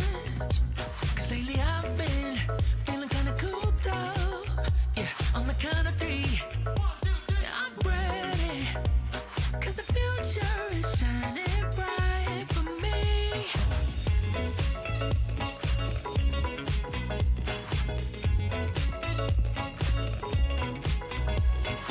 Walk with me. Who knows what we'll find, yeah. Run with me, run with me. It's time to go, time to go, time to go, go, go, go. Too many seconds and minutes and hours I've been waiting. Countdown. Wanna go, wanna go, wanna go, wanna go with you. I'm on the countdown, down. Hours and minutes and seconds getting closer. Countdown. Gotta go, gotta go, gotta go, gotta go with you. Better start a countdown. 3, 2, 1.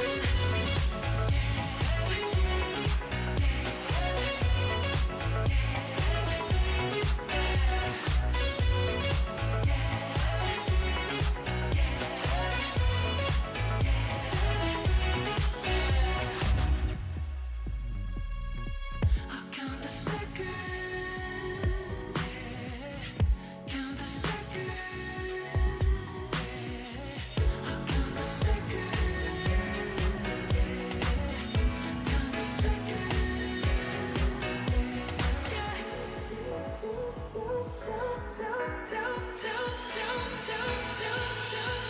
Too many seconds and minutes and hours I've been waiting. Countdown. Wanna go, wanna go, wanna go, wanna go with you. I'm on the countdown, down. Hours and minutes and seconds getting closer. Countdown. Gotta go, gotta go, gotta go, gotta go with you. Better start a countdown. 3, 2, 1.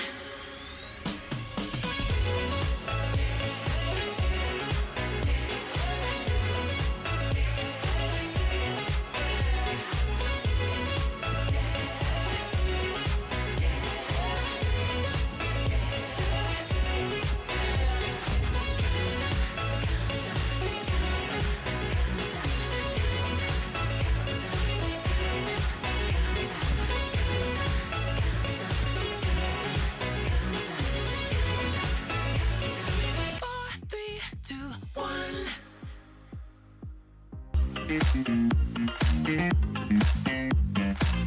Here we go now.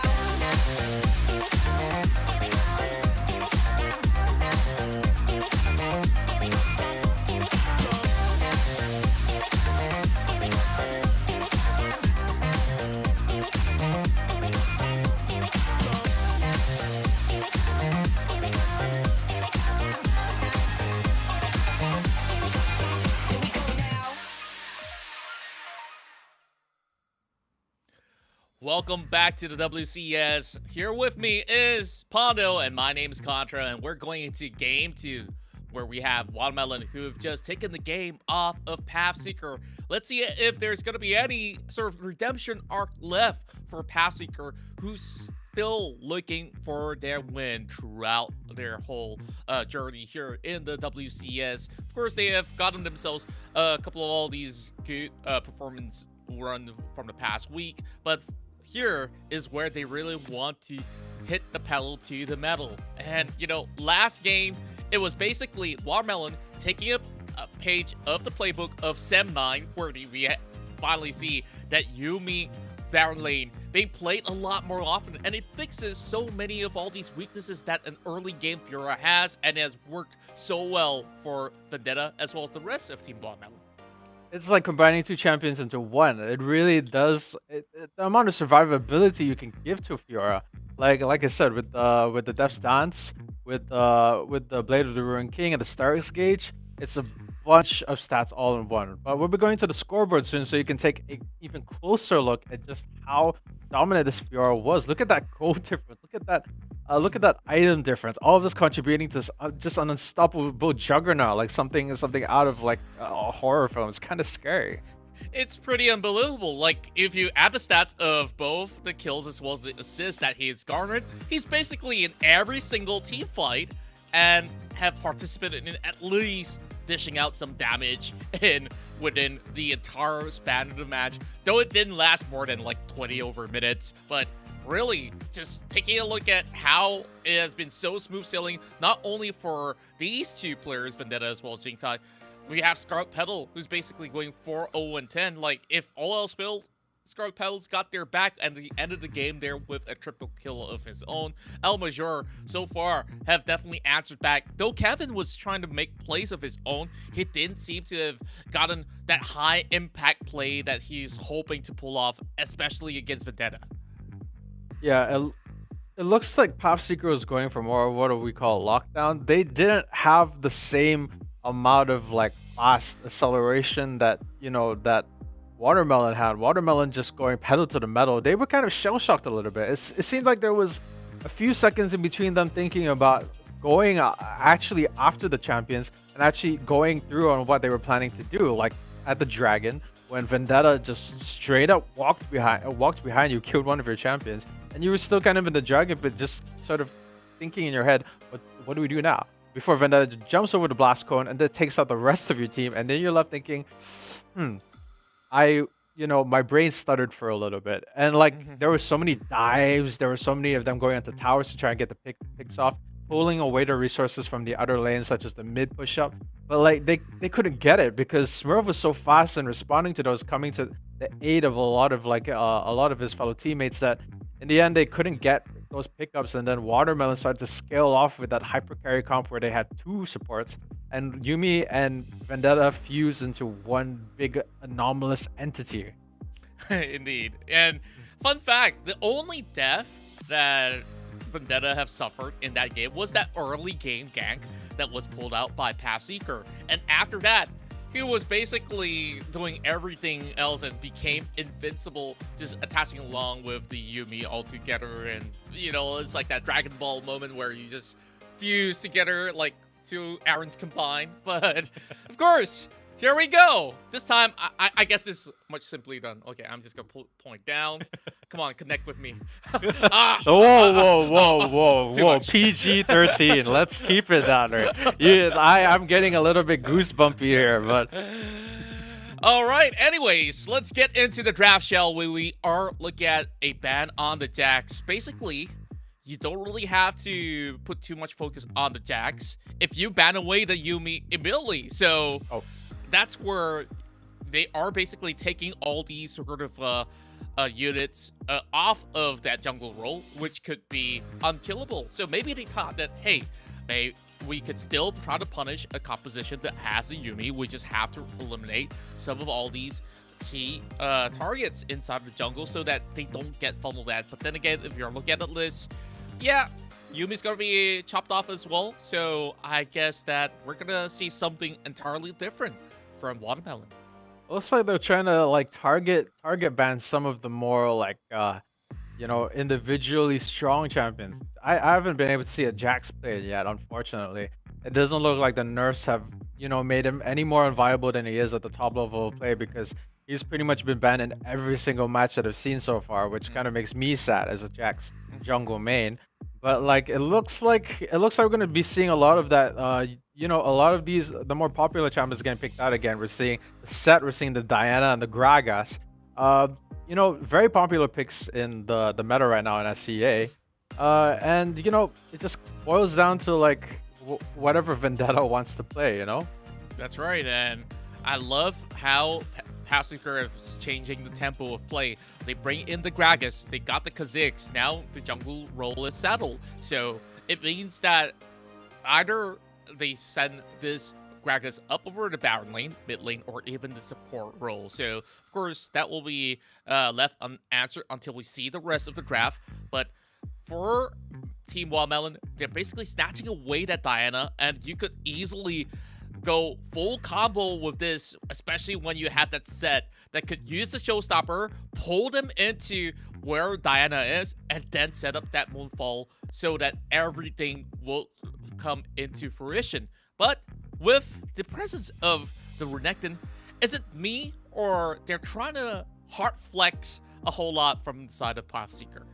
Well, I guess so, but we've seen the comps before, like with the Pantheon just now. I think Pathseeker has been prioritizing more of a single lockdown sort of like meta. Like they like the Pantheon, they like the Renekton, and they have champs to sort of facilitate the sort of pickoff that we've seen. They wanted to go for that dive onto the tower and try to like lock down and potentially like, you know, prevent people from farming or getting too far ahead to turn into monsters like Vendetta on the Fiora. But like it hasn't exactly been working out the way that they want to, but it looks like that's their specialty. They're going to try and go back to that with the Renekton and the Kha'Zix. Maybe it's going to work out better. And Watermelon's going to pick up that Diana. So we're going to see if that works out better for them because of the team lockdown and maybe the Thresh to sort of pull people apart and be the wall in between the single target lockdown that we're seeing right now. Sorry, on the second phase of the pick and bans, we are already seeing some priority given over to Morgana, Varus, as well as Ziggs, all being banned away. I'm not too sure about that Corki ban. We don't really see too many of all these huge plays coming with Swift on that Corki itself. But what I really do like from what WTM is currently displaying is that they have crowd control on all front. And of course, with the enchanted crystal arrow, which could be sent globally onto another lane, it could set them up for success. So the answer here from Pathseeker, they really want to play something that's a little bit more easy to execute. And this time around, especially when you have the Kha'Zix as compared to the Pantheon, well, Pantheon, the key weakness to a Pantheon is that if you are playing from behind, Pantheon is basically useless. Kha'Zix could still pull strings throughout that late game, but they answer back with that Lee Sin that's picked up for the final composition that's being displayed here by Team Watermelon. Watermelon having hard CC on pretty much every single one of their champions. That's something that's gonna make me sweat if I ever encountered that in a ranked game. But like looking at it now, Pathseeker, like you said, like the Pantheon. When a Pantheon isn't exactly fed, well, you know, he becomes what I would call like a CC stick. He just kind of goes in there, gets the CC down, and then sort of resigns to his he resigned to his fate. He's the sort of guy sort of champion where like, oh no, you're like 006, 03 or something. Unfortunately, we're gonna have to ask you to go in there, die, and you know, get a priority pick with the CC. That's pretty much all we can do at this point. I think Pathseeker has a more interesting comp this time around. Watermelons decided to go with a more traditional comp with the ADC Ashe and a stronger front line in there. But like, we'll see if Pathseeker can sort of like work around this, because Watermelon is known to be strong regardless of whether they go for the off meta picks or like a traditional meta style. So I'm just gonna see where that goes, you know. Yeah, of course, Pathseeker, they go where they please, but hopefully not downhill, as this path to glory doesn't seem all too clear-cut for them throughout their course of battles here in the WCS MYSG. So, of course, for those of you in the chat, tell us who's going to win this one as we take a look at the draft once again. So, I do like the sort of shift that they do have from the side of Pathseeker. A little bit more of a stable leaning phase. I think that Renekton generally going up against the set will do pretty well, especially when it comes down to the early game. So it's really down to both junglers on how they set the tempo. So mid lane, honestly, it's a skill matchup where if a Gargus pulls it off pretty well, of course, you could still have some chances against the Diana. But early game, of course, this is where the Diana really has to be wary of where the jungler is going to possibly pop up from. So bottom lane, I think that hands down, Scarpello as well as Smurf remains unchallenged. it's been difficult for them to be taken over. Even in the other games that we saw when they lost. The bot lane was still pretty much a force to be reckoned with. So, like you said, Smurf and like his combo are gonna be something that they gotta watch out for. Ashe, Crystal Arrow. See how that works out. I do think that there's a lot of initiation on both sides. That's right. Let's hop right into the riff. We're heading into game 2. Pathseeker hoping to tie this one up to push it to game 3. And Team Watermelon, they just need one more game to exert their dominance as one of the best teams here in MYSG. So, as we start things off, no cheeky invasion this time around. And Phoebe once, first save on me. Phoebe twice. That's not all. So, let's go. Kevin as well as Al Major. Now, when it comes down to impact plays, Al Major in that past game definitely have shown showstopper on that set. Good play as they hit onto Evolution. Well, that is an early ignite being popped here by Smurf. Well, definitely going to be keeping him out of it because Evolution definitely has a lower health pool being on the Nami there. So see where they went in that hard, and Motion also going to be taking quite a bit of damage. You can sort of see the way that it's shifting. LXY potentially could make a play there if the minions push any farther. The setup with Evolution getting the level in time for them to get the CC down or maybe landing a good bubble. That could be what LXY needs to sort of get carried. Because Vendetta here is going to be primarily aiming what I think for like the mid lanes. He's going to be trying to jump in there. And they know this, so LXY's already jumped down to mid lane to try and get things out. And here's going. A little bit of a late response from Vendetta. I thought he was quickly going with the cake. But then again, first he just basically wanted to ensure that El Major will have a smooth sailing ride up into the lane. Meanwhile, top lane though, we foresee a little bit of a gank coming in from LXY as they slowly cut into the tri-brush. Now diving ascent is not going to be all too easy as there's going to be a little response. Jinkai tries to open things up, but he will flash the other way around. Tries to get a little bit more life steal, but it's going to be first blood. El Major saves the day for Jinkai to still survive. Oh, that's just the danger you have when trying to jump onto a set or dive onto a set in the tower. He's got the Haymaker, and like the amount of shielding that it gives you is absolutely no joke. They managed to get him down to a sliver of life, thinking that they'd be able to get him with the Ignite, but it wasn't quite enough. He's going to be able to get away with his life intact and get killed on their side. Ooh, beautiful play coming up here as Smurf is looking for the death sentence, and there he goes. Taking it, my goodness me, that dagger range was beautiful for the double kill. Making a 3-0 for Watermelon. And that's just what you have to be afraid of with the Thresh and Lee Sin pickup, because to get a hook, that's perfect amount of CC, and you know exactly where he's going to be going. So a Dragon Rage is all you need to get him to a position where he's going to get into, you know, something that I'd call a danger zone here.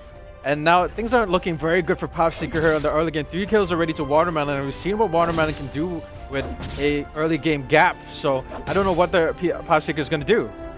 Yeah, just taking a look at how it all went well. One play kind of separates both of the duos from Pathseeker apart, and after that, a well-timed death sentence to secure not one, but 2 of the kills over to Vendetta.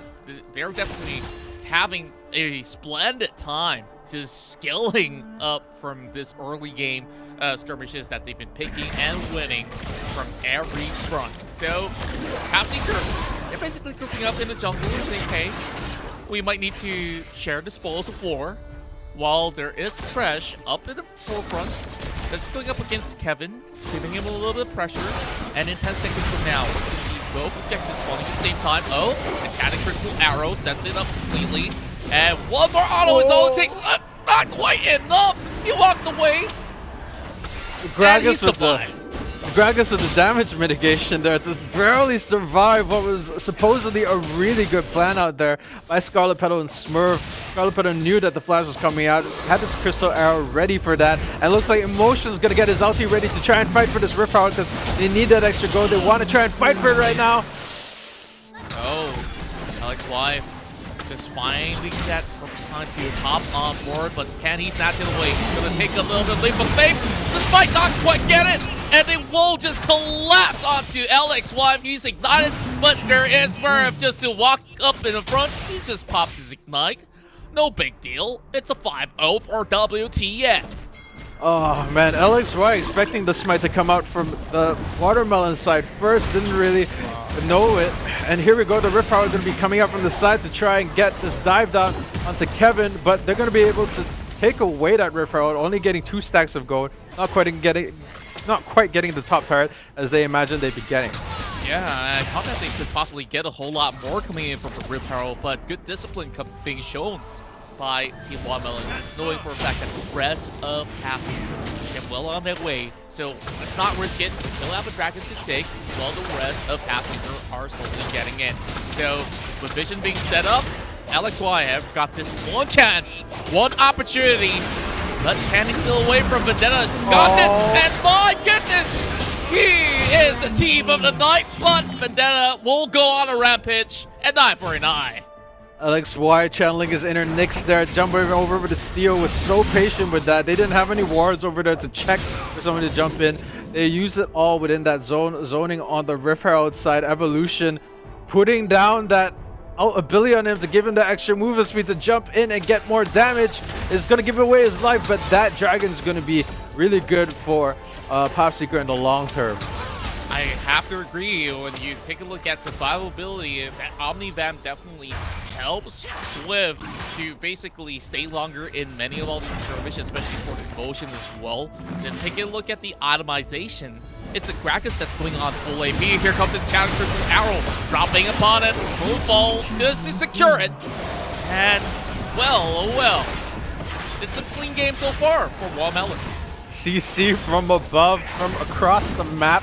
Having it being a controllable thing, making it so useful for locking down dives on the turret. And it looks like they're on the back burner. Oh, here we go. Phasebreaker to secure it with the Showstopper as well. Now, that's an easy disposition that caught LXY off guard. They insist on pushing it though. They don't really have the mid waves to do much. But I guess Pathseeker, they're just hoping to chip away some of all the turf plating. And now, Emotion has got Netta right at the back now. Here comes a little bit of safeguard heading over towards Evolution.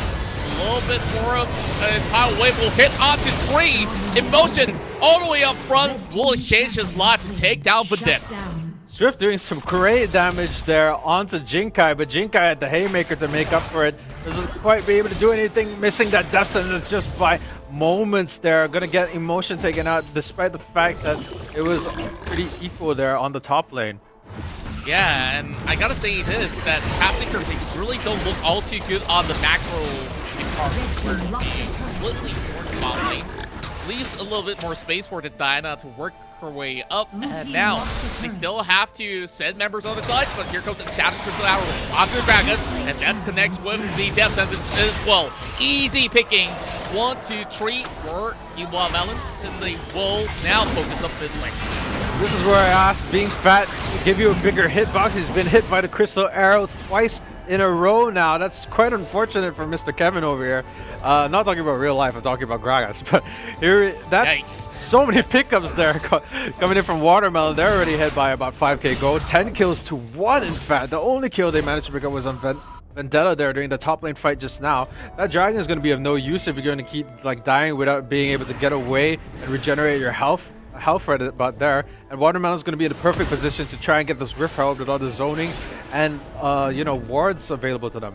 That's right, and when we take a look at the Yada builds, it seems like Motion is really going on full offense as well. It doesn't really add up to their survival rate when it comes down to all of these teams like this. You know, teams like they're being pressure on the J9. Will slap one member all the way to the back, taking out Emotion with a good pile wave. He hits on the few. Oh my goodness, the full hits onto everybody else. And Watermelon will clean up over the river and will secure themselves that Herald.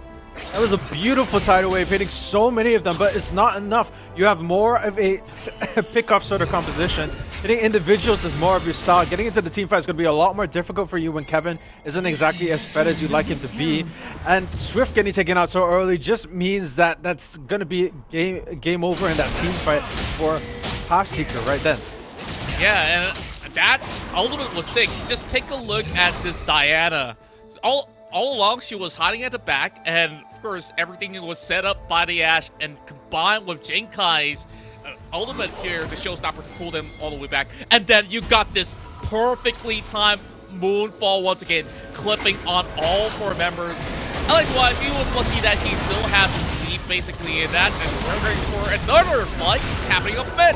We're in motion towards the flash, but here comes Kevin, trying to connect that Father's Land. He does land on the one, but he will give that Rapid over to Almajor. This is not the fight that they should be taking.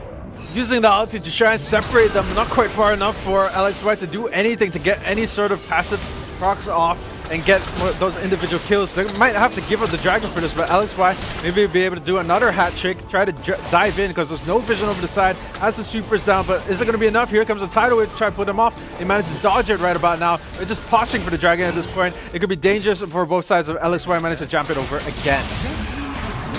Pull the Drake all the way back, forces the flash. LXY couldn't really snatch it away. He gives his life up for it. Almajor still going for a chase, but there is 2 members of Pathseeker on their way, trying to block their entry deeper into the jungle. But that's all that they could possibly do. 10,000 of a gold deficit. Not looking good for Pathseeker at all. The Infernal Dragon is just insult to injury at this point. They're scaling so well, and Set having the extra damage is going to be disgusting with the Haymaker true damage coming out there. And, you know, they, like you said just now, fool me once, shame on you, fool me twice, not even going to happen, because they knew LXY had the modus operandi and he has a good timing, so they decided to pull the dragon away, use the Lee Sin's Sonic Wave to sort of do some extra execute damage and take away the dragon with the smite coming out with a great timing. LXY couldn't do anything. And Kevin. Oh, look at that arrow. Oh, it lands. Bullseye. That's all they need. Nothing else. Kevin, 3 for 3 crystal arrow, the giant target painted on his stomach there. So unfortunate for either side here. Oh, feels so bad. I mean, this moment here is not going to be ending all too well for Pathseeker, but they are giving chase. Locking onto Scarlet Petal as he will blow that flash.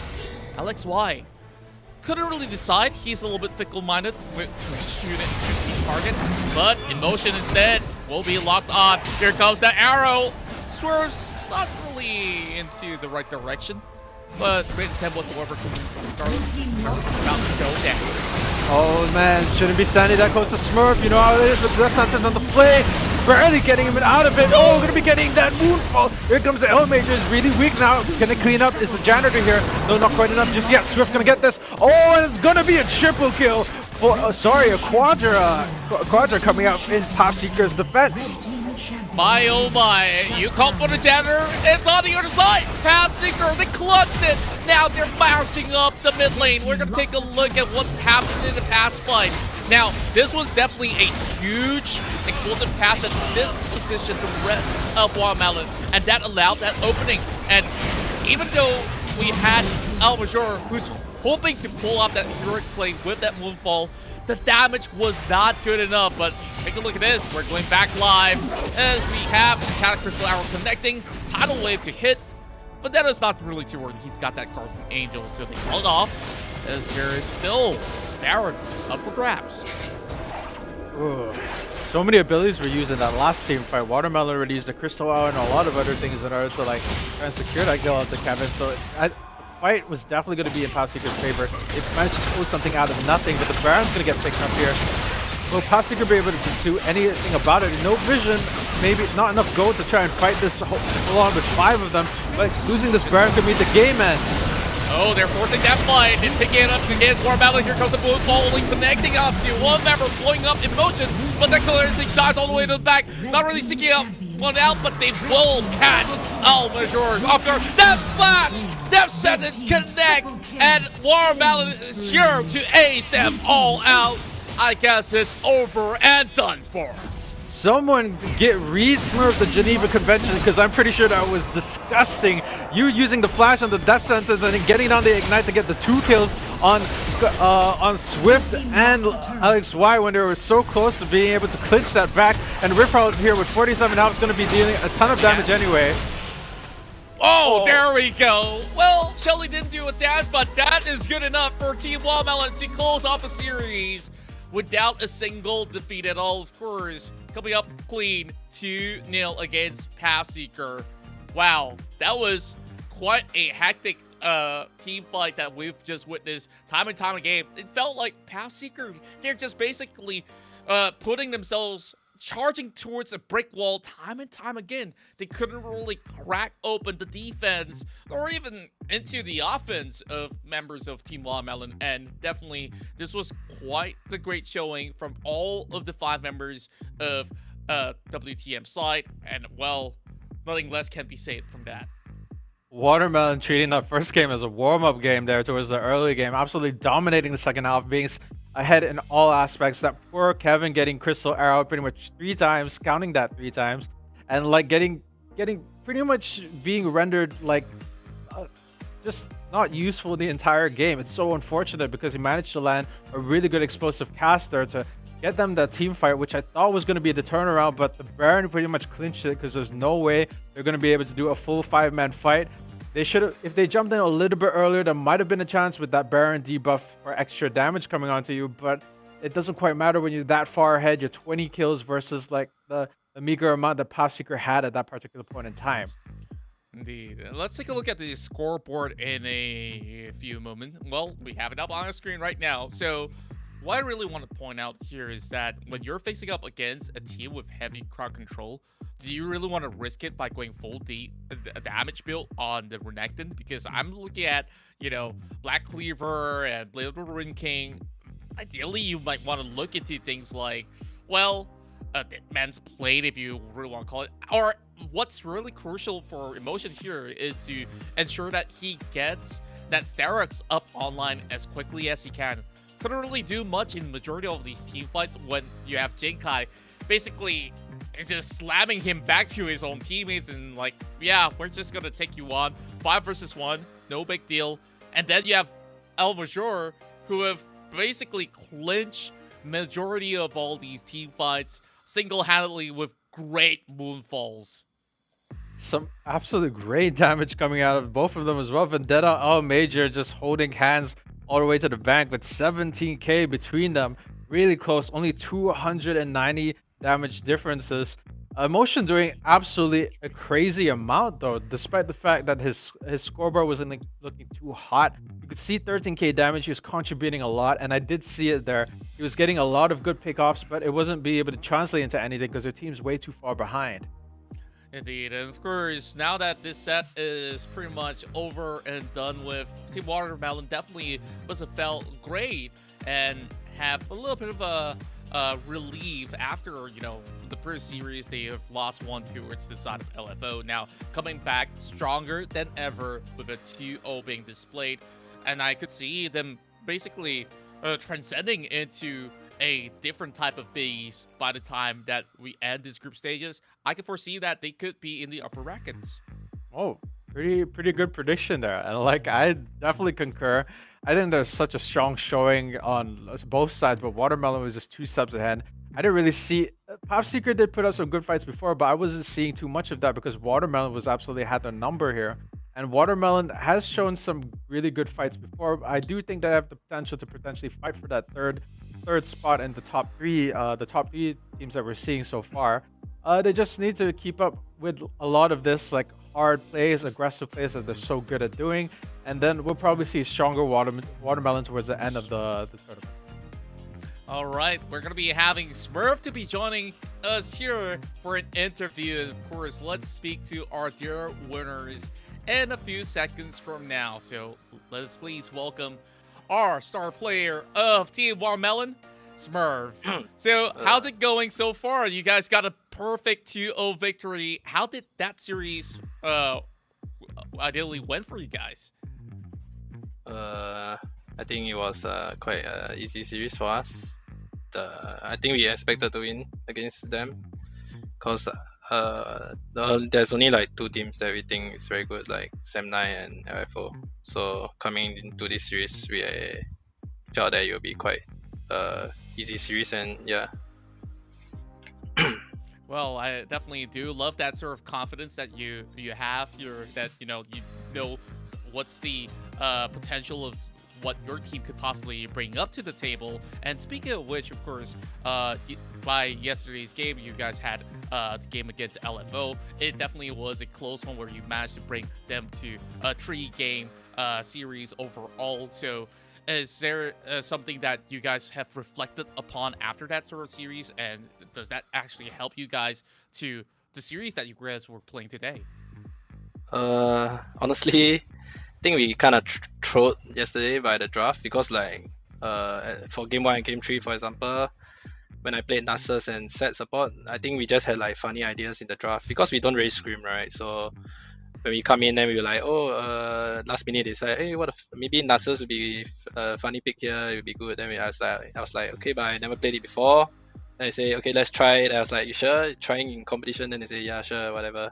And like I didn't know how to play it. And for like game 3, they wanted to like flex set to support, and I was like, okay, sure, if you want to play other champs, don't mind trying it, but it's also like my first time playing it, so I didn't really play well. And I think coming to the day, we said like, okay, let's not throw and play like champs that we actually know how to play.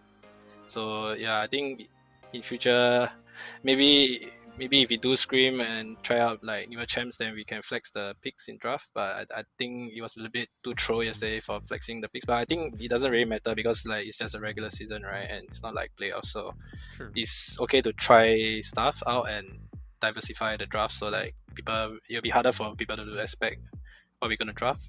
And yeah, I mean, if it works out, then at least we know that we have another special pick to pick out. Because I think for our team, I think it's quite unpredictable because we really don't even know what we're going to play in the day itself as well. So exactly. Yeah. Yeah. It's your strategy if you don't know what to play or what you're going to play. They don't know what you're going to play. So confusion on all sides. Yeah, and I really do love that, your team's got your back. Like, if you want to try something out, there's absolutely no pressure at all. So I think that, of course, you mentioned that, the lack of scrims and stuff, and you guys are still showing up. So is there any sort of consideration for you guys to eventually put more time into setting up for bigger games, especially for the playoffs? Because coming in, we just had no expectations. We thought we were gonna be last place, I guess, because we didn't really practice. But like after we seeing the competition here, maybe my team, hopefully, will want to scream more. I think my team is all busy playing Lost Ark. Nobody plays Wild Rift at all. So yeah, hopefully they invest a little bit of time, and then maybe we have a better placing, I guess, when it comes to playoffs. All right. Of course, by the time that everybody gels well together and say, hey, let's really put 100% to all these preparation, then perhaps you guys could possibly take home the whole title for yourself. But of course, we want to talk about the performance of your team in general. Who do you think was the MVP of the past 2 matches for your team? I think our team, the MVP will be Vendetta, I guess. But I think everybody worked well as a team as well. So, but obviously Vendetta stands out more because our team plays around him the most, and yeah, he's the best player in our team, I guess, mechanically. So he deserves the MVP. All right, of course. We, thank you for your time here, joining us here for this interview. We definitely want to see a whole lot more to come. But before that, let's also, of course, display who is the MVP of Team Watermelon. Let's have a look. So, it's actually you. So, of course, your plays early on the Rakan was absolutely sublime. I absolutely loved that for first game, where you guys were playing Yumi. You guys, of course, you were on that Rakan. So when it comes down to all these team fights, who actually made the call for it, or you guys just basically just do your own stuff without anyone calling the shots? How does it work? I think for my team, primarily I'm the main shot caller. I said maybe like when it comes to like Baron and Dragon, maybe Vendetta will take the whole. But because I think I'm the main shot caller, so primarily I play the engages, so it's on me to make the calls because in my team no one else really plays engages, I guess, especially like Yumi top we can't really engage also. So bringing my PC experience from PC League, so I used to be a shot caller there. So I think coming into the game, and especially most of them, I teamed with them before in PC League as well. So we have the synergy going on. But I think when it comes to team fights, I'll make the calls. Yeah. It's definitely some filthy engages there. Where like some of the ignite plays, getting the flash with the death sentences, going in for the plays in a way that like a lot of people wouldn't dare to do. So that was definitely deserving of the MVP. Thank you so much, Smurf, for your time today. I hope to see great plays out of Watermelon and your team in the future. All right, thank you. All right. Thank you so much, Smurf. All right, it's always a pleasure to have Smurf joining us here. And well, you heard from the man, like, you know, other teams basically put hours and hours into practices and just trying to ensure that they have the right strats, the right tools to go. And then these guys were just like, hey, we're gonna take a chill. We're gonna call in an assist to go into the support role, and yeah, we're gonna be fine with losing. And of course, even more excited if we do win out those matches. Can you imagine how much more Team Watermelon can actually bring to the table if they actually put a little bit more of all these sort of effort all together? Because this is definitely not the final form, and they're looking scary enough throughout this WCS MYSG. So by playoffs, I definitely won't expect Team Watermelon to show up pretty big time and potentially go all the way up to the finals. You're right. I definitely expect a lot more like shifts in terms of like the ladder and who's on top, who's gonna be like the top three. Because like you said, we haven't seen their full potential yet.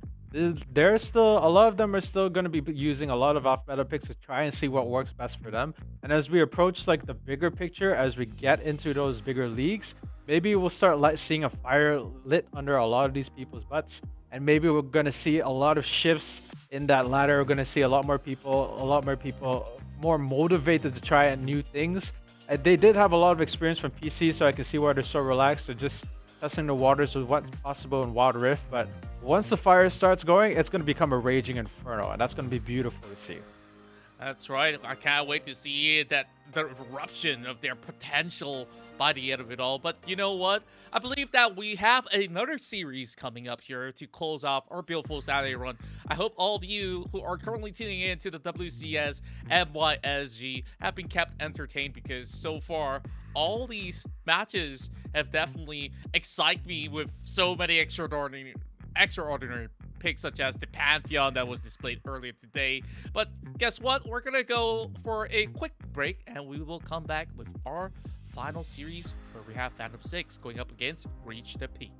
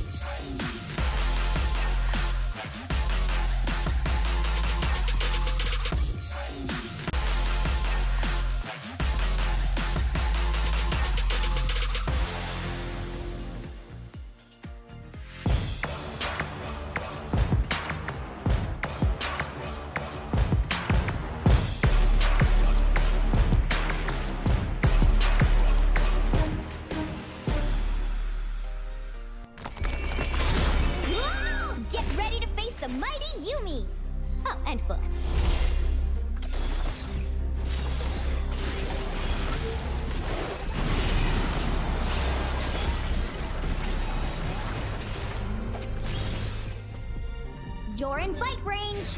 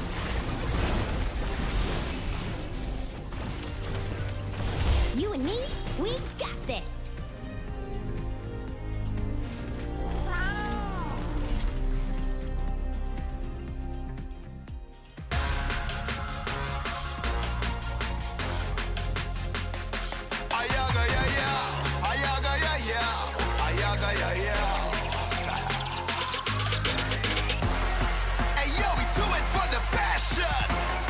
They say that we the next attraction. We give you pure satisfaction. I'm talking lights, camera, action.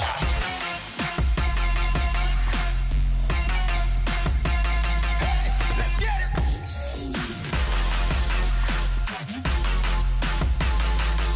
Let's go.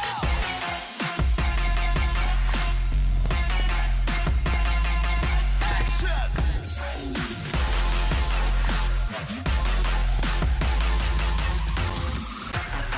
I'm talking pure satisfaction. We give you pure satisfaction. Hey yo, we do it for the passion. They say that we the next attraction. We give you pure satisfaction. I'm talking lights, camera, action.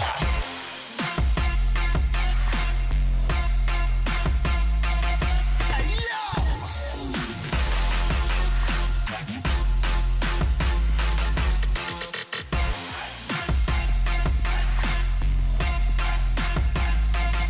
Hey yo.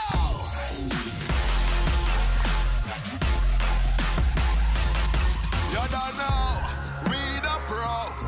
Take over every town and city we go. It's the final show. Here we go.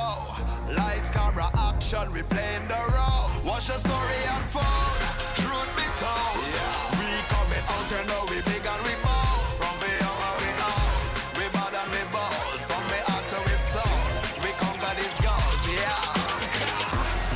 Hey yo, we do it for the passion. They say that we the next attraction. We give you pure satisfaction. I'm talking lights, camera, action.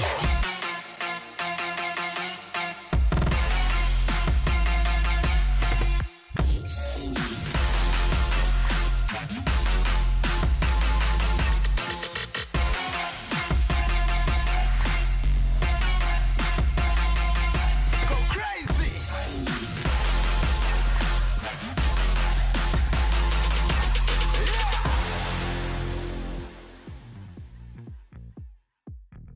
Warriors, notorious, war with us, war with us. We the warriors, we notorious, they the warriors, we the warriors, we the warriors, we the Here we go now. Here we go now.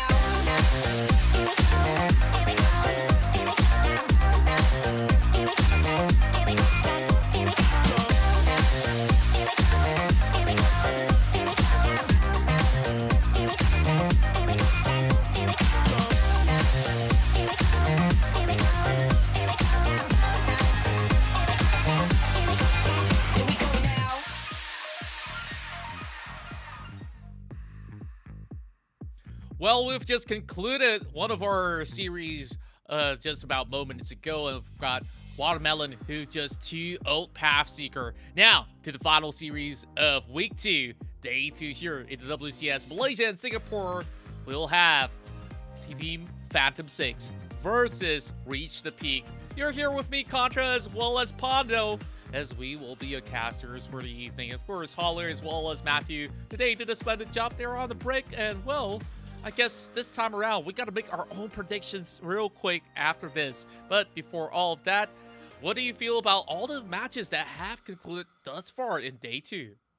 Ooh, we had some heavy hitters today, Gacha. You know, like we saw that SEM9 versus LFO, which is one of the more anticipated matches that anticipated matches for the entire season because of how contested those top 3 spots are. But SEM9 proving their dominance once again by coming out on top there, despite losing a game to LFO. LFO showing that they're no slouches either. And we just concluded that Pathseeker versus Watermelon game, where Watermelon has shown us why they are one of the top contenders for that top 3 spot with a very convincing 2-game win.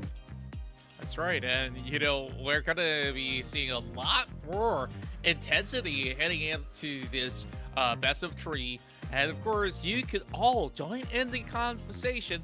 by just submitting your comments or just post some memes or anything at all, Wild Rift related or not, by using the hashtag WCS MYSG for a chance to be featured live. Now, really want to see what you guys can come up with. If you want to shoot some pickup line over here to Pondo, yeah, go ahead and do so if you want. Well, question is, are you single? Are you taken? I don't even know. So follow us at Wild Rift Esports MYSG.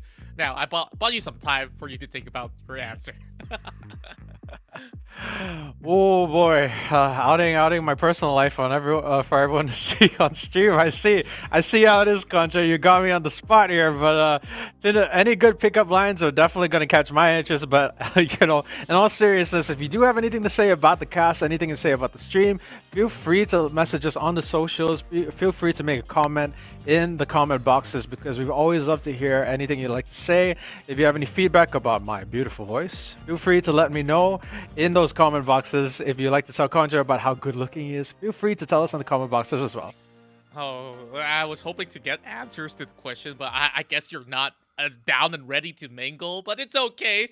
Let's, of course, take a look at our upcoming match here on the teams that we'll be playing for today. We got, of course, Phantom 6 as well as Reach the Peak.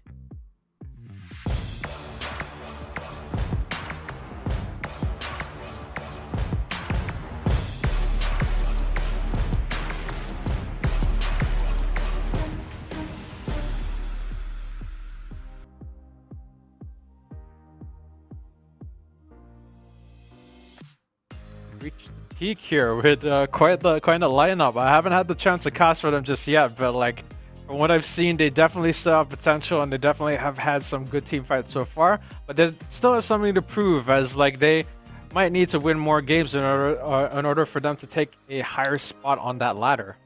That's right, and we were initially having a lot of expectations on Reach the Peak because they've got a whole lot of players hailing from not only the MYSG region, but also from China, where we know so much about all the players that have hailed from that region, that they have not only impressed people here around Southeast Asia, but also the world, where they have won the Global Championship previously. But of course, it's not this roster. It was another different team.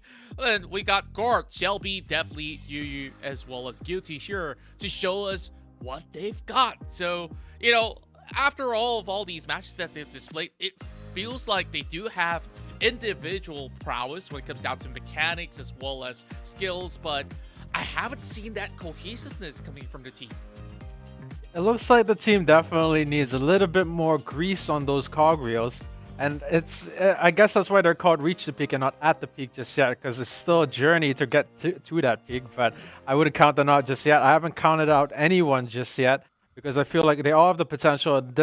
These are the games for them to show what they truly made of, and to shake off those competition nerves. As you say, as you know, like a lot of it, all these players have great mechanical skills, great macro. Sometimes the nerves from being in matches like these can really make them shake up. Well, I don't know if too much grease is going to be any good for them. Will they slide down the peak or basically reach the top? We have to find out, but this is Phantom 6 lineup.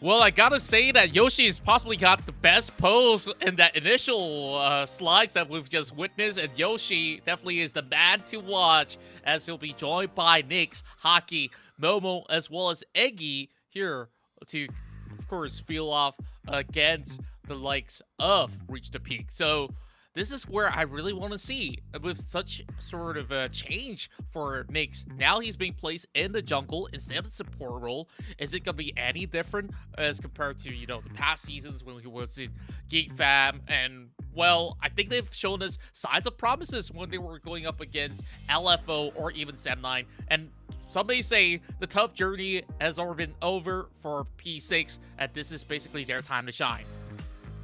Going to the head-to-head here for the support roles, it seems a little bit lopsided there towards Eggy. Eggy with some very impressive KDA stats, up there with some of the best that we've seen.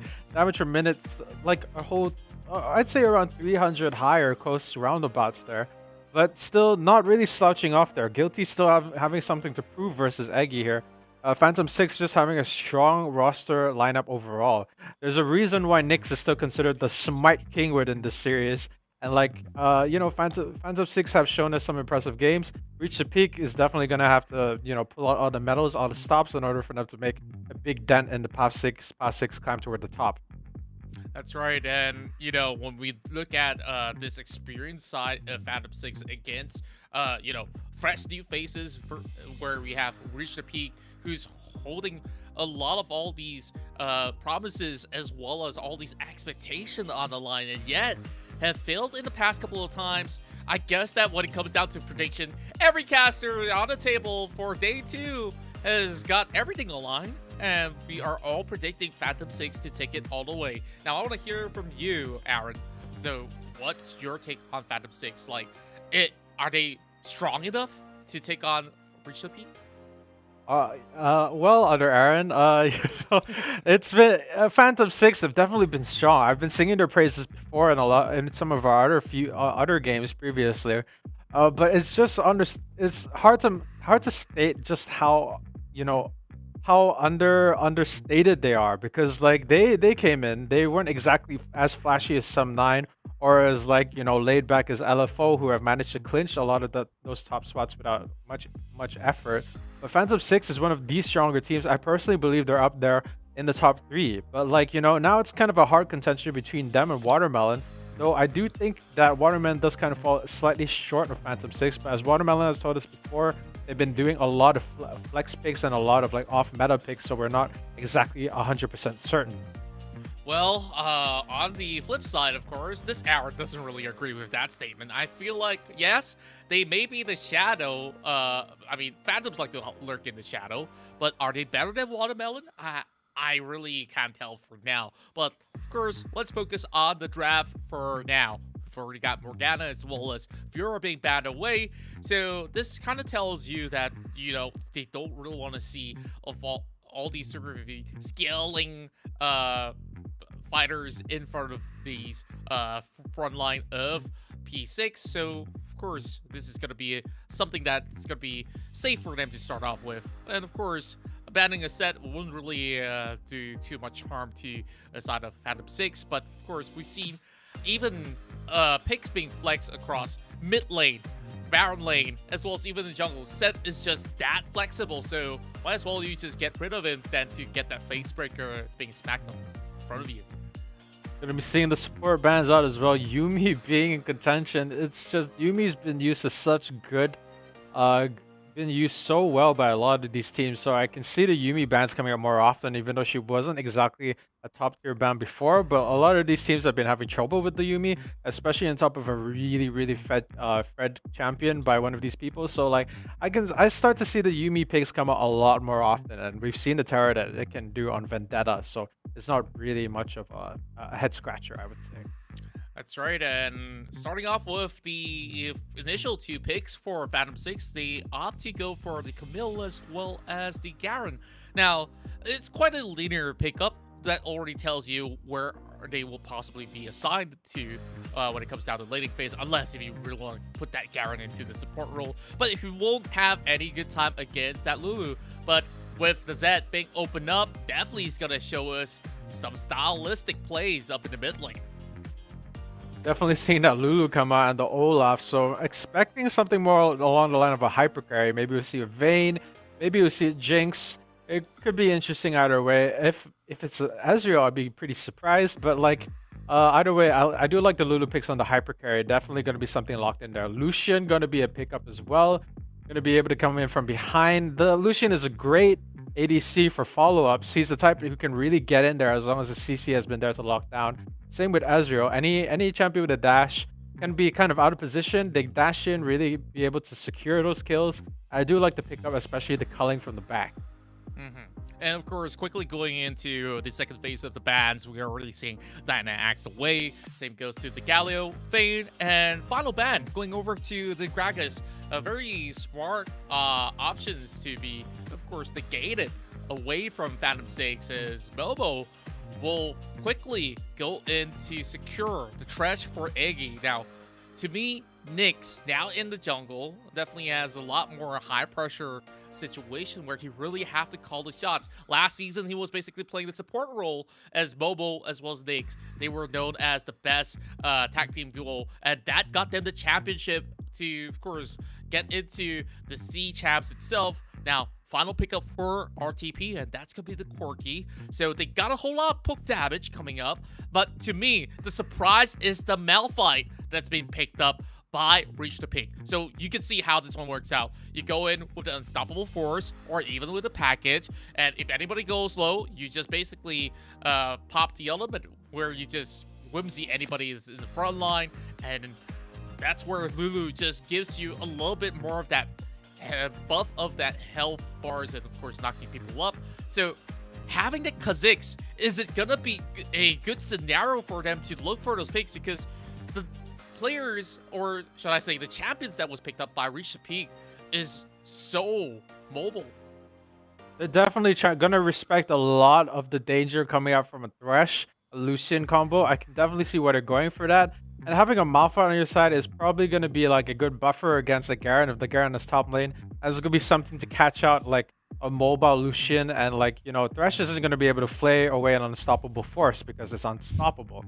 Well, the Lulu is going to be less effective on, I think, on the Corki, but I do think that the mobility from the Corki is going to make up for that, because Corki, you don't really want a immobile team against like the lineup that we've seen come here for Phantom 6 there. So it's I think it's a good pickup. I do think that that Vayne was a targeted ban. You could see them sort of banning what they thought the team comp would go towards on both sides for the last 2 bans for both teams there. That's right. So it's really crucial for this Camille to get those perfect initiations, or should I say even counter ganks if there's going to be any sort of room for him to do so. And against that Olaf, I guess early levels is where maybe you still have a little bit of leeway where the Olaf will try to farm his best to get to level 5, where he gets a lot more effective with the Ragnarok. But even without the Ragnarok, you would still respect what an Olaf that's going to be moving all across in this way to, of course, gank any sort of lane. So now, this top lane matchup between both the Malphite as well as Garen is going to take a whole long time to settle the score, but of course, only the junglers could possibly make the change that's going to be shown later on. So I want to take a look at how this Malphite is going to be built, because if you're just going to go for a pure tank build, yeah, you have the most counterproductive lane possible up in the Baron lane. Indeed.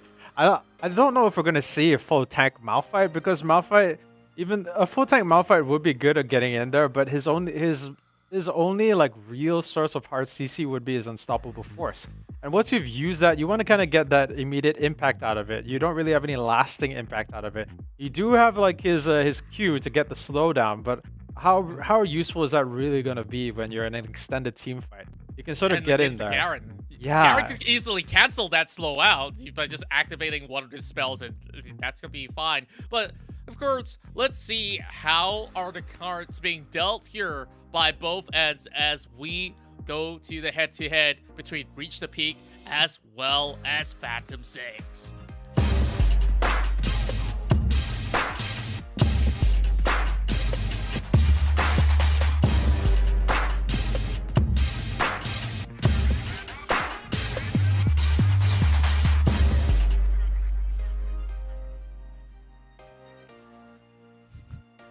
Well, I absolutely love how playful Phantom 6 as well as Reach the Peak could possibly get. Now, let's see what will they show us this time around when we have Guard as well as Yoshi by the river already giving each other a little bit of a slap. It's like a scene from Squid Game where basically you just try to flip over the card on the ground. Whoever gets it, yeah, you get slap the other one. But yeah, it's gonna take forever before anything's gonna come out. But guess what? It's a little bit of switch up. Hockey's gonna go into the mid lane with a Garen, and it's gonna do pretty much fine against the set.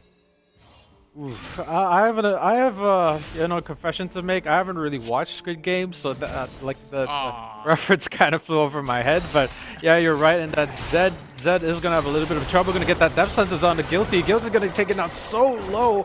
So much combos coming out from Momo, but Corky's gonna be able to push them away using his Gatling gun over there.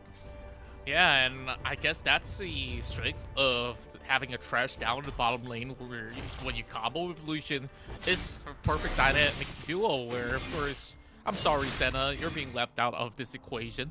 So, just having that early game pressure is going to work out so well for Phantom 6 so that they don't have one less thing to worry about. But taking a look at Selby, he's basically pathing towards the top side. So, Camille, as much as you really want to go poking and prodding onto the Malphite's health bars, it's not exactly going to be all too safe for her to do so. And I like that she picked up the fleet footwork, while Guard instead goes in for a rune, which I really don't like on the Malphite, you see. Like, you're not going to get too much autos off of that Camille. And if you do, you're going to exchange for a lot more health bars. I think he was expecting to use it against the Garen because Garen would have been up and close and personal to him. Right. So probably wanted to proc that, but was surprised to see Garen go down to the mid lane. But I think it was definitely a better switch up for the Phantom 6 side because like Garen's going to have a lot of an easier time against Zed, and Camille is, even though not going to be that, he's not going to have that much of an easy time against Malphite, but it's definitely a better matchup than the Garen versus Malphite in IMO. That's true. And, you know, Grasswood and Dying, you basically just get permanent health stacks whenever you get that auto off. Now, it's really going to be difficult to actually stack up on the health bars, so he's just going to go on to the full defense build that we do expect. Starting off with a Sunfire build that's coming up, starting off with the Cinder. Hockey's just enjoying his time. Like, it doesn't matter how many shurikens you throw to my face, I'm just going to be regenning after a long day's work. A long day's work indeed, coming back to your home and your family to try and get some rest, and you have no time to play video games because you're really tired. But it looks like you might have been right actually. Guard gonna go for a guarding build, decides to go for the first Sunfire, I guess as a counter against Camille maybe. Remains to be seen where he's gonna go for something more AP oriented later on, but if he does go full tank, I'd be pretty surprised, but at the same time, like, maybe it could be good against this. It's something that remains to be seen as we head into the later half of the game. Interesting rotation that's being brought forward by Phantom 6. We initially see even the Kazakhs going up top, and Eggy is just going to be landing that nice death sentence onto Guard. Knows that it's not going to really get much of a hiccup here. We still have to respect the unstoppable force, and Guilty joins in, feeling guilty that he's leaving Corky alone, but that's Corky. Here comes that sentence though. This might just be the first blood, but instead, the Olaf pops the Ragnarok and walks into safety.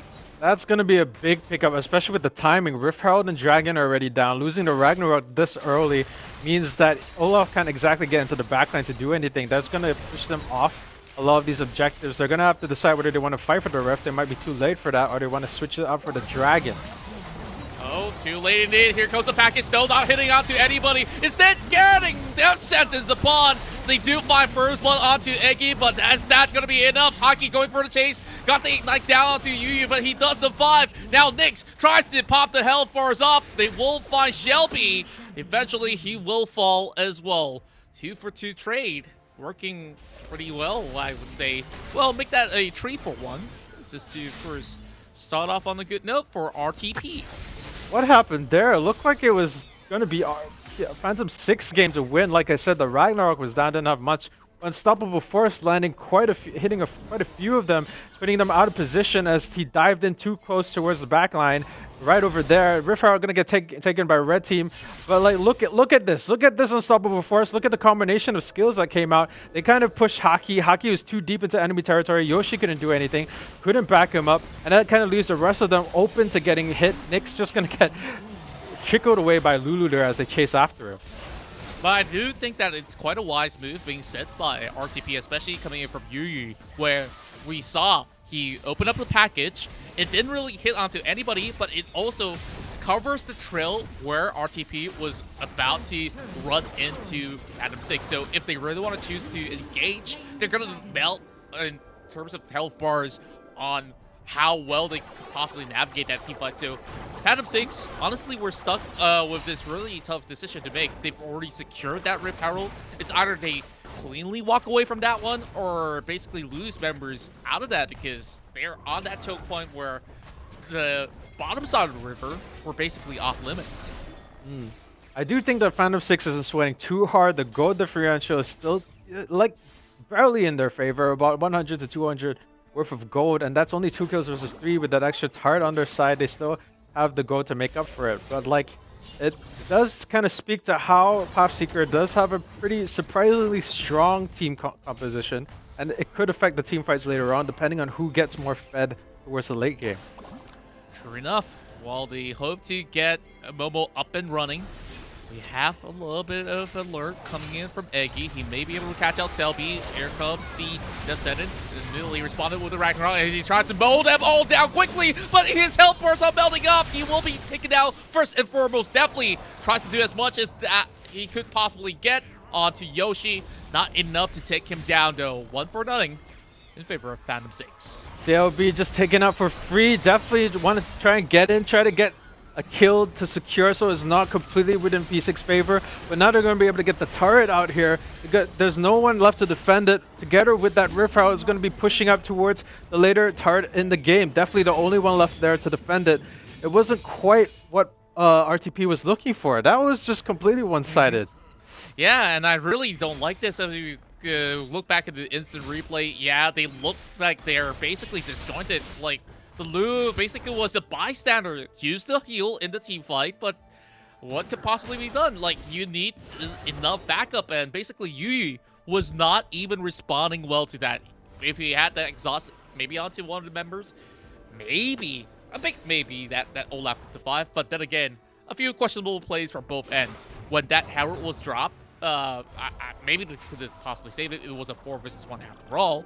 And why wasn't the rest of RTP rotating to match up to it? Like, okay, if that's going to be the case, have they found any avenues to gain anything at all? Certainly not, as we currently see. The goal leads with Phantom 6, and they haven't gotten the right objectives other than the Drake that they've secured. I do think that Rift Herald on P6 side was a little misguided because everything was kind of taken out, but here comes the Ragnarok. Oh, they're really looking for a target here, and my goodness, the package sends him over to Waldo. Now it's all down to this unstoppable force to get everything that they required. And Lynx tries to trade right back, but here comes the flank. Yoshi looking to set it all up, exit over onto guard, but where's the follow-up? P6, they're basically falling back after losing 2. Erring on the side of caution there from Yoshi. Expected him to try and chase him down to the detriment of like his HP and life, trying to, you know, keep this turret alive. Oh, does he survive? Yes, he does. And same goes to Yoshi. He missed every other shuriken that he could possibly land. The turret still stands, and RTP, I thought that definitely would have walked away with a double kill. The team fight is just coming out and reaching Peak's favor now. They've been kind of killing it, killing it with all the combination of their ultis, all their abilities. P6 playing on the backline. They're playing more reactionary towards a lot of these engages, a lot of this initiation. They weren't quite planning ahead for a lot of these. Now Shelby, Mr. Krabs, really want to get his partner back on track. Oh, Gart didn't really hit anyone with the unstoppable force. Now they're getting melted down like butter. But we got Yu in the prime position as they have P6 members all stuck by the corner, and they will have to let go of the Rift Herald. So Mr. Krabs could be pretty happy with definitely doing such a good work securing it for the team. Oh, this is what we call death by 1,000 cuts. Here we go, definitely so close to getting killed, doesn't quite die. Both of them survive with barely a sliver of health left. But not for too long though, definitely gets picked up by Yoshi. Coming in perfect for the hook shot to connect. And just a little bit tickle onto Gart. Well, that's more than a tickle to get out of the health force as they have the Hexed Element locked onto this Malphite. Nowhere to run, but they do have the damage though. Ignite onto Gart. Can he survive? Yes, he does. Here comes the death sentence. Yui now getting locked on target. Nyx will be blown up into the air. A perfectly timed ultimate from the Lulu, and now they will give chase. A little bit of messy fun, and here comes the culling. Not enough damage, but they will still get the job done, taking down Shelby. Oh man, first rule is it's really difficult to dive into a Lulu composition. Oh man, this fight's not going to be over anytime soon, or we could possibly have 20 minutes of a fight. Well, back to you, Pondo. Oh man, didn't expect this game to turn genre. It's a battle royale style. Everyone keeps coming down mid to have some sort of skirmish with a 2v2 on the arenas fight. Here comes the death sentence, gonna get guard. Guard sells his abilities. Here comes the unstoppable force. Momo's in a dangerous position right about now. Oh, now with the dragon already in hand for Phantom 6, they don't really have all too much resources left. RTP, they want to go in for the punish. And here comes the death mark. They do get the kill onto the Kha'Zix, but Hockey holding them all back. Can he survive? Flash being blown up by Deathly. That will do the trick. Double kill in favor of the Zed.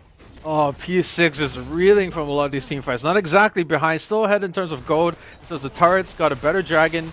But like everything's sort of bleeding by 1,000 cuts. They keep taking these team fights, getting knocked down a little bit by little bit. I still say it's equal, but look at some of these team fights. Getting a good death sentence. It's guard. He's got an unstoppable force. He's gonna be jumping in the backline, trying to get Momo. Momo's gonna have to back away. He's way too low by now, and it's probably what they were going for. They know that a Malphite is gonna be enough to keep the ADC too low to be able to engage, and gonna be able to clean up the rest of them because they don't have the damage to sort of take him down.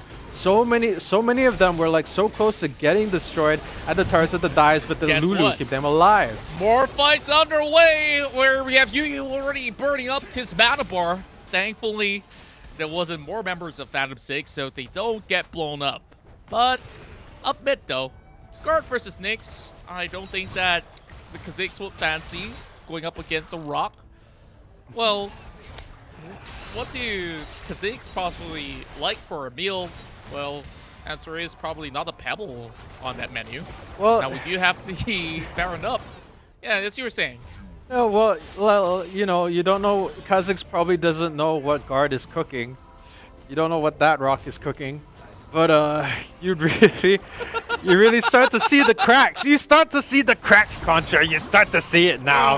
Yeah, you see the team comp sort of falling apart. They had a sort of dive composition, but like if you can't protect your ADC, the unstoppable force is just landing. You're not giving a wide enough berth for Guard as he jumps onto you, then you're gonna have a lot of trouble as they start pushing into your backline with the Ragnarok on the Olaf, and not to mention Yu being able to have free damage for all. They could just get away scot-free using his gap closer. It's not gonna be going in P6's favor for the team fights if they don't try to make something of this soon. That's right, and here comes Ultimatum, dropped onto Deathly. He still kept his death mark only for this moment, but not quite enough to do any sort of damage onto Yoshi. Now, with the attention being brought down to bottom lane, there is a fight happening over on the Baron Pit as they chase down Hockey. Got the Dark Passage, so he's gonna be a-okay. Here comes Momo though.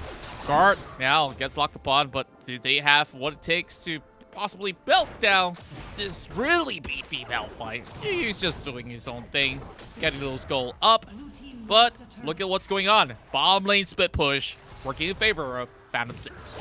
Oh man, Contra, I gotta take back my earlier remarks about Malphite going for the full tank build, because he has gone to a full tank and he's gotten away with so many things. So I'm gonna have to retract some of those statements. Looking back at it right now, he's been an absolute terrorist, doing so much damage with his base attacks just then. Momo has been zoned out of so many fights so far. Right now they're trying to play for the pick composition. Yoshi and Nyx going around trying to get as many kills as they can for people out of position, but it hasn't been working as much as they like. Oh, that was a really risky play coming in from Momo. And thank goodness he had full trust onto Eggy, that he's just gonna have that lantern on the ground. So 10 seconds from now is where we're gonna be looking at the prize possession to be secured by either side. The Infernal Drake. So what's the plan here? Doesn't seem like members of P6 are anywhere close by, other than the Camille trying to force a split push, but they need his smite though. So definitely going on the chase. Yoshi's just gonna be sliding outwards. But take a look at this. Nyx is the one who will be initiating on the Baron. So they're basically trading for a bigger objective. Is this the biggest eye puller of all time? And that it is. They're gonna get that Baron now. Red team gonna be able to stop the push. The scaling might not be in their favor, but they do have a really strong objective on their hands, though I don't think they'll be able to use it to finish anything off just yet. Yoshi was trying to get a pick off there in the jungle, staying really deep to try and catch someone off guard, but it was definitely's gonna be able to jump away. It doesn't really matter to him. Momo's not really doing the amount of damage that he liked to do. It's like It's a fight going on right down bottom. It's gonna be a killing spree for Yoshi, doing everything that a Camille should do, and they open up the top lane, and there's even more worry from down under on bottom side. It's 10-10, but when it comes down to macro play, Phantom 6, they're basically winging it all the way and getting out scot-free. My goodness. It's another Ensemble Force only landing to one unit. Here comes the culling as well, giving a back massage, but it's guilty. That gets blown to spinner. It's a killing spree from Momo, and they will wipe them all up, leaving only Shelby behind. What could he possibly do? There's no middle waves though, but there will be one being squirted. So Shelby will try to defend, but it's too little too late. Hextech ultimatum locks him in place. It's a rampage for Momo to end up this match 14-10 in favor of Phantom 6. What a turnaround. I did say I really like Phantom 6, and I thought they were kind of struggling a little bit there, but apparently it's just a hot plate waiting for it to warm up, because they managed to turn that around in absolutely amazing fashion. I did say that the Baron would have been useless if they didn't manage to make use of it. But oh boy, they managed to make use out of it really hard, with the lockdowns, getting a key champion off guard there in the top lane and proceeding to finish the game. That was a really strong showing, and that's the sort of game ending decisiveness that you really want to see more out of the SEA region, because sometimes these games aren't ended well enough and decisively enough. I just love the macro plays that was set into plays where we saw the Camille basically were picking up 1v1s, and not only that, sometimes bringing along Nyx into the fray. So when it comes down to that scuffle that definitely had against the Camille, most likely the case that he won't be able to walk away alive. So I wasn't really sure, was it wise enough for him to challenge the Camille in the jungle? And even if so, if you leave that Camille alone, she's just going to take turrets after turrets. So I love that they had this grand idea. Like, you could have that Infernal Drake all you want. P6 knows that, yeah, they're just going to fall for it. We're going to get that Baron, and then we focus onto these two lanes. So, of course, we're going to discuss on more of that as we come back from a quick break, as we'll go into Game 2 shortly.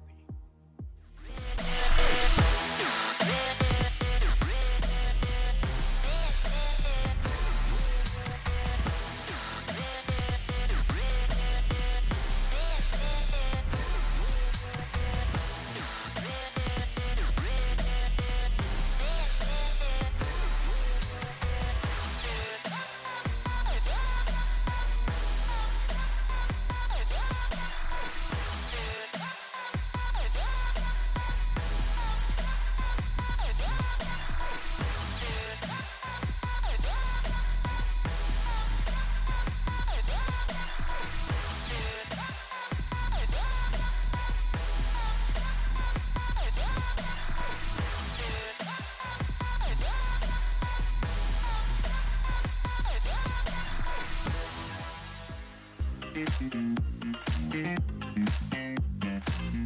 we go now.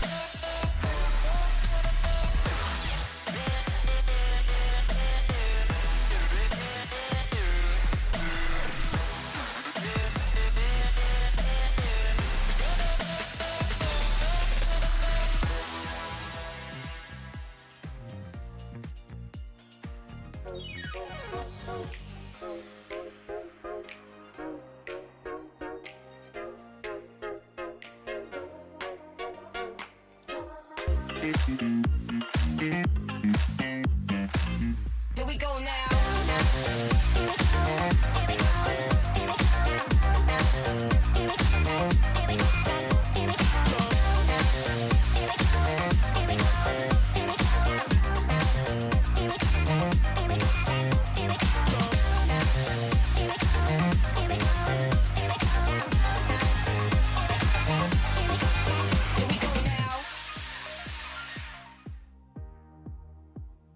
Welcome back once again. It's your boy Aaron, as well as Aaron is Contra and Pondo. That's gonna be casting a potential final match for this series here, where we have both Reach the Peak as well as Phantom 6 to get all out, and Phantom 6 have already gotten the upper hand here in the series, taking off game one with that perfect macro displayed to take off Reach the Peak. So I just felt like it's really down to decision making that have costed Reach the Peak. They didn't really know how to respond on that scenario, whereas Phantom 6, they've got it all plotted all along, and I can't believe that there wasn't even a ward being placed in that burn pit.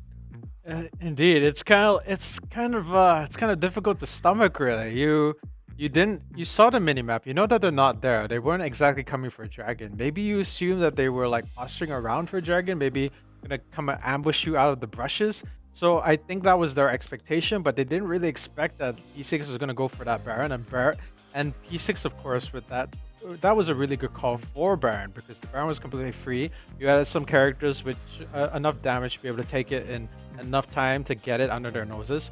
But the real clincher was when they decided to use that as the finisher to really push hard, and getting that one kill to get most of Reach the Peak's forces down. That was key. That was what won them the game. And this is like this decisive moments that can end games, especially in the Wild Rift format.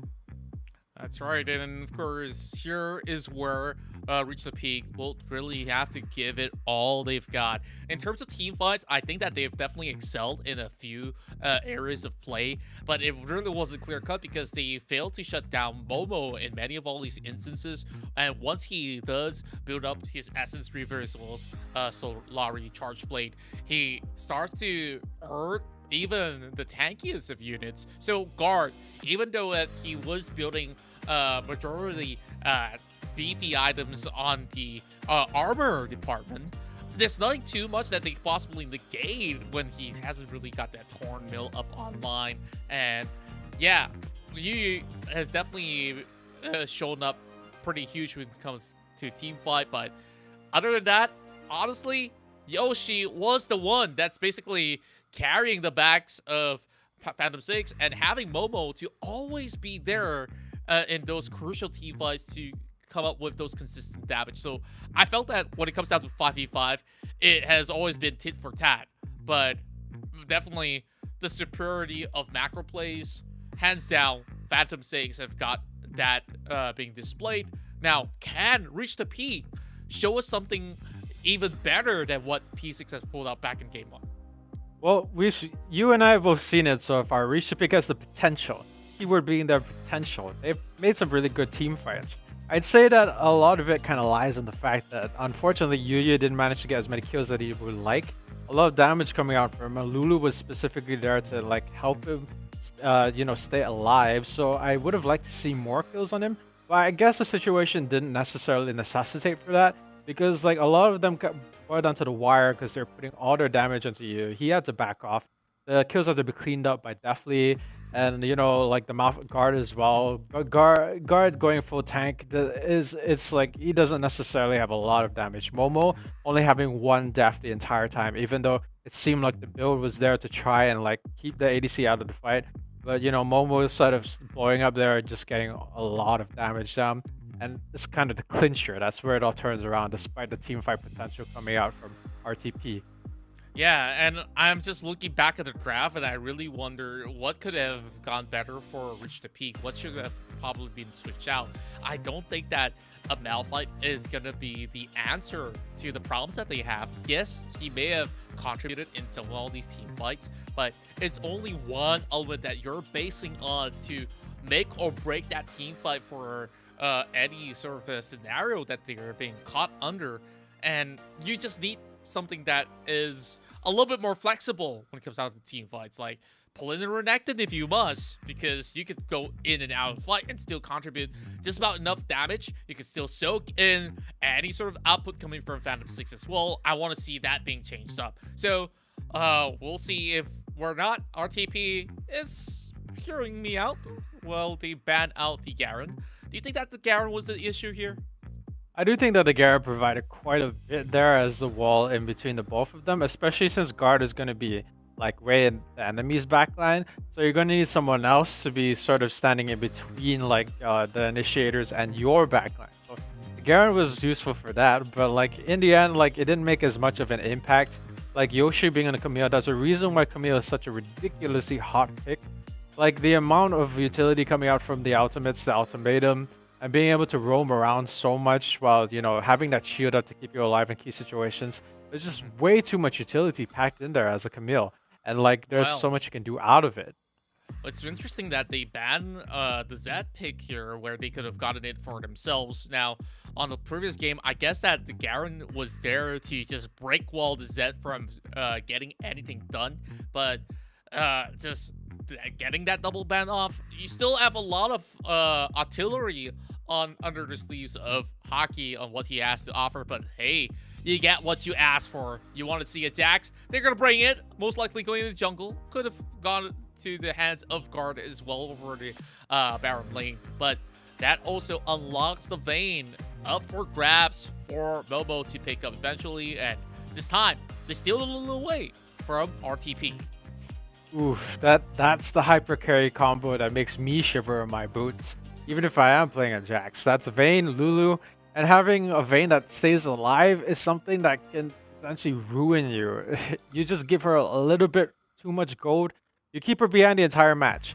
You like keep her out of lane, you keep diving her, you keep trying to kill her, and you get her down to like 0-5. It doesn't matter. She gets like a few key items. Lulu keeps her alive during the key team fights, and you find yourself getting widowed down and you don't even know what's going on. That's just kind of the terror of having the Lulu Vayne like bot lane. Yeah, and you're just gonna have a steady running lane for that. So therefore, RTP wants to ensure that they won't have any sort of room to breathe in the early game. Therefore, you go in with the Rakan that was being picked up, and you also have the Gragas just to add into the sort of crowd control that they could possibly get. So ideally, just by the first 3 picks, RTP, they really want to ensure that they get that initial picking, whether you start the fight off with a grand entrance with the quickness as well, or instead you let the Gragas do his duty. If he lands that perfect explosive cast, you could easily bring somebody back, and you could say Zed, oftentimes he will be in those prime positions to do exactly the same of what they wanted to do, but that also leaves that Zed in the position where he could also be caught out. Now, moving into the second phase, we're seeing Akali, Diana, Malphite as well as Darius being banned away. So not that many options left on the table for the mid laners as well as on the Baron lane. It looks like we'll be running what we call the run it down scenario. Set and Camille being some of those like examples. Maybe kind of blitzkrieging throughout the front line and getting into your back line while your Jax is trying their best to try and like keep your back line off here. But the Ahri is gonna be picked up. That's 2 champions I haven't seen in quite a while. I'm pretty hyped for that.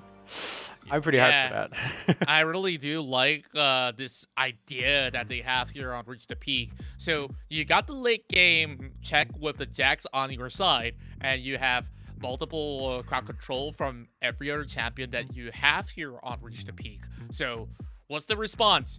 So just to, of course, cover the weaknesses of the draft of Phantom 6, they brought in the Galio. So if that set's going to be picked off, sure, you don't only have the ultimate that will, of course, crash into place with the hero's entrance, you will also have the Lulu up and ready to basically go in with the Wild Growth, giving him a little bit more sustainability, giving him some health, and also knock the members of RTP. So ideally, this is where Phantom 6 really wants to answer back by saying, I dare you to come right at me. Yeah, the Galio is a wrench in a wrench in the many initiators like Dreams. It doesn't really matter that you have a Jax. Doesn't really matter that you have like a lot of initiator champs. If you have a Galio there, he's like a giant stone tower that stands in between you and getting the ultimate satisfaction of taking out their backline. And like in the end with the Lulu there as well, it's gonna be so hard to kill the Vayne. This is the type of comp that I see in my nightmares sometimes. So I'm trying to get to the backline. I'm trying to like shave off as much health as I can. The assassins are trying their best to get in the back there. The Jack's going to be able to use the counter strike to mitigate a lot of that Vayne damage. But like you're struggling there with the set using the Haymaker. It's going to be difficult to kill him. And then you also have the Galio standing in between you. And then to top it off with the Lulu's Wild Growth, it's a scenario out of my worst nightmares. But like, I do see why they pick up the Varus there then, because that's one of the better ways to get damage down to the backline if you can't necessarily like get your initiators back onto the more key members of our P6. Yeah, and I guess that this is definitely a better showing when it comes down to draft on both ends, how they choose to respond to every sort of moves that are being pulled out. Now, Reach the Peak, if they do this right, there's no way that they could possibly fail, because you have gotten all these sort of crowd control for pick-off potential. That's the key word they're basically having in all fronts. It doesn't matter if it's a 1v1, 2v2, or 5v5 scenario. They're always going to have something to throw towards Phantom 6. So let's see. Could this be that game where they pull it right back and equalize to put it to game 3? And here we go. Reach the Peak needs to upset Phantom 6 and further proving to the audience and the casters that, don't count themselves off just yet. We were expecting something a lot more one-sided. There's a lot of damage down there into Eggy in the first 20 seconds of the game. In fact, that's not something they're going to be able to reply to so far, but I really like that. I really like that they're getting that early damage off and try to like mitigate some of the problems that they're going to have later down the line in this lane. And just having a little bit of exchanges here between the bottom laners. I think it's still going to be decent, but what's really important is for Momo to keep himself safe at all times. Now, Jax is pathing towards the bottom side, which is pretty interesting to me, because he may pay an early visit to this Vayne where he's still pretty vulnerable before level 5, of course. Sorry, a little bit of hiccup coming from Contra. If you don't mind. Well, just looking at it, here's the back and forth now. Momo going to be taking that shield to do a lot more damage than Yu. He's going to get into a more dangerous position now. Eggy is going to be the one who is taking a lot more of those hits, but it's the sort of trades that you want to be able to keep those ADCs out of lane and potentially like keep him out of like getting enough gold to like help his team out later in the later team fights. Looks like going to be coughing down towards that dragon lane, potentially to get some backup. I think Nick's already kind of saw this coming. Trying to go fight for that Scuttle Crab, going to be condemning him away there. And there we go. Here comes Hockey joining the fight as well. Can he get the Todd? He gets the tree, man, Todd! And that sets it up for first blood, going over to Phantom 6. Taking down 2, but they lose 1 in exchange. Hockey is the next one on a chopping block, but can Yu go for 1 versus 2? Not quite getting it, but it's so close. Almost melting down everybody else. Momo as well as Eggy survives. Heartbreak as Yu doesn't nearly get those kills. The combined might of Momo and Eggy there to deny him from those last 2. There's such a nice taunt there with the counter strike. They're gonna get taken out, however. They already suffered way too much damage when the rest of the cavalry arrived, and Hockey just expertly dancing around, so definitely had to flash in to try and get that kill. Yu was doing his best there on the backline, but gets taken out by the combined notion of both, and Ignite wasn't enough to secure that kill in the end. You know what? It's a trio Vayne that they have to deal with after losing out that fight. And it's great that Momo knew who to single out first. He saw Shelby and immediately condemn him to the wall. And without having that Jax to deal with, they have that free opening space. You saw, they walk away with only a slip of health left by the end of it. If the Jax survives, that wouldn't be the case.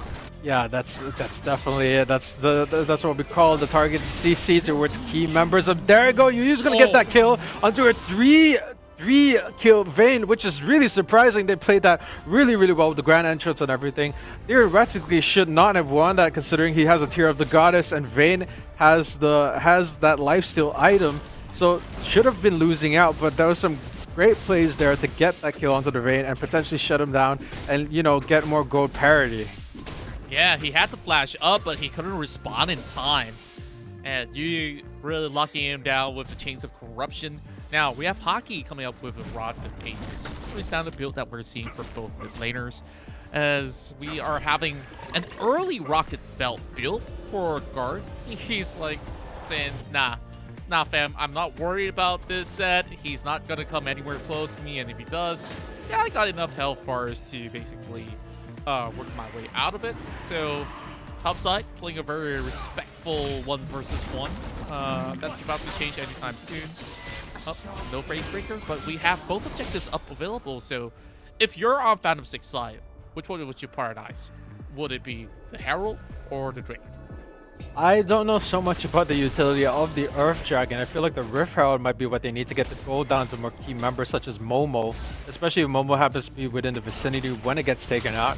And as you can see, they're already fighting for it. P6 going for that Rift Herald. The rest of RTP trying to decide what they want to do here. Looks like they might be trying to give it up. Maybe RT Guard just going to harass them a little bit to try and buy them more time as they go for that Earth Dragon. The rest of them now pushing onto the tower to get that gold into Momo, as I said before. Oh, Explosive Cast not hitting onto anybody, but he will body slam and be condemned with an express road all the way to the second tier 2 as he goes back to base. But that's an instant spawn of the Herald, just to ensure that these Gragas will not have much room to work with, but the dive goes down. We're in the bottom lane. Chain of Corruption not heading onto Hockey as he burns the flash, but basically a turret for a turret. Good exchange from both sides.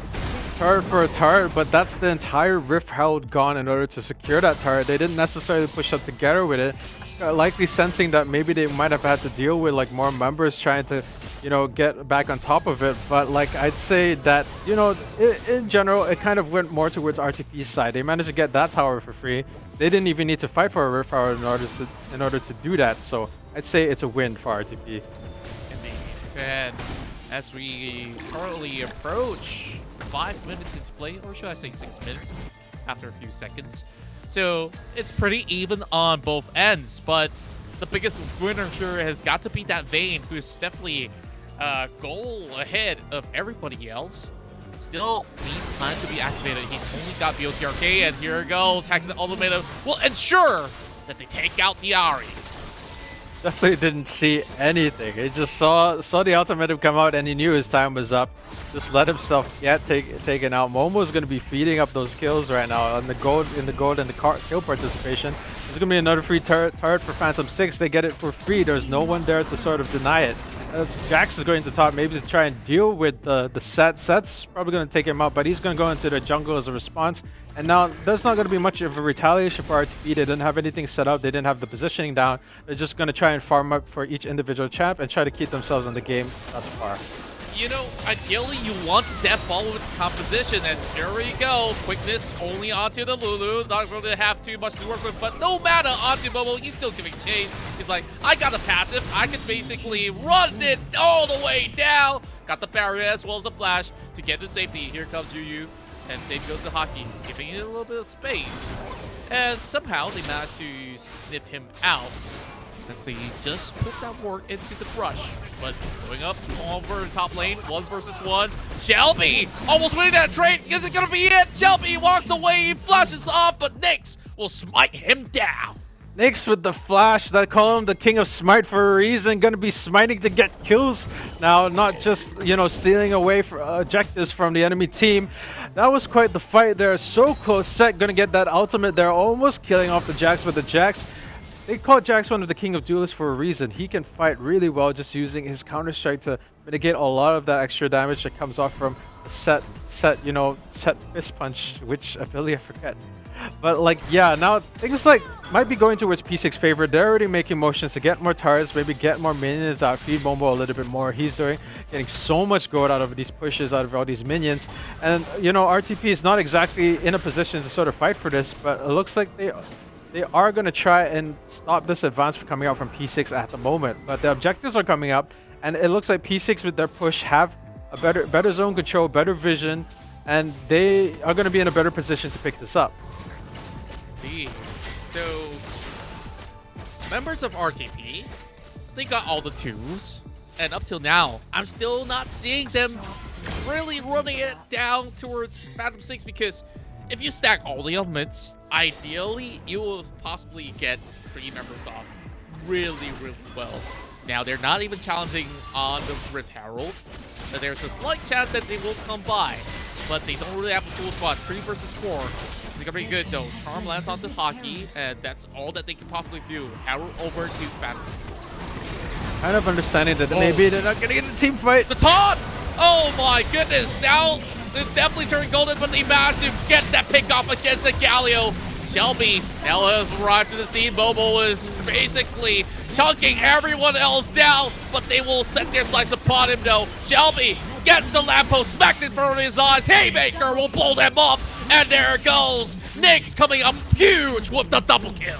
Jax doing his absolute level best to try and get Momo out of the fight. Does get Momo out of there, but it doesn't really matter. You saw so much of them left to contend with. Look at that engage, look at that flash, look at the knockup, look at all the taunts coming down. The Zonya's buying a little bit of time to get that Galio out of the fight. A lot of CC taken out, but it doesn't quite matter. The rest of your team was too low. Momo's just gonna get a free-for-all here to get his kills and roll, condemn people as she likes or pleases.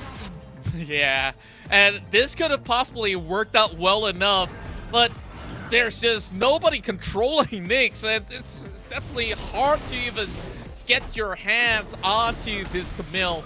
They have definitely set up a rush to get those sort of picks, but then again, they did manage to work it quick enough before Phantom 6 answers right back. So now they're only a few thousand gold behind. RTP, if they could possibly land cleaner blows onto Phantom 6, there's still a chance here for them to really come up strong. But it's a 6-2 fade that they will really have to first seek out. Shelby's just doing the best he can to try and keep Momo out of the fight. I already foresaw this coming as soon as that Rift Herald was feeding all the go to Momo. Momo getting just free reign of all those minions. Not really much in terms of pick composition. They're going to be diving now onto Guilty and definitely... Oh! Instantly slams him all the way to the teammates with the showstopper, securing another double for Momo. No minutes, no problem. We've got this guy who's basically a meat shield for the team. Oh man, these coming hard and fight decisively. They know that they got the advantage. They know they can dive it, no problem. Shelby's trying his best to get many turrets as possible, using like all his abilities, because Jax is really a tower destroyer. Is it going to be enough to try and deal with Agi or Nyx? No, he's going to go down, however, and that's going to be a turret trade. It doesn't quite land where it needs to be, and now that the minions are pushing up, it looks like RTP is on the back burner now with P6 coming out ahead. Man, this ain't looking all too good. Momo having a fun moment here, just basically tumbling left and right, doing all the damage that he can possibly do. Now, I got a question for Shelby, who's basically Mr. Krabs, if you haven't noticed. Now, what's Mr. Krabs' real plan up mid? There's no Krabby Patty formula that he needs, and he's already got it. Well, just one turret, just to put your team further back. If he moved towards the top side, he could have possibly going for better exchanges. And I really do question the sort of calls that RTP is currently making.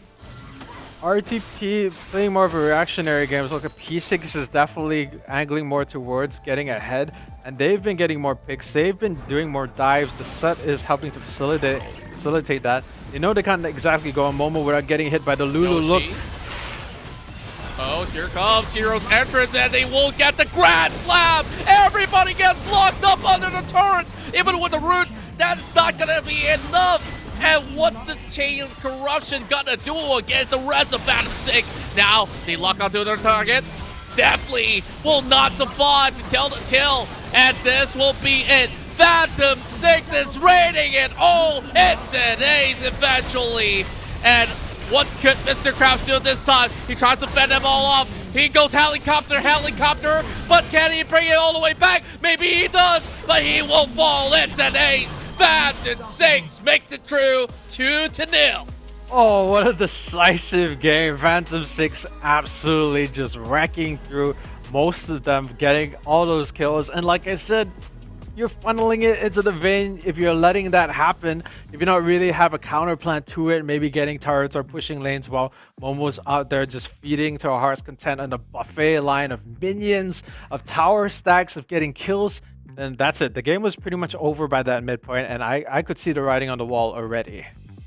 Well, I gotta say that a lot of all these fights that they were trying to pull off were really tough to actually execute. The only thing that I respected was that initial fight for the scuttle, which kind of costed them that snowballing of a monster called Momo, who's basically munching onto everybody else later on. So I guess that they have a few leeways, which is to basically brute force more fights, maybe set up some dives down to the bottom side, but they haven't really gotten that done for most part. And not only that, like you said, they were just reactionary. They're not the ones creating plays.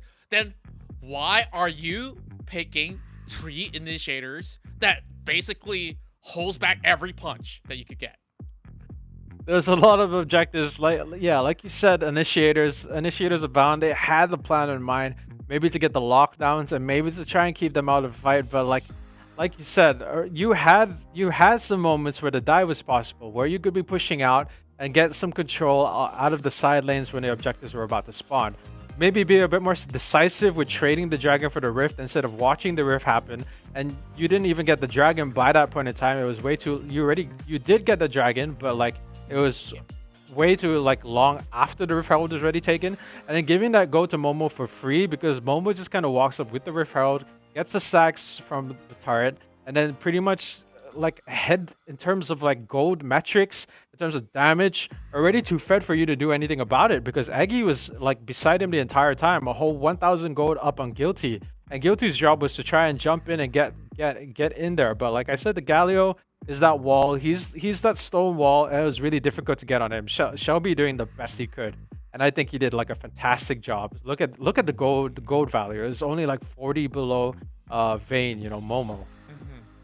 Well, it definitely feels bad when your Gragas have to rush a Frozen Heart. I don't think that any Gragas should have reached that point where the Frozen Heart becomes your second item. It's because Momo just became way too tough for anyone to handle. He just have to reduce some of the attack speed coming in from the members in Phantom 6. So with that in mind, of course, it was beautiful setups that was being placed from all fronts, and I really have to credit Nyx really doing a spectacular job on this Camille.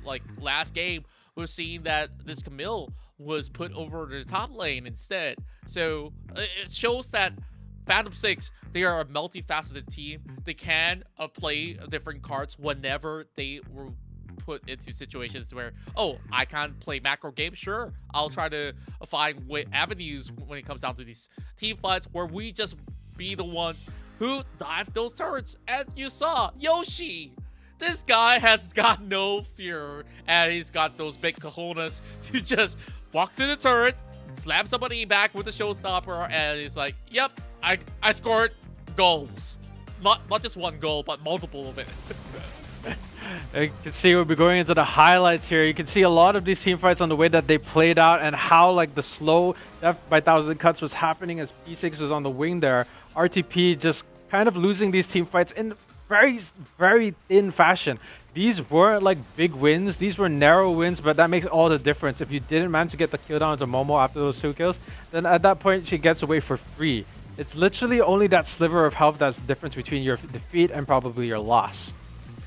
Well, oh well, I'm not too sure if we're quite getting the feed from our end, but of course, overall, when it comes down to team fights that were pretty crucial, the one over in mid lane have definitely looked like it could have decided the fate of how the P could possibly go further into the game. But heading to the bottom catch, it was a little bit too much for them to take. Yes, we still see the Jax going for those split push moments where he's not going to do too much. He came back, tried to fend off against not one, but all 4 members of the remaining P6 roster.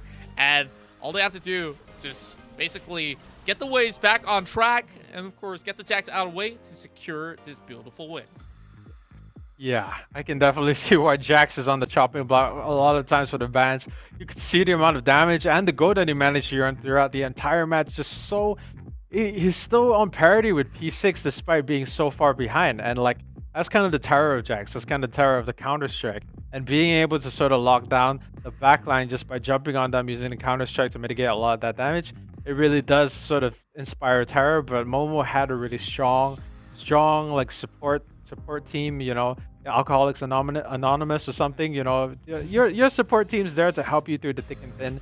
And like you can get out of this alive. You just manage to communicate better and get your team to help you out when they can.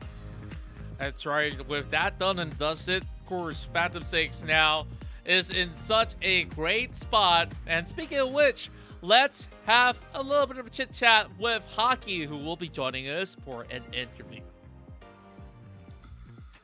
Hey there, Hockey. Hello. And of course, congratulations. That was a beautiful 2-0 victory out there. And really want to get into your thoughts of that series earlier. What was it quite a challenge, or do you feel like, after all, it's still just in the day's work, something that's P6 are used to?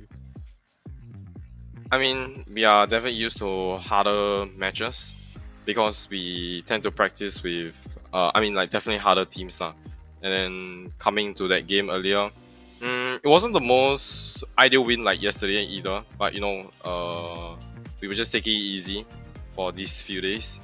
So yeah, these 2 matches I would say. Yeah, and I would say that you guys have possibly one of the toughest matchup being drafted from, you know, the start of week 1, and things are slowly getting better and better for the team. So how's the atmosphere like for, you know, not only for you, but the rest of the teammates? Does it feel like there's like a big burden that was taken off your shoulders? Or do you still feel like, oh, there's still a lot to grind for? I would say there's still quite a few things to grind for the upcoming hard matches again, like because it's gonna be a repeat of the matches again, right? So definitely to prepare for the 2 harder games. So yeah, there's definitely a lot to grind for at the moment still. Yeah, and due to the recent role swap, so you know we still got quite a few things to patch up and you know work on. I'm glad that you actually brought that up, because we also did notice that, you know, last season when you guys were playing with Geek Fam, Nick's used to be mobile support. Now he's going into the jungle role as well. What do you feel was, you know, what led to that decision for Phantom 6? Overall, I think it's just the difference in play style. So we were just trying out which jungle playstyle will actually suit us better. So it kind of just boiled down to Nyx being in jungle, which is like working out fine for us at the moment. But we still got quite a few things to work on at the moment. Yeah. All right. And of course, we want to take a look at the MVP together. And who do you feel is the MVP of your team? Who did well? Is it yourself or it could be any other member? Any guess? I would just say it's Yoshi this game, cause he's like running it down their turrets, man. Oh Yeah. and I was basically watching him going as set. I was like concerned at first. Well, I guess it's still Momo here with the high KD ratios and of course good damage per minute. But like you said, that set that you guys picked up was really vital, and I thought that there's going to be more pressure because they have a lot of initiators. When you guys take a look at that draft, were you guys concerned at all in game 2? Not really, because like we kind of predicted. We kind of predicted what kind of picks they were going for, and especially when there was a Gragas pick, we knew immediately it was gonna be a Gragas top. Just based on our experiences with games with these players. Yeah. So the set pick was really good. So against tanks, especially like Gragas, who went like full tank, he just had to hug him and then bring him back to the rest of the team, and it's gonna be quite a lot of damage done. Yeah. Yeah. And then it fits quite well with the Vayne Lulu. Yeah. Yeah, like the bigger they are, the harder they fall if that's going to be the case. So yeah, I love the creative ideas that you guys bring up to the table as Phantom 6. Game 1, you show us that it's all about that big macro plays that you guys were going for. That Baron call was genius. Now I want to know, who's the one who called the shots right there and then?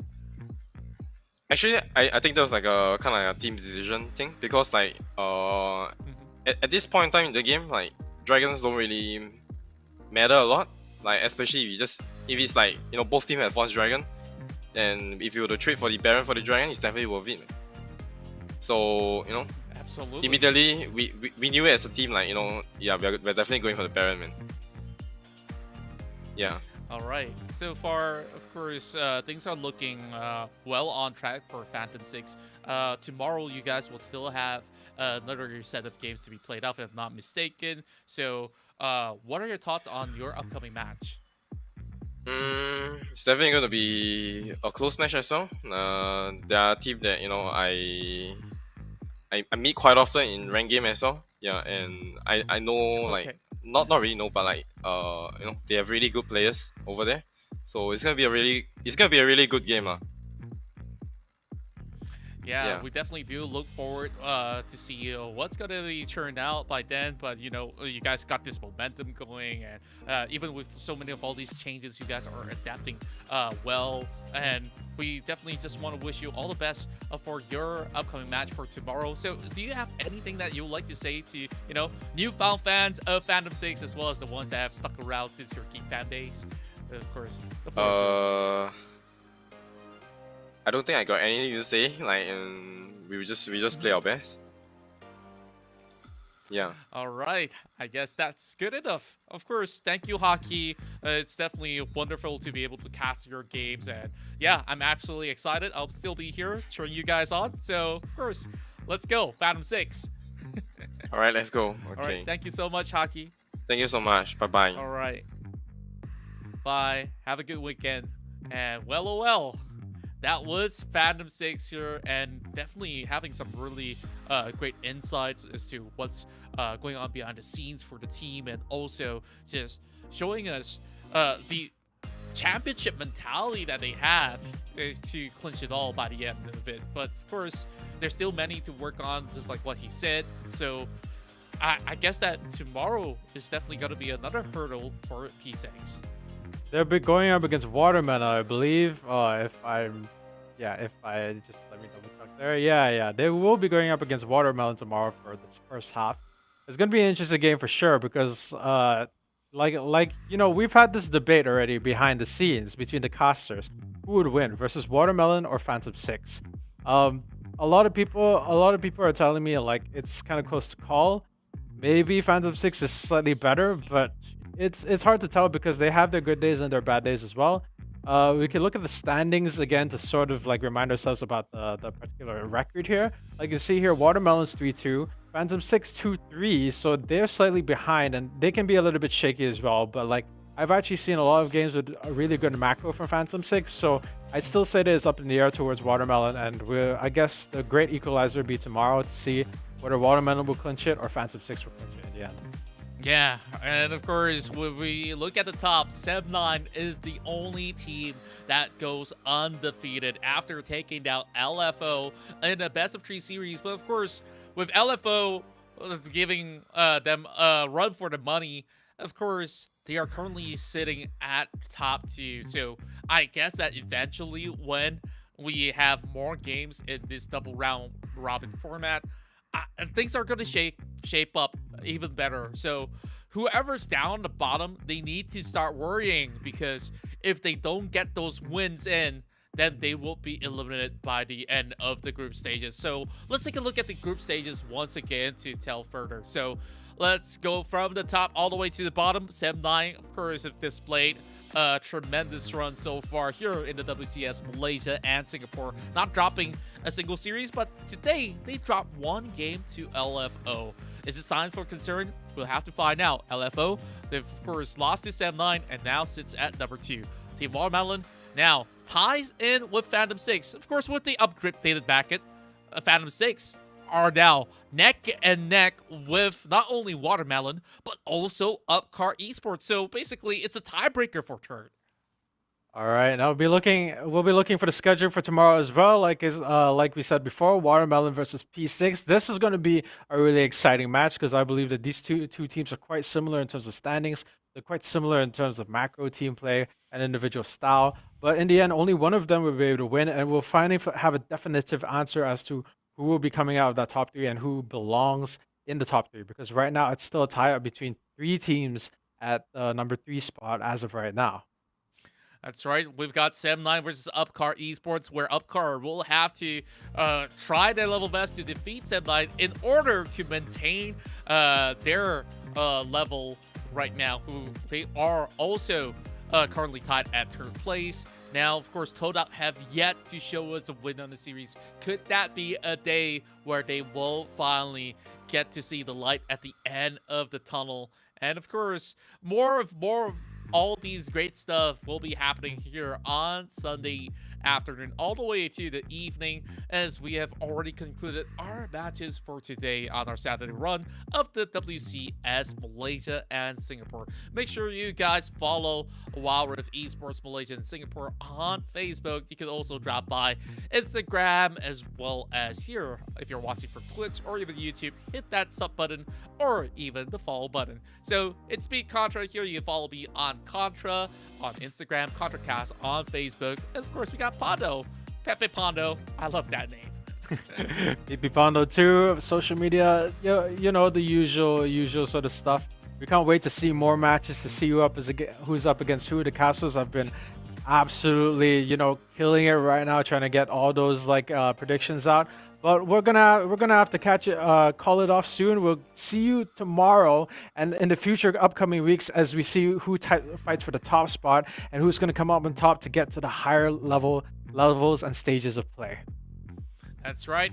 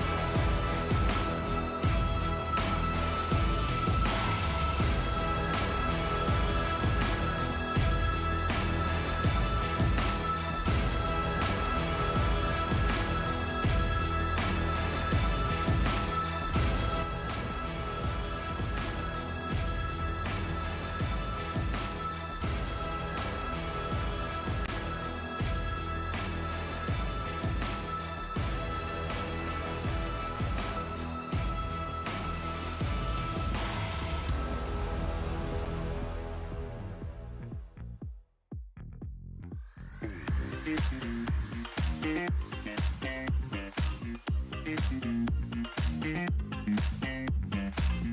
we go now.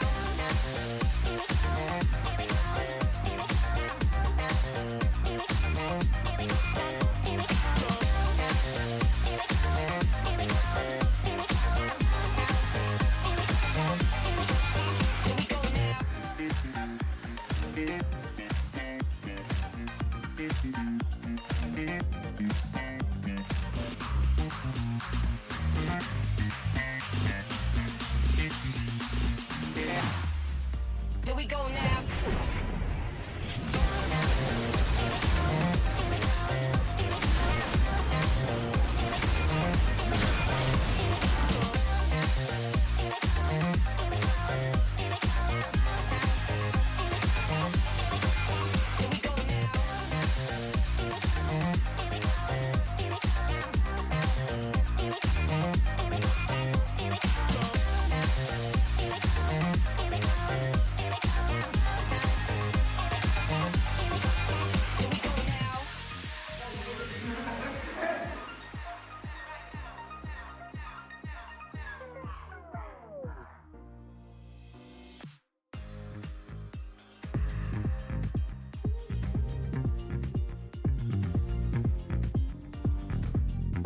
I say you can never have too much fun. You know the night is young, we've just begun. You gotta let loose and drop all your fears. Cause you're the life of the party, and it starts right here. Dancing through the night, ain't no better time than now. I just wanna show you the magic of the night. I just wanna show you the feeling you can't describe. We follow our hearts, let them lead the way. Heart is stronger than the mind, it won't lead us astray. You gotta let loose and drop all your fears. Cause you're the life of the party, and it starts right here. Dancing through the night, ain't no better time than now. I just wanna show you the magic of the night. I just wanna show you the feeling you can't describe. I just wanna show you the magic. Yeah. I just wanna show you the magic. Show you the magic of the night. I just wanna show you the magic of the night. I just wanna show you the feeling you can't describe. I just wanna show you the magic of the night. I just wanna show you the feeling you can't describe. Oh, yeah, it's magic.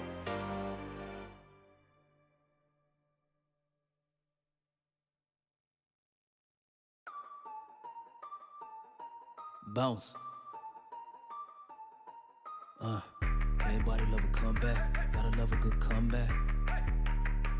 Now you witnessing a comeback. Everybody love a comeback. Gotta love a good comeback. They say pressure bust pipes. So what's the win without a comeback? So what's the win without a comeback? Hustling every day to win. Now you witnessing a comeback. I'm not the one that you should play with. Better stick with who you came with. You ain't a thug, you a plaintiff. And I might jack dangerous. Moonwalking through a jam. Thread a slide for the bread. Watch them pray on my downfall. Hoping that they get ahead. So we don't give them no respect. It's just time to shuffle deck. Hit the body, clip the neck. Cause you know that more is less. Yes, yes, Lord. I gotta win by any means. I'm all for it. I got a little strategy, and I won't blow it. I feel like I got Cali keys. Show me the door, cause they just want apologies and never war. So we hit them with apostrophes on they score. That's money, boy. Everybody love a comeback. Gotta love a good comeback. They say pressure bust pipes, so what's the win without a comeback? So what's the win without a comeback? Hustling every day to win. Now you witnessing a comeback. Everybody love a comeback. Gotta love a good comeback. They say pressure bust pipes, so what's the win without a comeback? So what's the win without a comeback? Hustling every day to win. Now you witnessing a comeback. Game 7 with the comeback. Second left with the comeback. Be Brian when I inspire. Real rap, that's all fact. Yeah. Tell me how you love that. Y'all middlemen, your fans. I'm trying to show them where to plug at. I'm trying to show them how to get back. Hustle up and get a kickback. That real motivation. Chill bumps when they hear that. Talking real demonstration. That Nipsey dedication. Hustling every day to win. That NEP mission statement. Never ending power. Look how I innovated. This that 10,000 hours. You get paid from your patience. Game need renovating. Hey, lucky I don't cave it. I ain't nothing to play with. Boy, I'm about to go ape shit. Everybody love a comeback. Gotta love a good comeback. They say pressure bust pipes. So what's the win without a comeback? So what's the win without a comeback? Hustling every day to win. Now you witnessing a comeback. Everybody love a comeback. Gotta love a good comeback. They say pressure bust pipes. So what's the win without a comeback? So what's the win without a comeback? Hustling every day to win. Now you witnessing a comeback.